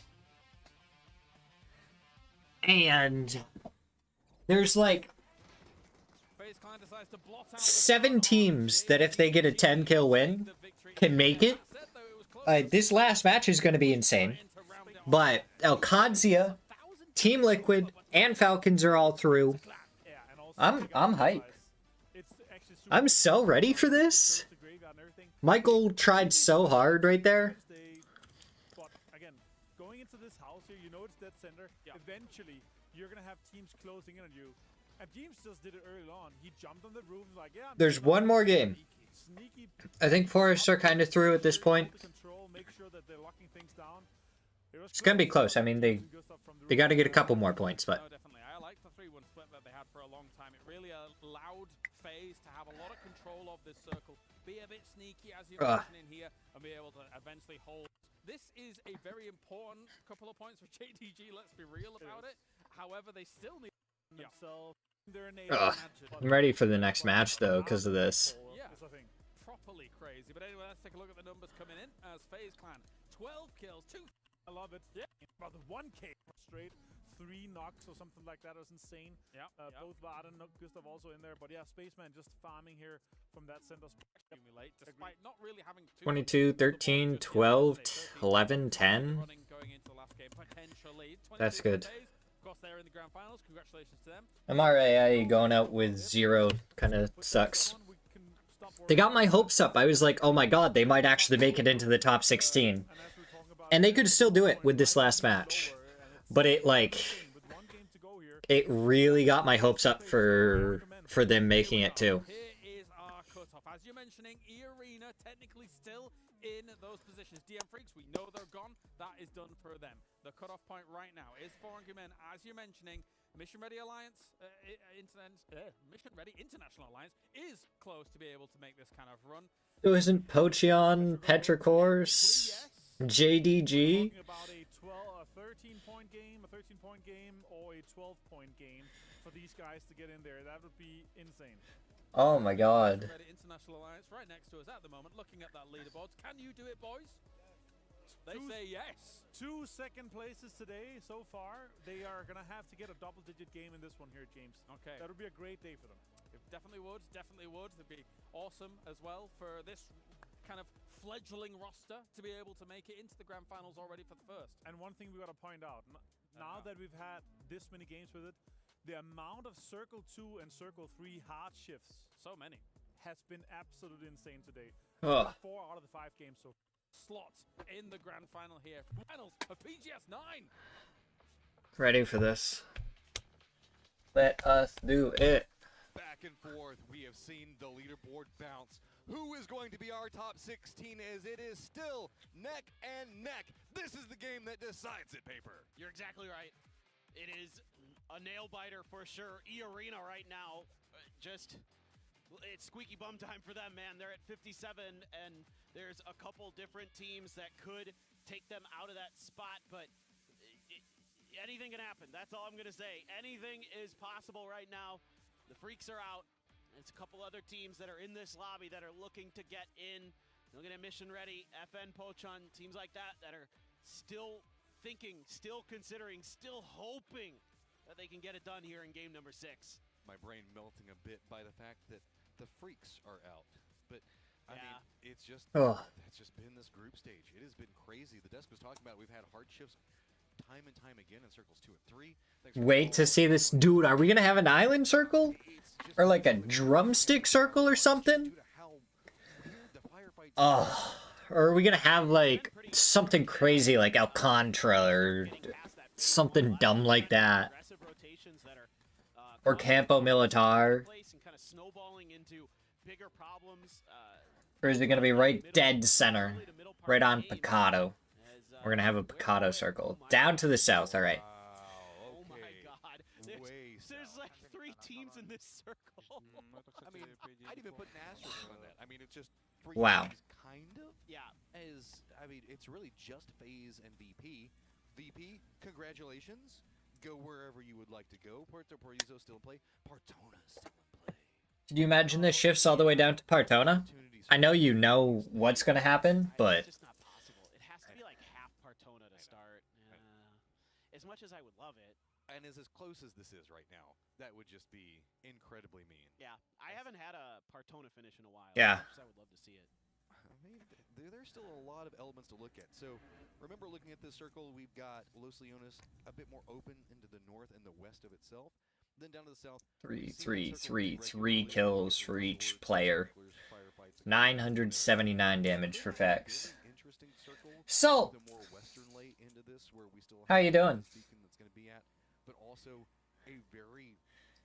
Did you watch this earlier, Salt, or? A lot of very hard firefights, but also multiple hilltops that could set up different arenas for the teams to play from. So I'm very curious to see how the teams opt into favorability for rotation in this. Exactly. Yeah. I was just Oh, dude. how many teams are going to have to make rotations and The fact that going into last game, MRIA had such a good chance of making it through, and now it's like they really gotta put a good game together. get there first. Yep. We could be in a really good spot. This is one of those teams instead that We could have had all 4 of the Americas teams making it through into the grand finals, but now it's gonna be down to the last second. maybe we can go for the pick play onto Edie. And Rex has got a 4x on a Scar. I feel like we all have to be serious here. Is there anyone in the PUBG community that doesn't troll here and there? Make it your own. Issue is, you're sitting here for a really long time, and it better be worth it. Cause, you know, It's all about making sure that Edie has I don't know if we have anyone in the PUBG community that doesn't do a little bit of trolling and stuff. So the truck. I think there's a truck out here, if I'm not mistaken, and that might be what they're playing for. yeah, and then Halsey has to go like bad people and put you guys all in emote mode. Gonna pop off. This is the moment to do it, and Rex does pick up Edie. Rom gonna lose one early, very isolated. So. Even some reinforcements down for FN. Yeah. Okay. So this worked, but my bigger concern here for FN is. I mean, yeah, he may be the biggest troll, but he also has the power to be the troll and not get punished for it. 4 a.m. You know, there's a world where they heard those shots and they thought, that's strange. Well, the pressure on this is so astounding because if you're in the hunt for being in that top 16 and you get a circle like this, you have to think that you need position. You've got to be playing for the later stages because if you don't get there, then one of these other teams will. Yep. And you can't go out with 0. So instead, a couple of these teams are opting to say, maybe it's too hard to go to the circle right now. Instead, what can we vulture up around us? Yeah. And I get the idea on it. I just get really, really scared because you're now so far behind in loot pacing and even really... Wow, DJ, I can't believe you only used a Great Ball trying to catch a Munchlax. And here's why I'd be really concerned about doing that kind of play is because at this point, most of the teams are pretty solidified in their position. What was that? Doesn't matter. Ooh, I caught a Munchlax and got a candy out of it. Most teams are already pretty solidified in their position. So you can be thinking as Freaks and Slam are out. maybe if we come in really late to this, we'll avoid any of that chaos because of this hard 31 points needed for SGA, yeah. Whereas a lot of the other teams might be a little lackadaisical about this because they're like, yeah, we're already in the grand finals. We You have don't a few of them, fair enough. center circle. Yep. Except for the fact that they're already inside the circle. I mean, I caught it with a Pokeball, to be fair, so... We're gonna be catching so many Pokemon. I'm so looking forward to the new Pokemon game. I'm so excited. Yeah, good with the AK. Sorry if you had flame on your I'll probably be on pretty early to get started with the Pokemon game. Thank you for that. I gotta get it in while I can. We can also mention the fact that Trimzy is not necessarily... I don't think I'll be on super late tomorrow playing Pokemon. But we'll be on like a solid 12 hours probably on Friday. Trolling is part of it. It's mostly the doomsayers and people crying about the state of the game that bores me. Yeah. Brain psychology read if that's the case, that they knew that Breream would continue to throw bodies at the problem. Look, you get 2 points out of this. I am a little worried for Breakers, and who in the world is that? It's Full Sense. Full Sense is turning their sights onto this. This is Oh no. these kind of plays. I mean, we also Fan, you gotta be careful. That's gonna be hearing this. Gen G still in that firefight with FaZe. That's important, but important-ish. See, this is the next part of the teams that need to try and get points. You have these teams at the top. They're running into each other. They're good. They're just gonna fight. I have no idea how this ends, so. A little worried here for Gen G. I don't. I didn't feel like waking up at 6 a.m. to try and watch it live. Okay, here we are. Just a bit too close. Shots going to connect enough. Zenith now down. Oh. Rex down 2. The tail end a bit slow. Yeah, I mean these top teams that have already like made it through, really 13th place and up probably are just don't care. And that puts Full Sense up into triple digits. FS is being pretty loud right now, I think. At least somebody is. It's Gen G. It's oh, Gen G. Oh, because they managed to take on what was going on with FaZe. And they could get reses here too. Damn. That's yeah, I guess they could run back over to Puerto, but yeah. It's just Breaker. What can you survive here? Does FS just commit into this? Forest is still also over here. They finally hopped in vehicles, being like, There's Star-Lord all the way over here. You gotta play for reses now as FN. You gotta wait for Full Sense to leave and then grab those chips. I mean, that's your only hope. That's your only hope in this one. And then maybe the good news is when you go for those reses, yeah, they're gonna blow up the cars. When you go for those reses, the thing is you might have Los Leones relatively open, so you might be able to get some decent loot. There's actually a world here for FN Pochon where this isn't disaster. Yeah. But I think so. Star-Lord's trying to do damage. I mean, FN's still fighting here. I think part of that, Salt, is the fact that there's 1, 2, 3, 4, 5 teams at least that are going for it. So that's a third of the teams. So it might have been a little easier when you have a third of the teams. Right? If you're a team that's already qualified and there are teams that are in cusp positions and you can mess with them, do it. But Star-Lord not done yet. Flash down, picks it up. Now goes for the reload. That's revealed position. Thanadol already chasing after him, seeing how fast he can get there. New circle is about to pop. On top of that, Burram and Forrest also kind of bumped into each other. Oh, another ridiculous hard shift way down to the south. That's 5 out of 6 for the hard shifts.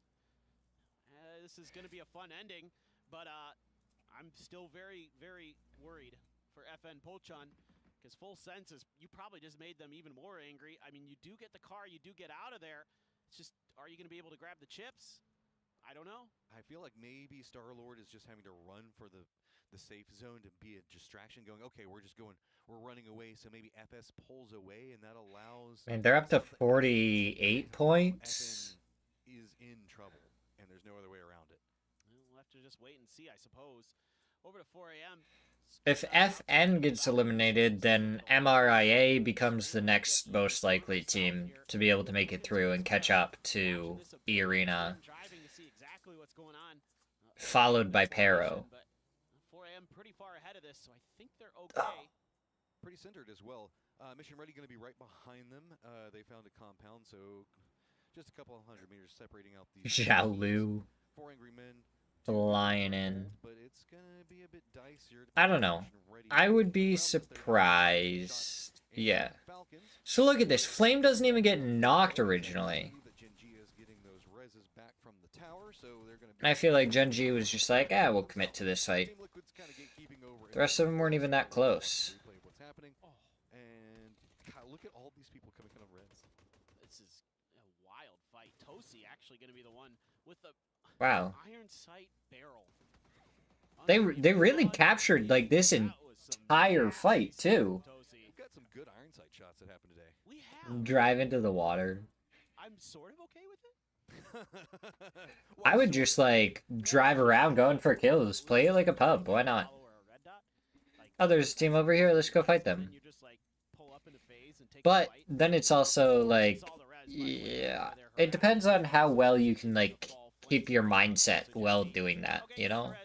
Because if you do that and then you can't like stay focused for the next set of games, which is probably gonna be Friday, Saturday, Sunday, then that if that nade rolled just a little bit farther. Gen G though, they've been rallying some pretty crazy games. Can the duo make something else happen? 4A, yeah. I'm not counting them out just yet, but those are some good they're pinned in, but they're I don't know. I said I felt like the cutoff was going to be 67 points.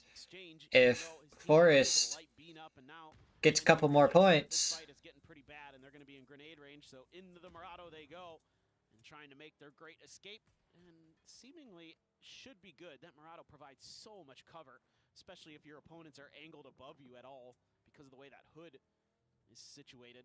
So yeah, Gen G okay. FS headed into the circle right now.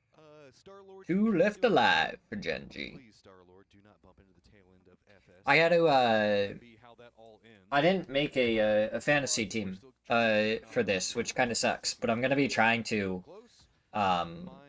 tomorrow. We might do it in the morning before we start playing Pokemon, or maybe in the middle. I don't know. We'll see. A lot of water still in that circle for sure. It's going to be pretty southern, but SGA, tough opponent to Yeah, I can make it now, but then I'll know if anyone at 46 points or anything like makes it through. Maybe we do it right after this then. I got some time before anything happens.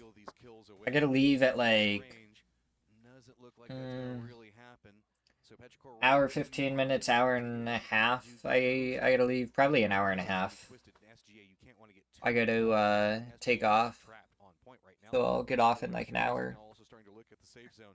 We're down to 51 in phase 3 already, and that's just a symptom of the circle because of just how southern this has been. And then I'll be back tomorrow for Pokemon. Actually losing a player to Falcons.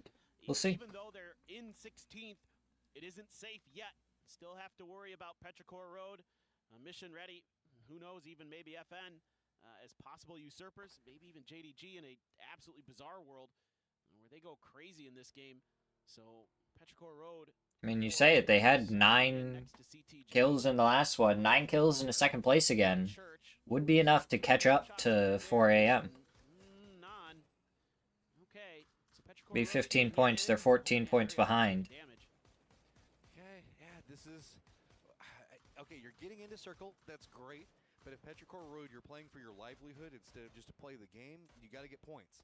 JDG is going to be on the other end of the trench that they're kind of roaming into. Change the game would be the more unbelievable one to try and make it up through there. Top of Petrichor Road and JDG both. Twisted and SGA already outside the zone could provide some options for them to be able to path in.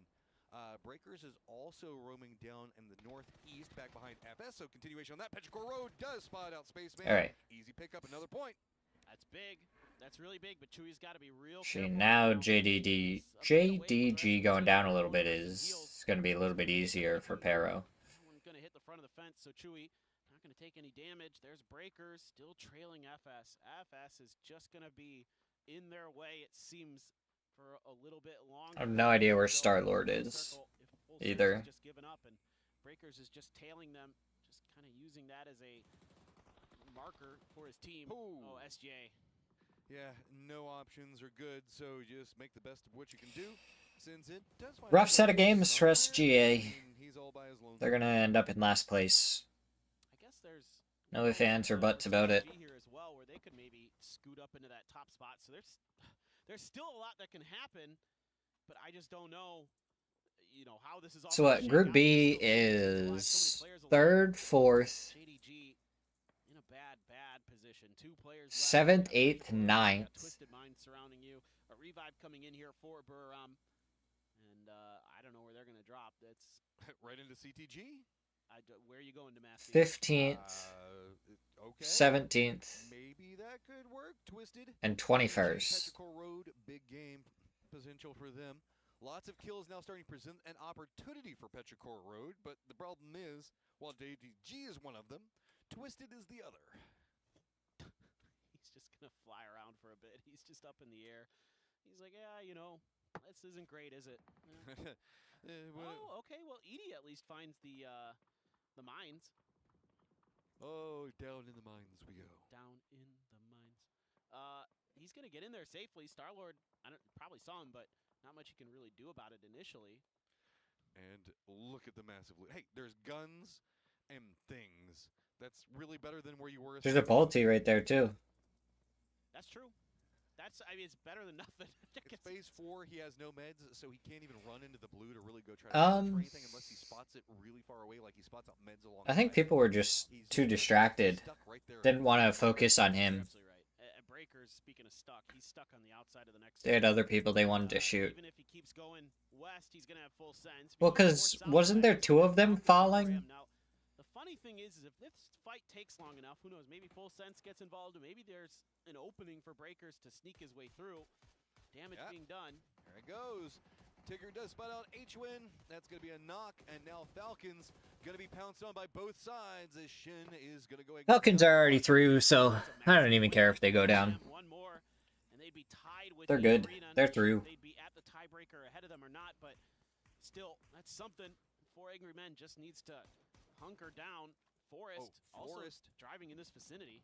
They're rolling right into Gen G in the wrong neighborhood. 4 Angry Men. Longs, what a huge point. Every point matters. That's huge.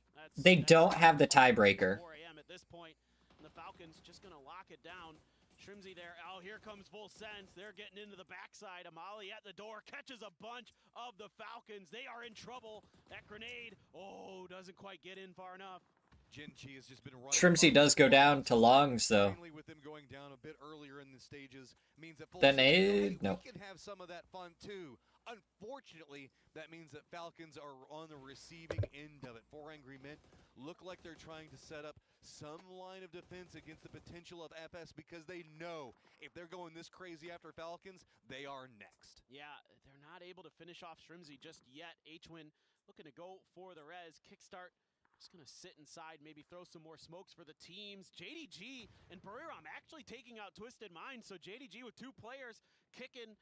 Still a Twisted Minds is at 70, though. They're safe. Oh, Breakers just got spotted. Couple of peeks on this Tongmu. Had himself a nutty day.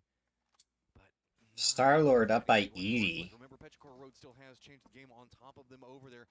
Kills for Petrichor Road are big. Burram still has a member over there. H1 takes a lot of damage. Like you were talking about with Twisted. So a lot of different moving elements. There's breakers going down. And of course, it's going to be FS. Why not? FS wants to fight everyone. Oh man, 4 a.m. They're pushing this. Doesn't have the tiebreaker, and they're down. Oh my God, Falcons hold firm, and that's put 4 a.m. in a very tight spot as far as the leaderboard goes. Wow. The game now going after Petrichor Road. Big problems for Petrichor Road. Down to just 1 in non. Change the game up on top of. Thought we were going to be more towards the high 70s. Problems upon problems. The only benefit to it is maybe that Team Liquid might have vision on this hillside. They are presently taking shots at Burram's last member, or maybe it's JDG's. I don't know. But that also could hold back, change the game, allowing Non to survive for a little bit longer. But he needs too many points, and he's just a solo at this stage. Yeah, it seems undoable for sure, Matt. As Shrimzy trying to back off. Almost annihilates Flash. Somehow got some damage into Flash, but Flash knows he had to prone down and was going for the heal. And that's going to be Falcons eliminated, but well within the grand final. So not going to be too concerned. You can see some smiles there as they had some fun. Never picking Shrimzy for here. Yeah. The last one alive here, the last hope for FN Pochon. So close. I don't know. Just the blue zone. Will goes for the shots. Edie's gonna get him, and that's gonna be all she wrote for FN. Now firmly eliminated. Yep. I'm gonna try and figure out who I want.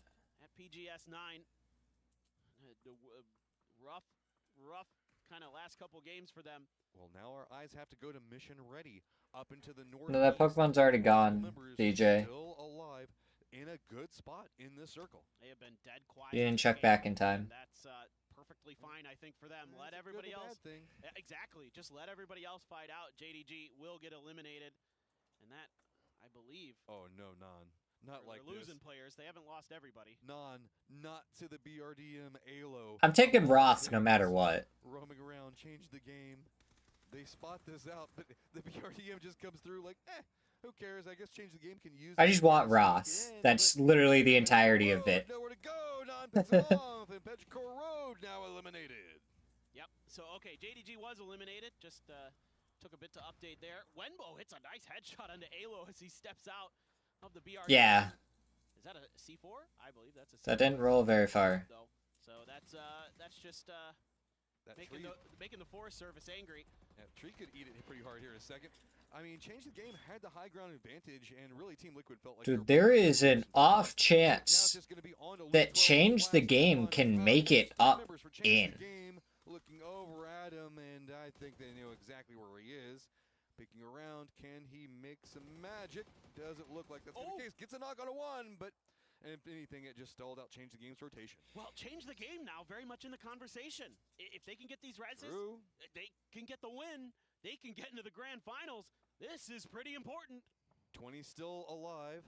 Gingy's Orca pretty close to the center of the circle. Forest down to the south. FS, who's been running amok on whoever they want. I mean, technically, both Mission Ready and Change the Game can make this. Turn left. There we go. Have an Austin Powers flashback. They got it done eventually, but they haven't gotten any kills. They haven't gotten any points in that regard. So yes, they're playing it safe. Yes, they're. Come on, Mission Ready. The problem is you've got Full Sense who's playing for fun, and they've got a P90 to boot. Right, but if Mission Ready does play for the win and gets the win, coming up against them, especially for Mission that's Ready. Forest, chilling on top of the roof. 8 points. That'd be so. If they get the win with 1 kill, they would need the tiebreaker to get above 4 a.m. It's gonna be hard. VP's positioning is really strong. Open angles from Mission Ready.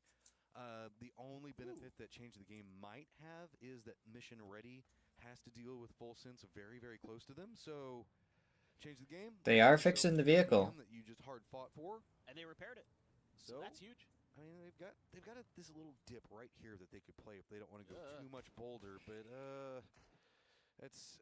it's okay. It just doesn't feel like a strong enough position. And the problem would be that Beamy is sitting there ready with a Panzer. So if they make a move, they could end up falling to that. But for now, I think they're happy to just take this edge. They're in and they're like, yep, good enough. Let's wait this out. We have to be patient. We have to Damn. be safe. There's still MRIA involved in this. So a couple teams still have hope, still have 4. Yeah, I think I'll probably... How many players can you grab? 4 or 5? 4, probably? It's been so long since I've done fantasy. Because it's different between group stages and regular. Focus in on them, though. The opportunity is there, but it is so 4 plus sub. on the opposing front of this. Mission Ready focused in on what was going on, changed the game, has a problem. Full Sense exploits that function, runs in right behind them. Mission Ready now has to turn back around. 3 members looking down the hillside, taking tons of damage. Full Sense just running right into them. No fear in these guys. They just want Oh. it all. Mission Ready in trouble. Mission Ready International Alliance eliminated just like that. Tanadol went absolutely crazy there. He was hitting Damn. headshot after headshot. Here we go. CTG making their move. To be fair, Salt, my gut was like, if MRIA makes it, they weren't going to play well. FS does not care. They just want to fight. I did really have, like, the gut feeling that they didn't play well, but with how they played today, I was like, oh my god, maybe they're going to prove me wrong. I want them to prove me wrong, but then they didn't. But it's okay, because when we make it to PGC, Snakers will be there, so... But they're starting to put themselves in the spot in between FS and Forest. The more that they keep shifting into the east, in Aries' position, he's at least scouting that out. Remember, Orca is still alive. 5 Snakers up against Roth and Rello. 7 points that Change the Game needs. They just need to eliminate some of these guys around them, or at least out-survive them. And FS could be the beneficiary for this. Really, if FS continues to roam around the way that they're doing, they're now starting to focus in onto Forest. Yeah, CTG has to turn their attention over to Forest Gaming. They have to look for either these kills or that clear of space. One of those two things has to go through. Hangy does some damage. It's actually Belmoth who finds that knock on a Scappy. I mean, Change the Game should be slightly aware of what's going to be going on over here. Yeah, starting to throw out the nades, see if they can rain down the damage. Also bringing in some extra cover. Yeah. Aries just being the scout and the shield at the same time. Change the Game doesn't have the angles they want, but it's being enough of a distraction. If they... On the side of it, that FS is starting to find the angles. They're getting the knocks. Wimbo does get the knock on a Kiss, and it is going to be FS that steals it away. This is brutal for CTG. They're doing damage, but it's Full Sense who's really capitalizing. Olympus stuck in some smokes. Tian just looking, praying with this grenade. Is he going to find Tanadol? They do get that point onto Olympus. That's something for CTG. 2 points. Challenge now mounts for you, CTG. If you want to hit that top 16, You made a clip earlier? right on top of you, but you could have some assist. All right, we'll check the clip in just a second. Pop off, backstab FS, and at any given moment, the BRDM rolling up the hillside right into FS. They've got smokes, they've got some cover, and Orca hiding out. FS, do you even have an idea this is coming for you? Wimbo jumps out. Oh my god, Oh. Tigger stands tall with that P90. He's going absolutely crazy. The vehicle blows up, and all of a sudden, it comes crumbling down for CTG, and they have to retreat. What did I do? Running back along this line, 10 kills. If they get back over onto this angle, maybe VP started playing more into the north. Remember, FS has flash very far to the north. Make sure that nobody can creep in back behind them, but they have no idea where Orca is. If Orca decides to get active at any moment in this, Lord knows what happens next. I don't really want to see that peak battle there against a P90. That is risky business. I mean, Orca, it just depends on when he feels like it. This is all just a feel play. Yeah. When does he want to leave? No one's going to suspect he's in there. No one's going to have any idea. Nothing bad. He is the sneakiest snake. I half believe you. No idea. Oh my god. So close. Pretty much just like looking for targets over Orca right now. Orca hears these footsteps, has an idea on how many people might be around him. FS very caught up and looking down and change the game, and Orca just kind of letting it go. There is also an interesting world where this affects who's in first, because Orca and Gen G presently have Tian is down. Now just one member up for change the game. This is getting dicey. The push is coming up. Tigger's got it. Goes for the spray, but no! Holds the line enough. Not Oh, he tries to go for it, but I don't think that was... Oh, that is just so brutal for them. They fought tooth and nail, 10 kills, but it's not going to be enough. We know who Okay. Last team is going to be that qualified, and it's 4 a.m. with that 57. Yeah, game is over. But we still have a game to finish. Orca still a role to play in this. Full Sense having a tremendous 16-kill game here to wrap up the group stage, but now VP starting to flex their muscles. Right. This is muted. 16 kills. These guys have just been roaming Change the around. game would be the absolute more terrors on this lobby. to try and 2 make it points up through there. separating out them and Jin. Yeah. Oh, Orca tries to do something, but it's If Change the Game had made it up through there, that would have been an insane call right there. We appreciate you saving us and giving us the chance. I don't know, dude. I don't know. Yeah. My brain just shut off. Okay, Nixie does spot out Belmont as well. So remember, FS has been fighting for a long time. Kind of weakened. 4 members up for VP, 2 for FS. All right, here we go. Tanadol, though, did scoop that P90 into his hands. Belmont. I mean, FS are playing for first place right now. They just need... They don't even need to kill them all. Only 2 kills needed. One. If he can get another knock in the 2 flushes, they get first. They don't even need the win. They want to lean into their numbers advantage. Flash still has himself Panzerfaust as well. I think that we saw that flip over just a second ago. Flash. Oh, you missed the shots. VP, who had a lot of momentum, now having to start to retreat. Thanadol does move into the lower ground section and spots out Nixie. Oh, but Thanadol gets knocked by Beamy. Beamy looking to claim, and he does. Yeah. It is going to Second place for FS. Pro that gets the final chicken dinner of the day. That was an Feels like a curse. crazy game. I mean, respect the chance. Yeah. You proved that you could have qualified. They tried, man. They tried their damnedest. A lot of disappointment. Ba-ba-ba-da-ba. PUBG.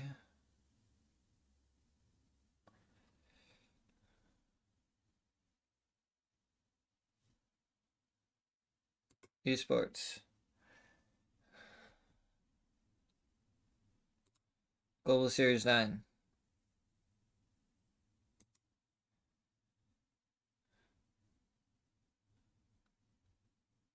Damn.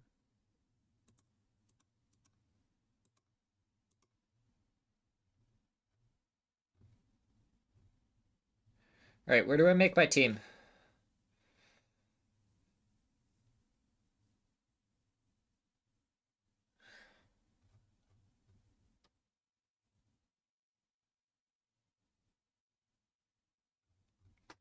Where do I draft my team, Salt? Is it not on OP? I thought it was on OP. Am I crazy? Power rankings. DN Freaks, Twisted Minds. It is on Twire?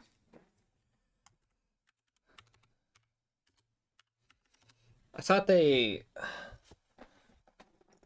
did. Whatever. You. Fantasy. Yeah. Oh, am I not signed in? Sign in.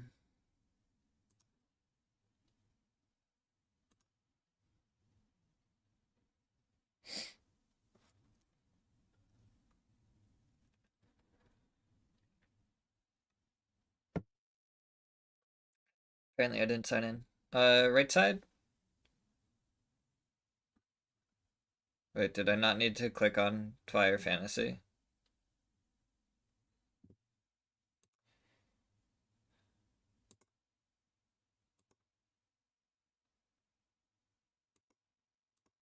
Ay.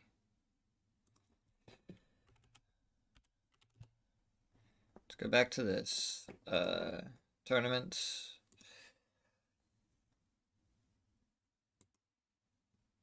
PUBG. Right.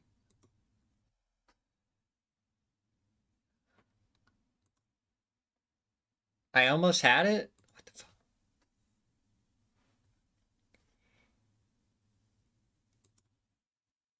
Oh, here we go. Oh. That was funny, me trying to find that. Did I not just log in? Here, let's not DDoS my name again. Just try and sign in really quick. Okay.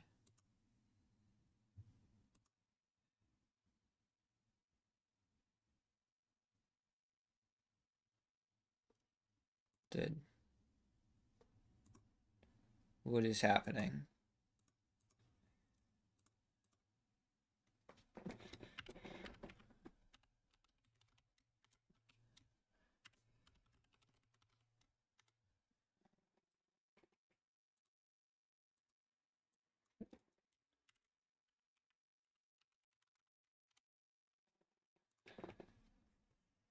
Email already in use. Okay.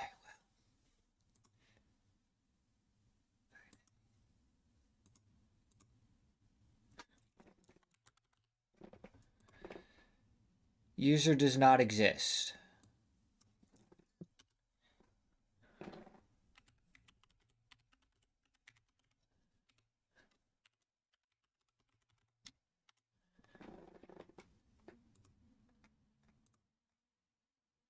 What the fudge?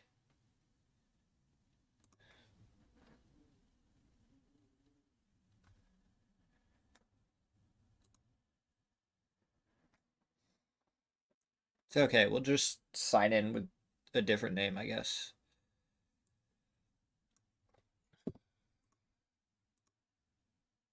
I don't even...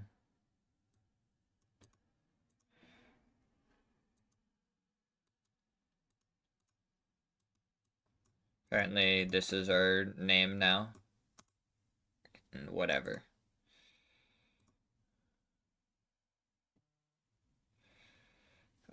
Pick team.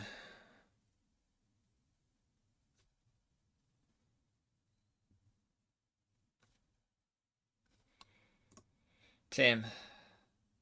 I'm gonna take Roth. I'm gonna take... Oh, can you only take one player per team?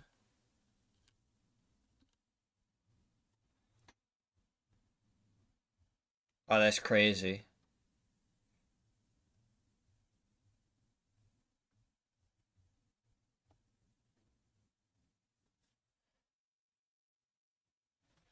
Only one player per oh, that's crazy.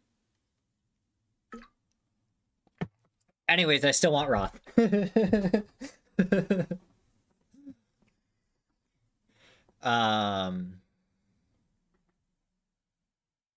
Wow. 400% on survive. Kill, died quickly, but he's died. Thanadol died quickly, but also survived. I have 100,000. So theoretically, if I just took... Yeah. Players...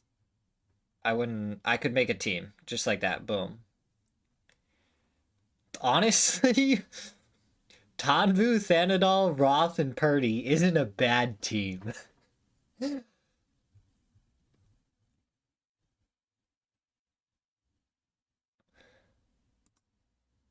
But if we take, like, Thandal off, add Hakatori, then who can we grab? Who's the... I could take 7-7, Alo, or Luke 12 instead.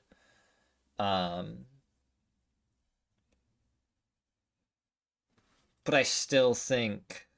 Because this is by price right now, right? Dude, there's gotta be, like, some crazy picks down here. Those are all subs.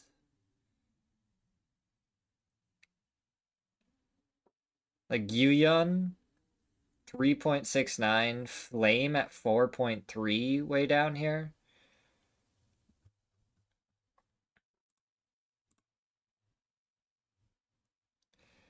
Let's I really do want Roth. I don't think you get a sub for this. So Bean, Tanvu. I really do think you need Tanvu. For price, Bean's really good, but I think Orca is way better overall. And then with what I have to work with, honestly, Lucarux?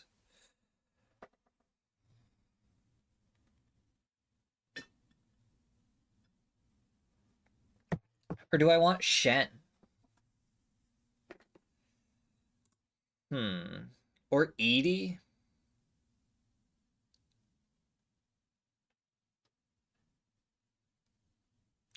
Edie would be, I still think is really decently priced.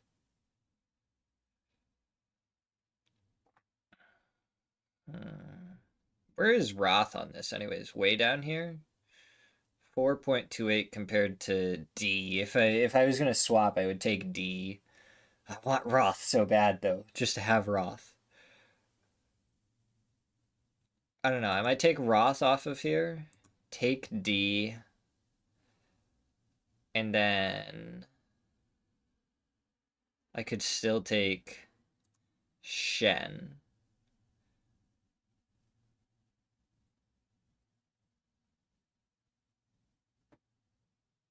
I could take Tanvu out and take Shen out, and I still... Oh, because I have Orca, right? So I wouldn't be able to grab Bean. Because I think Orca is gonna... Yeah, Roth is killer too, and if he pops off, I'm gonna be so sad because I want him. But, like, this is also a really good team. Orca, D, Tanvu, and Shen.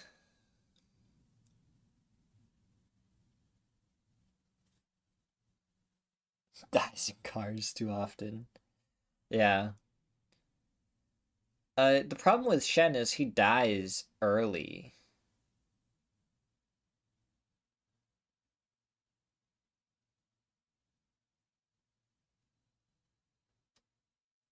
Is that... No, it's...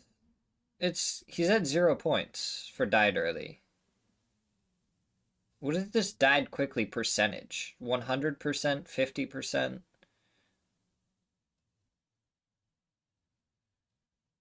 Yeah. Dude, this could be a crazy team.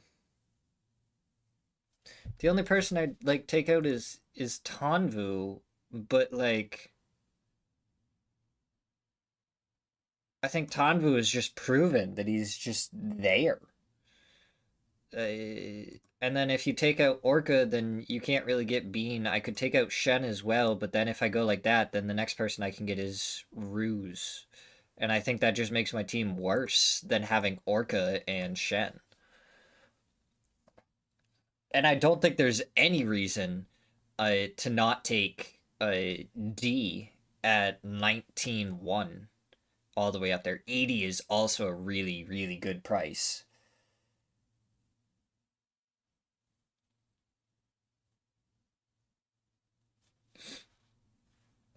Yeah.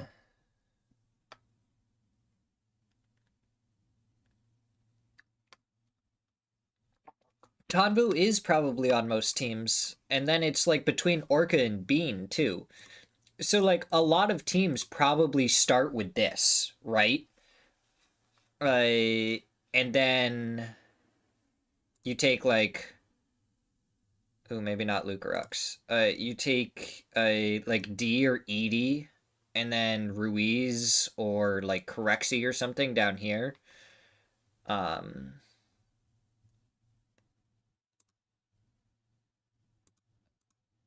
That, or you have like Thanadol and Tanvu, or like Hakatori and Bean. But I think you also have like a D or an Edie on everyone's team too, and you have like a flex pick there, but I'd be surprised if D and Edie aren't on a lot of people's teams.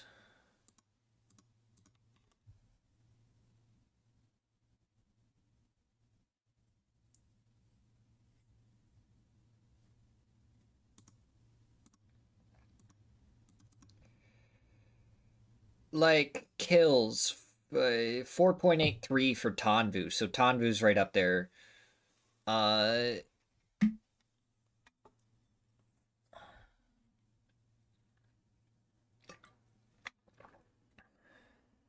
Damage, Bean is way up there over Orca and stuff.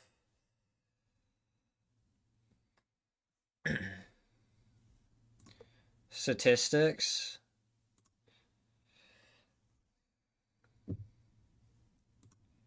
Pick percentage. Tanvu is only picked 4.25%.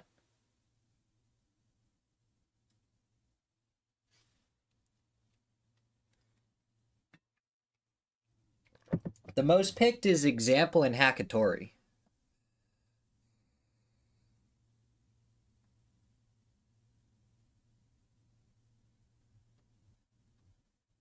What is this?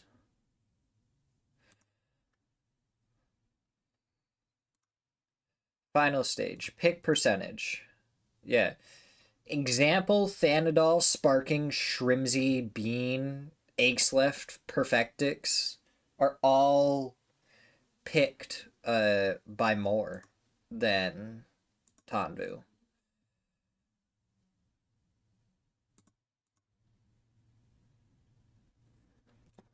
I had it sorted by points. I'm pretty on the other page.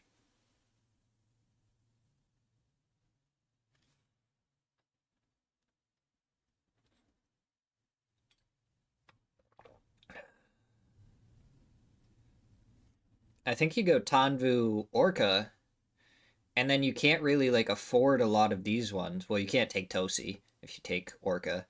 I think Thandal and Tigger become too much because I think you got to pick up D for his price. And then Shen becomes the next best pick you can get after that.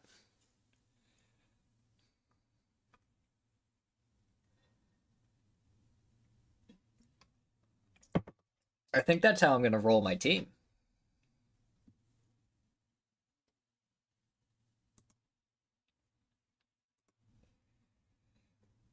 I think I'm going to take Tanvu, Orca.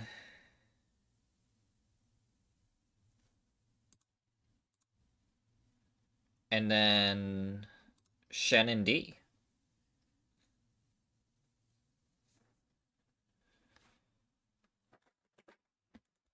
Because I had it done by points per match up here. So the fact that D is up there with 19 at 19.1 is crazy. And Edie is a really good price too. But like if you take Shen away and you pick up Edie for the price, it's not going to help me at all because it's not like I can take Tanvu away and get Bean, who is the top scorer.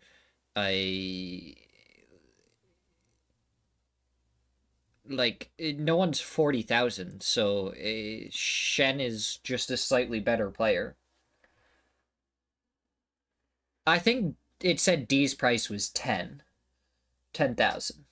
It was like 10,100, I think.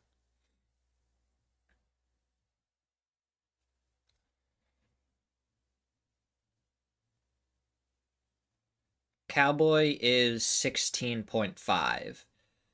So technically, if you wanted to bet on Cowboy instead of D, then you can take Shen away and you could pick up Lucarux instead.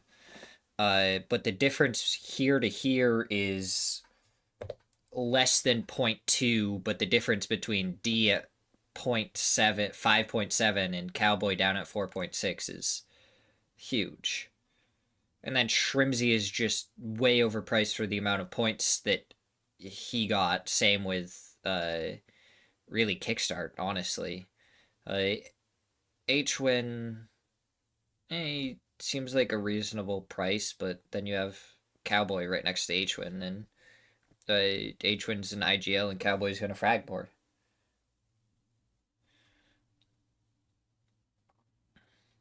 Then Roth all the way down here at 16.7 is still not bad.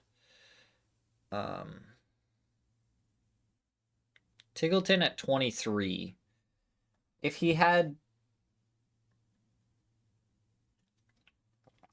was still his fragger role, I'd do it, but he's losing points because he keeps on dying early.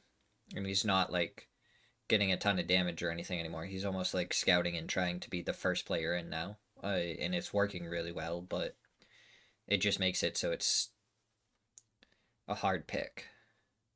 You could flicks all the way down to... where's Sparking? Oh, Sparking's probably way up here. I wouldn't mind taking Sparking.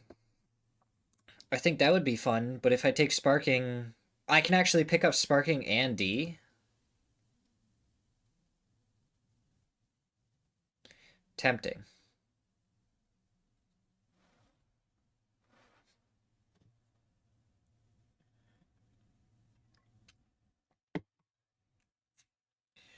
I think Team Liquid can pop off.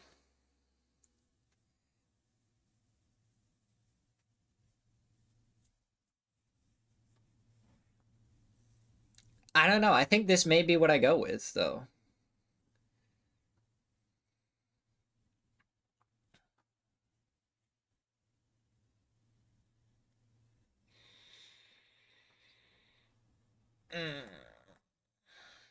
Sparking or Shen? Shen did so much better for Sparking and is cheaper than Sparking, but I think I'm sticking with Tanvu Orca no matter what. And I want an Alcadzia player.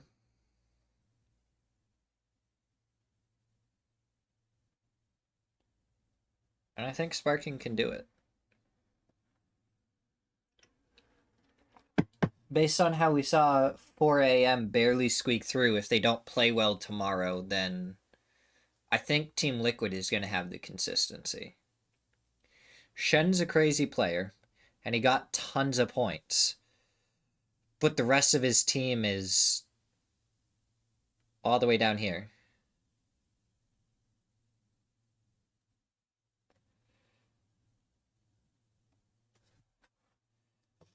The Americas got taken over by all North American teams, and Rock and Fury are still going to make it to PGC.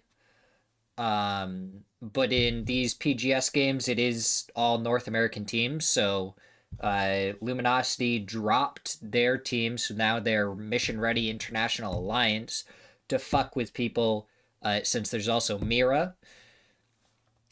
And pretty much everyone participating in PGS right now is probably going to make it into PGC.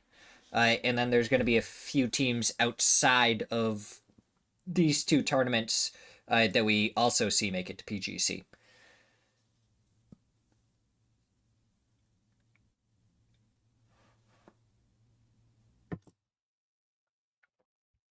Yeah.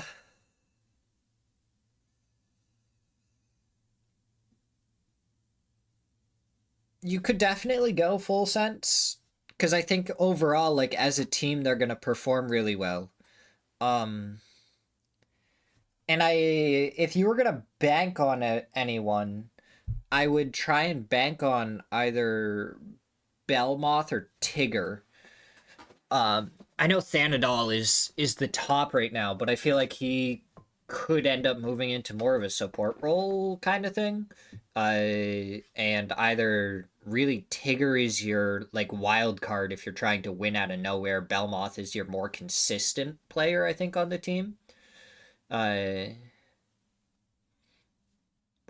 is really a wild card, but he can clutch up and get you crazy points like he did.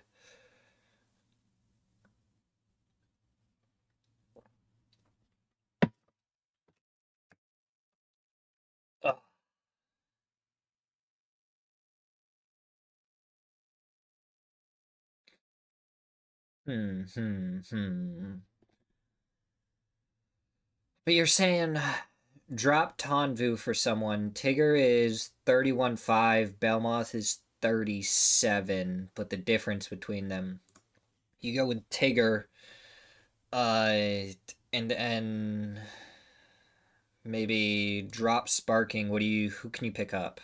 You can pick up Lucarux at that point.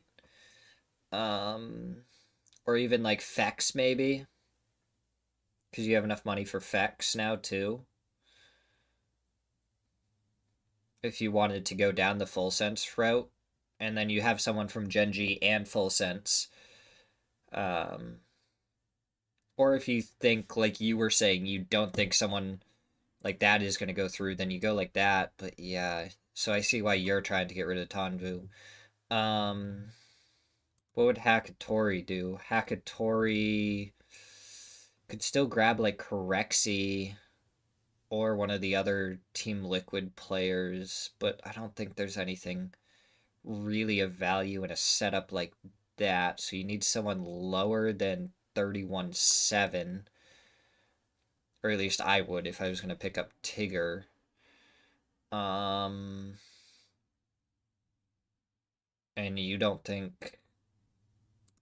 so then you take, like, Lucarux at that point for VP. And then you're looking through this, you have... What? 25, just under 25,000 to use. So then you have a lot more options. Sparking, Vard are there again. I mean, again, you have, you said you weren't going to go down the Gen.G route, possibly, so then you can pick up James, Hwin, Perfectix, Gustav. I think this gives you a lot more options if you're trying to go down the Full Sense route. And stay away from the Gen.G because you thought first place is out. I think you pick up... And technically you don't have to grab D with this route either, but I think Tigger, Lucarux, and then you pick up D or Eddie. And if you take out D and you pick up Eddie, then... I don't think it really changes too much, honestly. Yeah. I don't think it changes too much. And I think Alcadzia have good enough players that D is just worth it. Yeah, I wouldn't either. So, I mean, if you were avoiding, like you said, if you're not going to pick up Tanvu or any of the Gen.G players, I think it's worth it for like a Tigger, Lucarux, D, and then you can kind of like flex on the other ones. Sparking, Vard, James, Hwin, Perfectix, Gustav, Baron, Fairest, all good picks, really. I mean, even going further down examples, Extends, Tiggleton is available if you do that.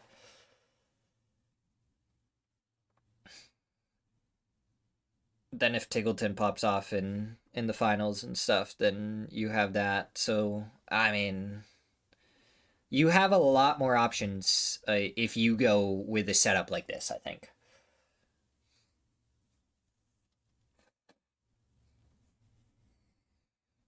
Yeah. But this, if I was putting in my 2 cents on who I think you should take, based on what you've told me, I would take these 3 and then decide what you want afterwards. I am going to take Tanvu, Orca, D, and Sparking. I'm going to lock this in for my day 1.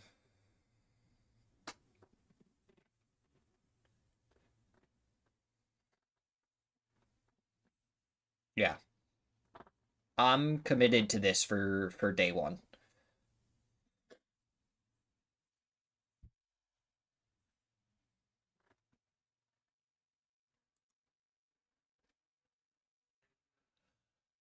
The question is, who do I want as my captain?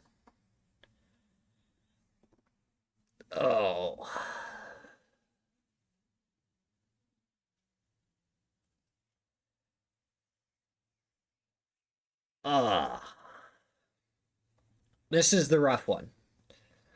So if we go straight up by who got me the most points, or who would have got me the most points if I had picked these guys, it'd be Tanvu. Orca got the second most, and then D and Sparking. Who do I think is gonna actually perform? I think I still would go Tanvu here.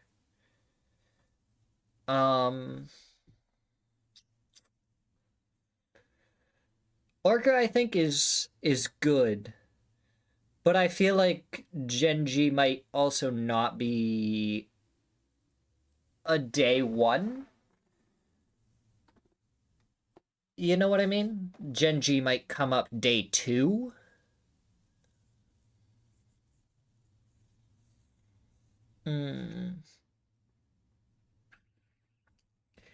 Day 2, day 3 for Gen.G. Expendables. I don't think... Alcadzia had a strong day 1, though. And so didn't Sparking. Or, like, Team Liquid I could, like, see doing really well. I know for a fact I'm not choosing Orca. Now... Alcadzia could have a really good day 1, but I don't know if I want to put it on D for day 1. So I think it's between Tanvu and Sparking. And I feel like Team Liquid can be the epitome of consistency. So if they have a really good day 1, they're going to have a good day 2 and day 3. So I can swap my captain to Sparking if I need to. I think I go with Tanvu. I think he would give me the most bang for my buck.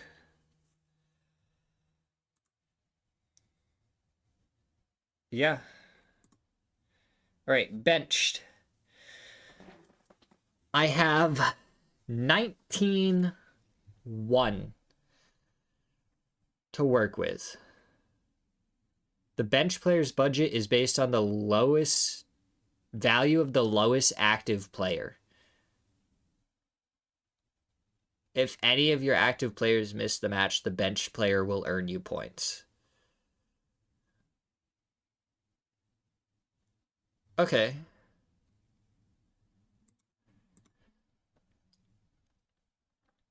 Like, I could take Edie as my sub.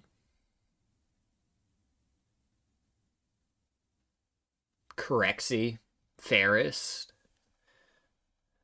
Dude, get Ferris in here. Navi.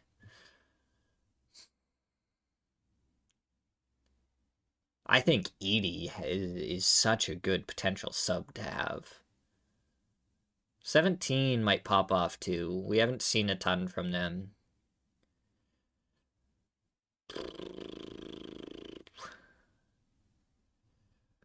Looking at my options. Like Extends could be good. Jacob.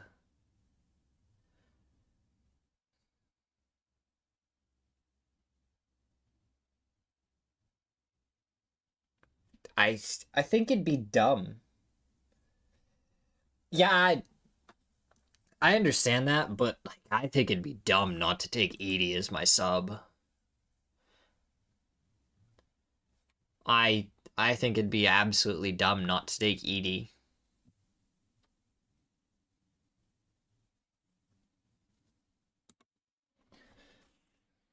I would be surprised if Edie isn't a lot of people's subs.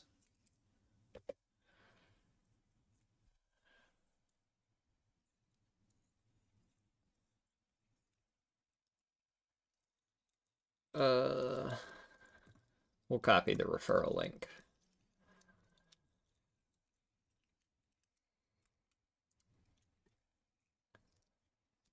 Could you imagine that Edie just absolutely pops off in points-wise and I don't get his points?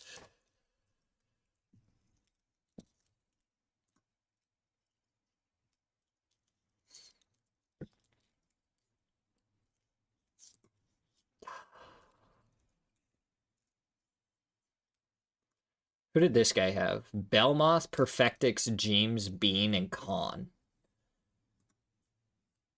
What did he have day one? Tanvu, Hakatori, Batulins, Corexi. Tanvu, Hakatori, James, and Tosi. With Roth on his bench. Belmoth, Perfectix, James, Bean.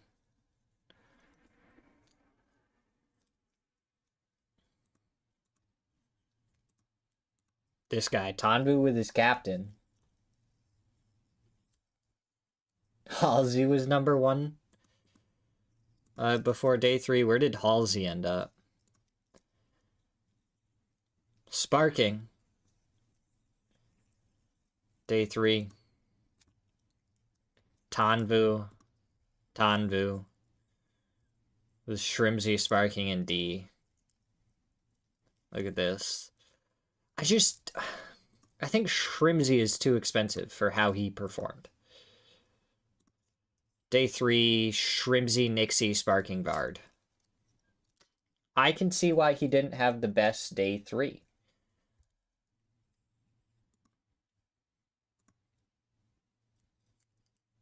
I think Bean was the Bean and Belmoth really helped this person get number 1. Kiss, Sparking, Tigger, Bean. Yeah, see? I was literally between Sparking and Tanvu, and it seems like a lot of people had Tanvu and Sparking on their team, with Sparking getting captain quite a bit for day 3. But it looks like all the tops had Tanvu as captain. Besides this, maybe? Yeah, Hakatori. Hakatori had a really good one, though.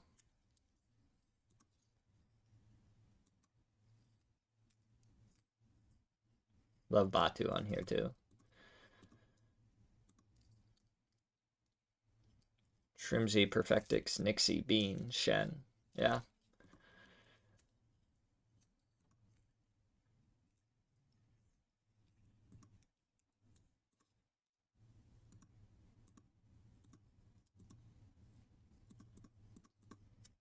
What about 4th place? Lucarux, Bean, Tanvu, Hakatori, Batulins, Corexi, Tanvu, Hakatori, Gustav, Luke 12. I feel like Luke 12 was just a pick to pick, and then Cowboy on the bench. Interesting. Day 3. Yeah. Seeing a common theme, though. And it's Tanvu and captain's slot, so. I don't know. That's what I'm gonna go with for my team.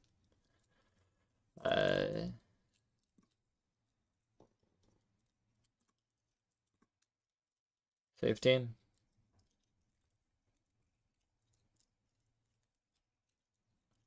I think this is a really solid team for day number 1. And then tomorrow there's nothing, so we'll just play Pokemon. Friday, I might get on. I might not be on in time right away for day number 1. So I might watch it through YouTube to try and get caught up. And then if we do get caught up, then we'll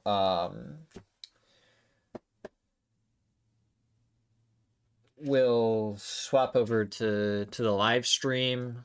And then we'll play Pokemon afterwards on Friday. And we'll do the same thing Saturday and Sunday as well, probably. And we'll update our fantasy team before we play Pokemon each day, too. We'll see how well this does. Yeah, I love the look of this team. I think it's going to be good. I think we got really good value. And I think they'll do really good too.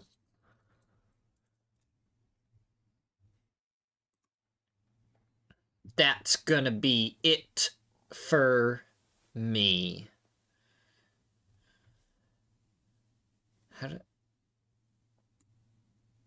I should have only gotten 150.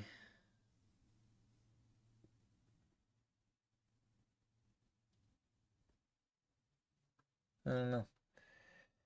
Yeah, I hope you have a wonderful evening as well. I appreciate anyone and everyone that did stop by. Thank you guys so much. Salt, I'll see you.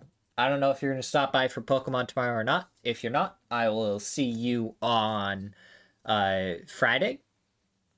And I hope you have a wonderful rest of your day.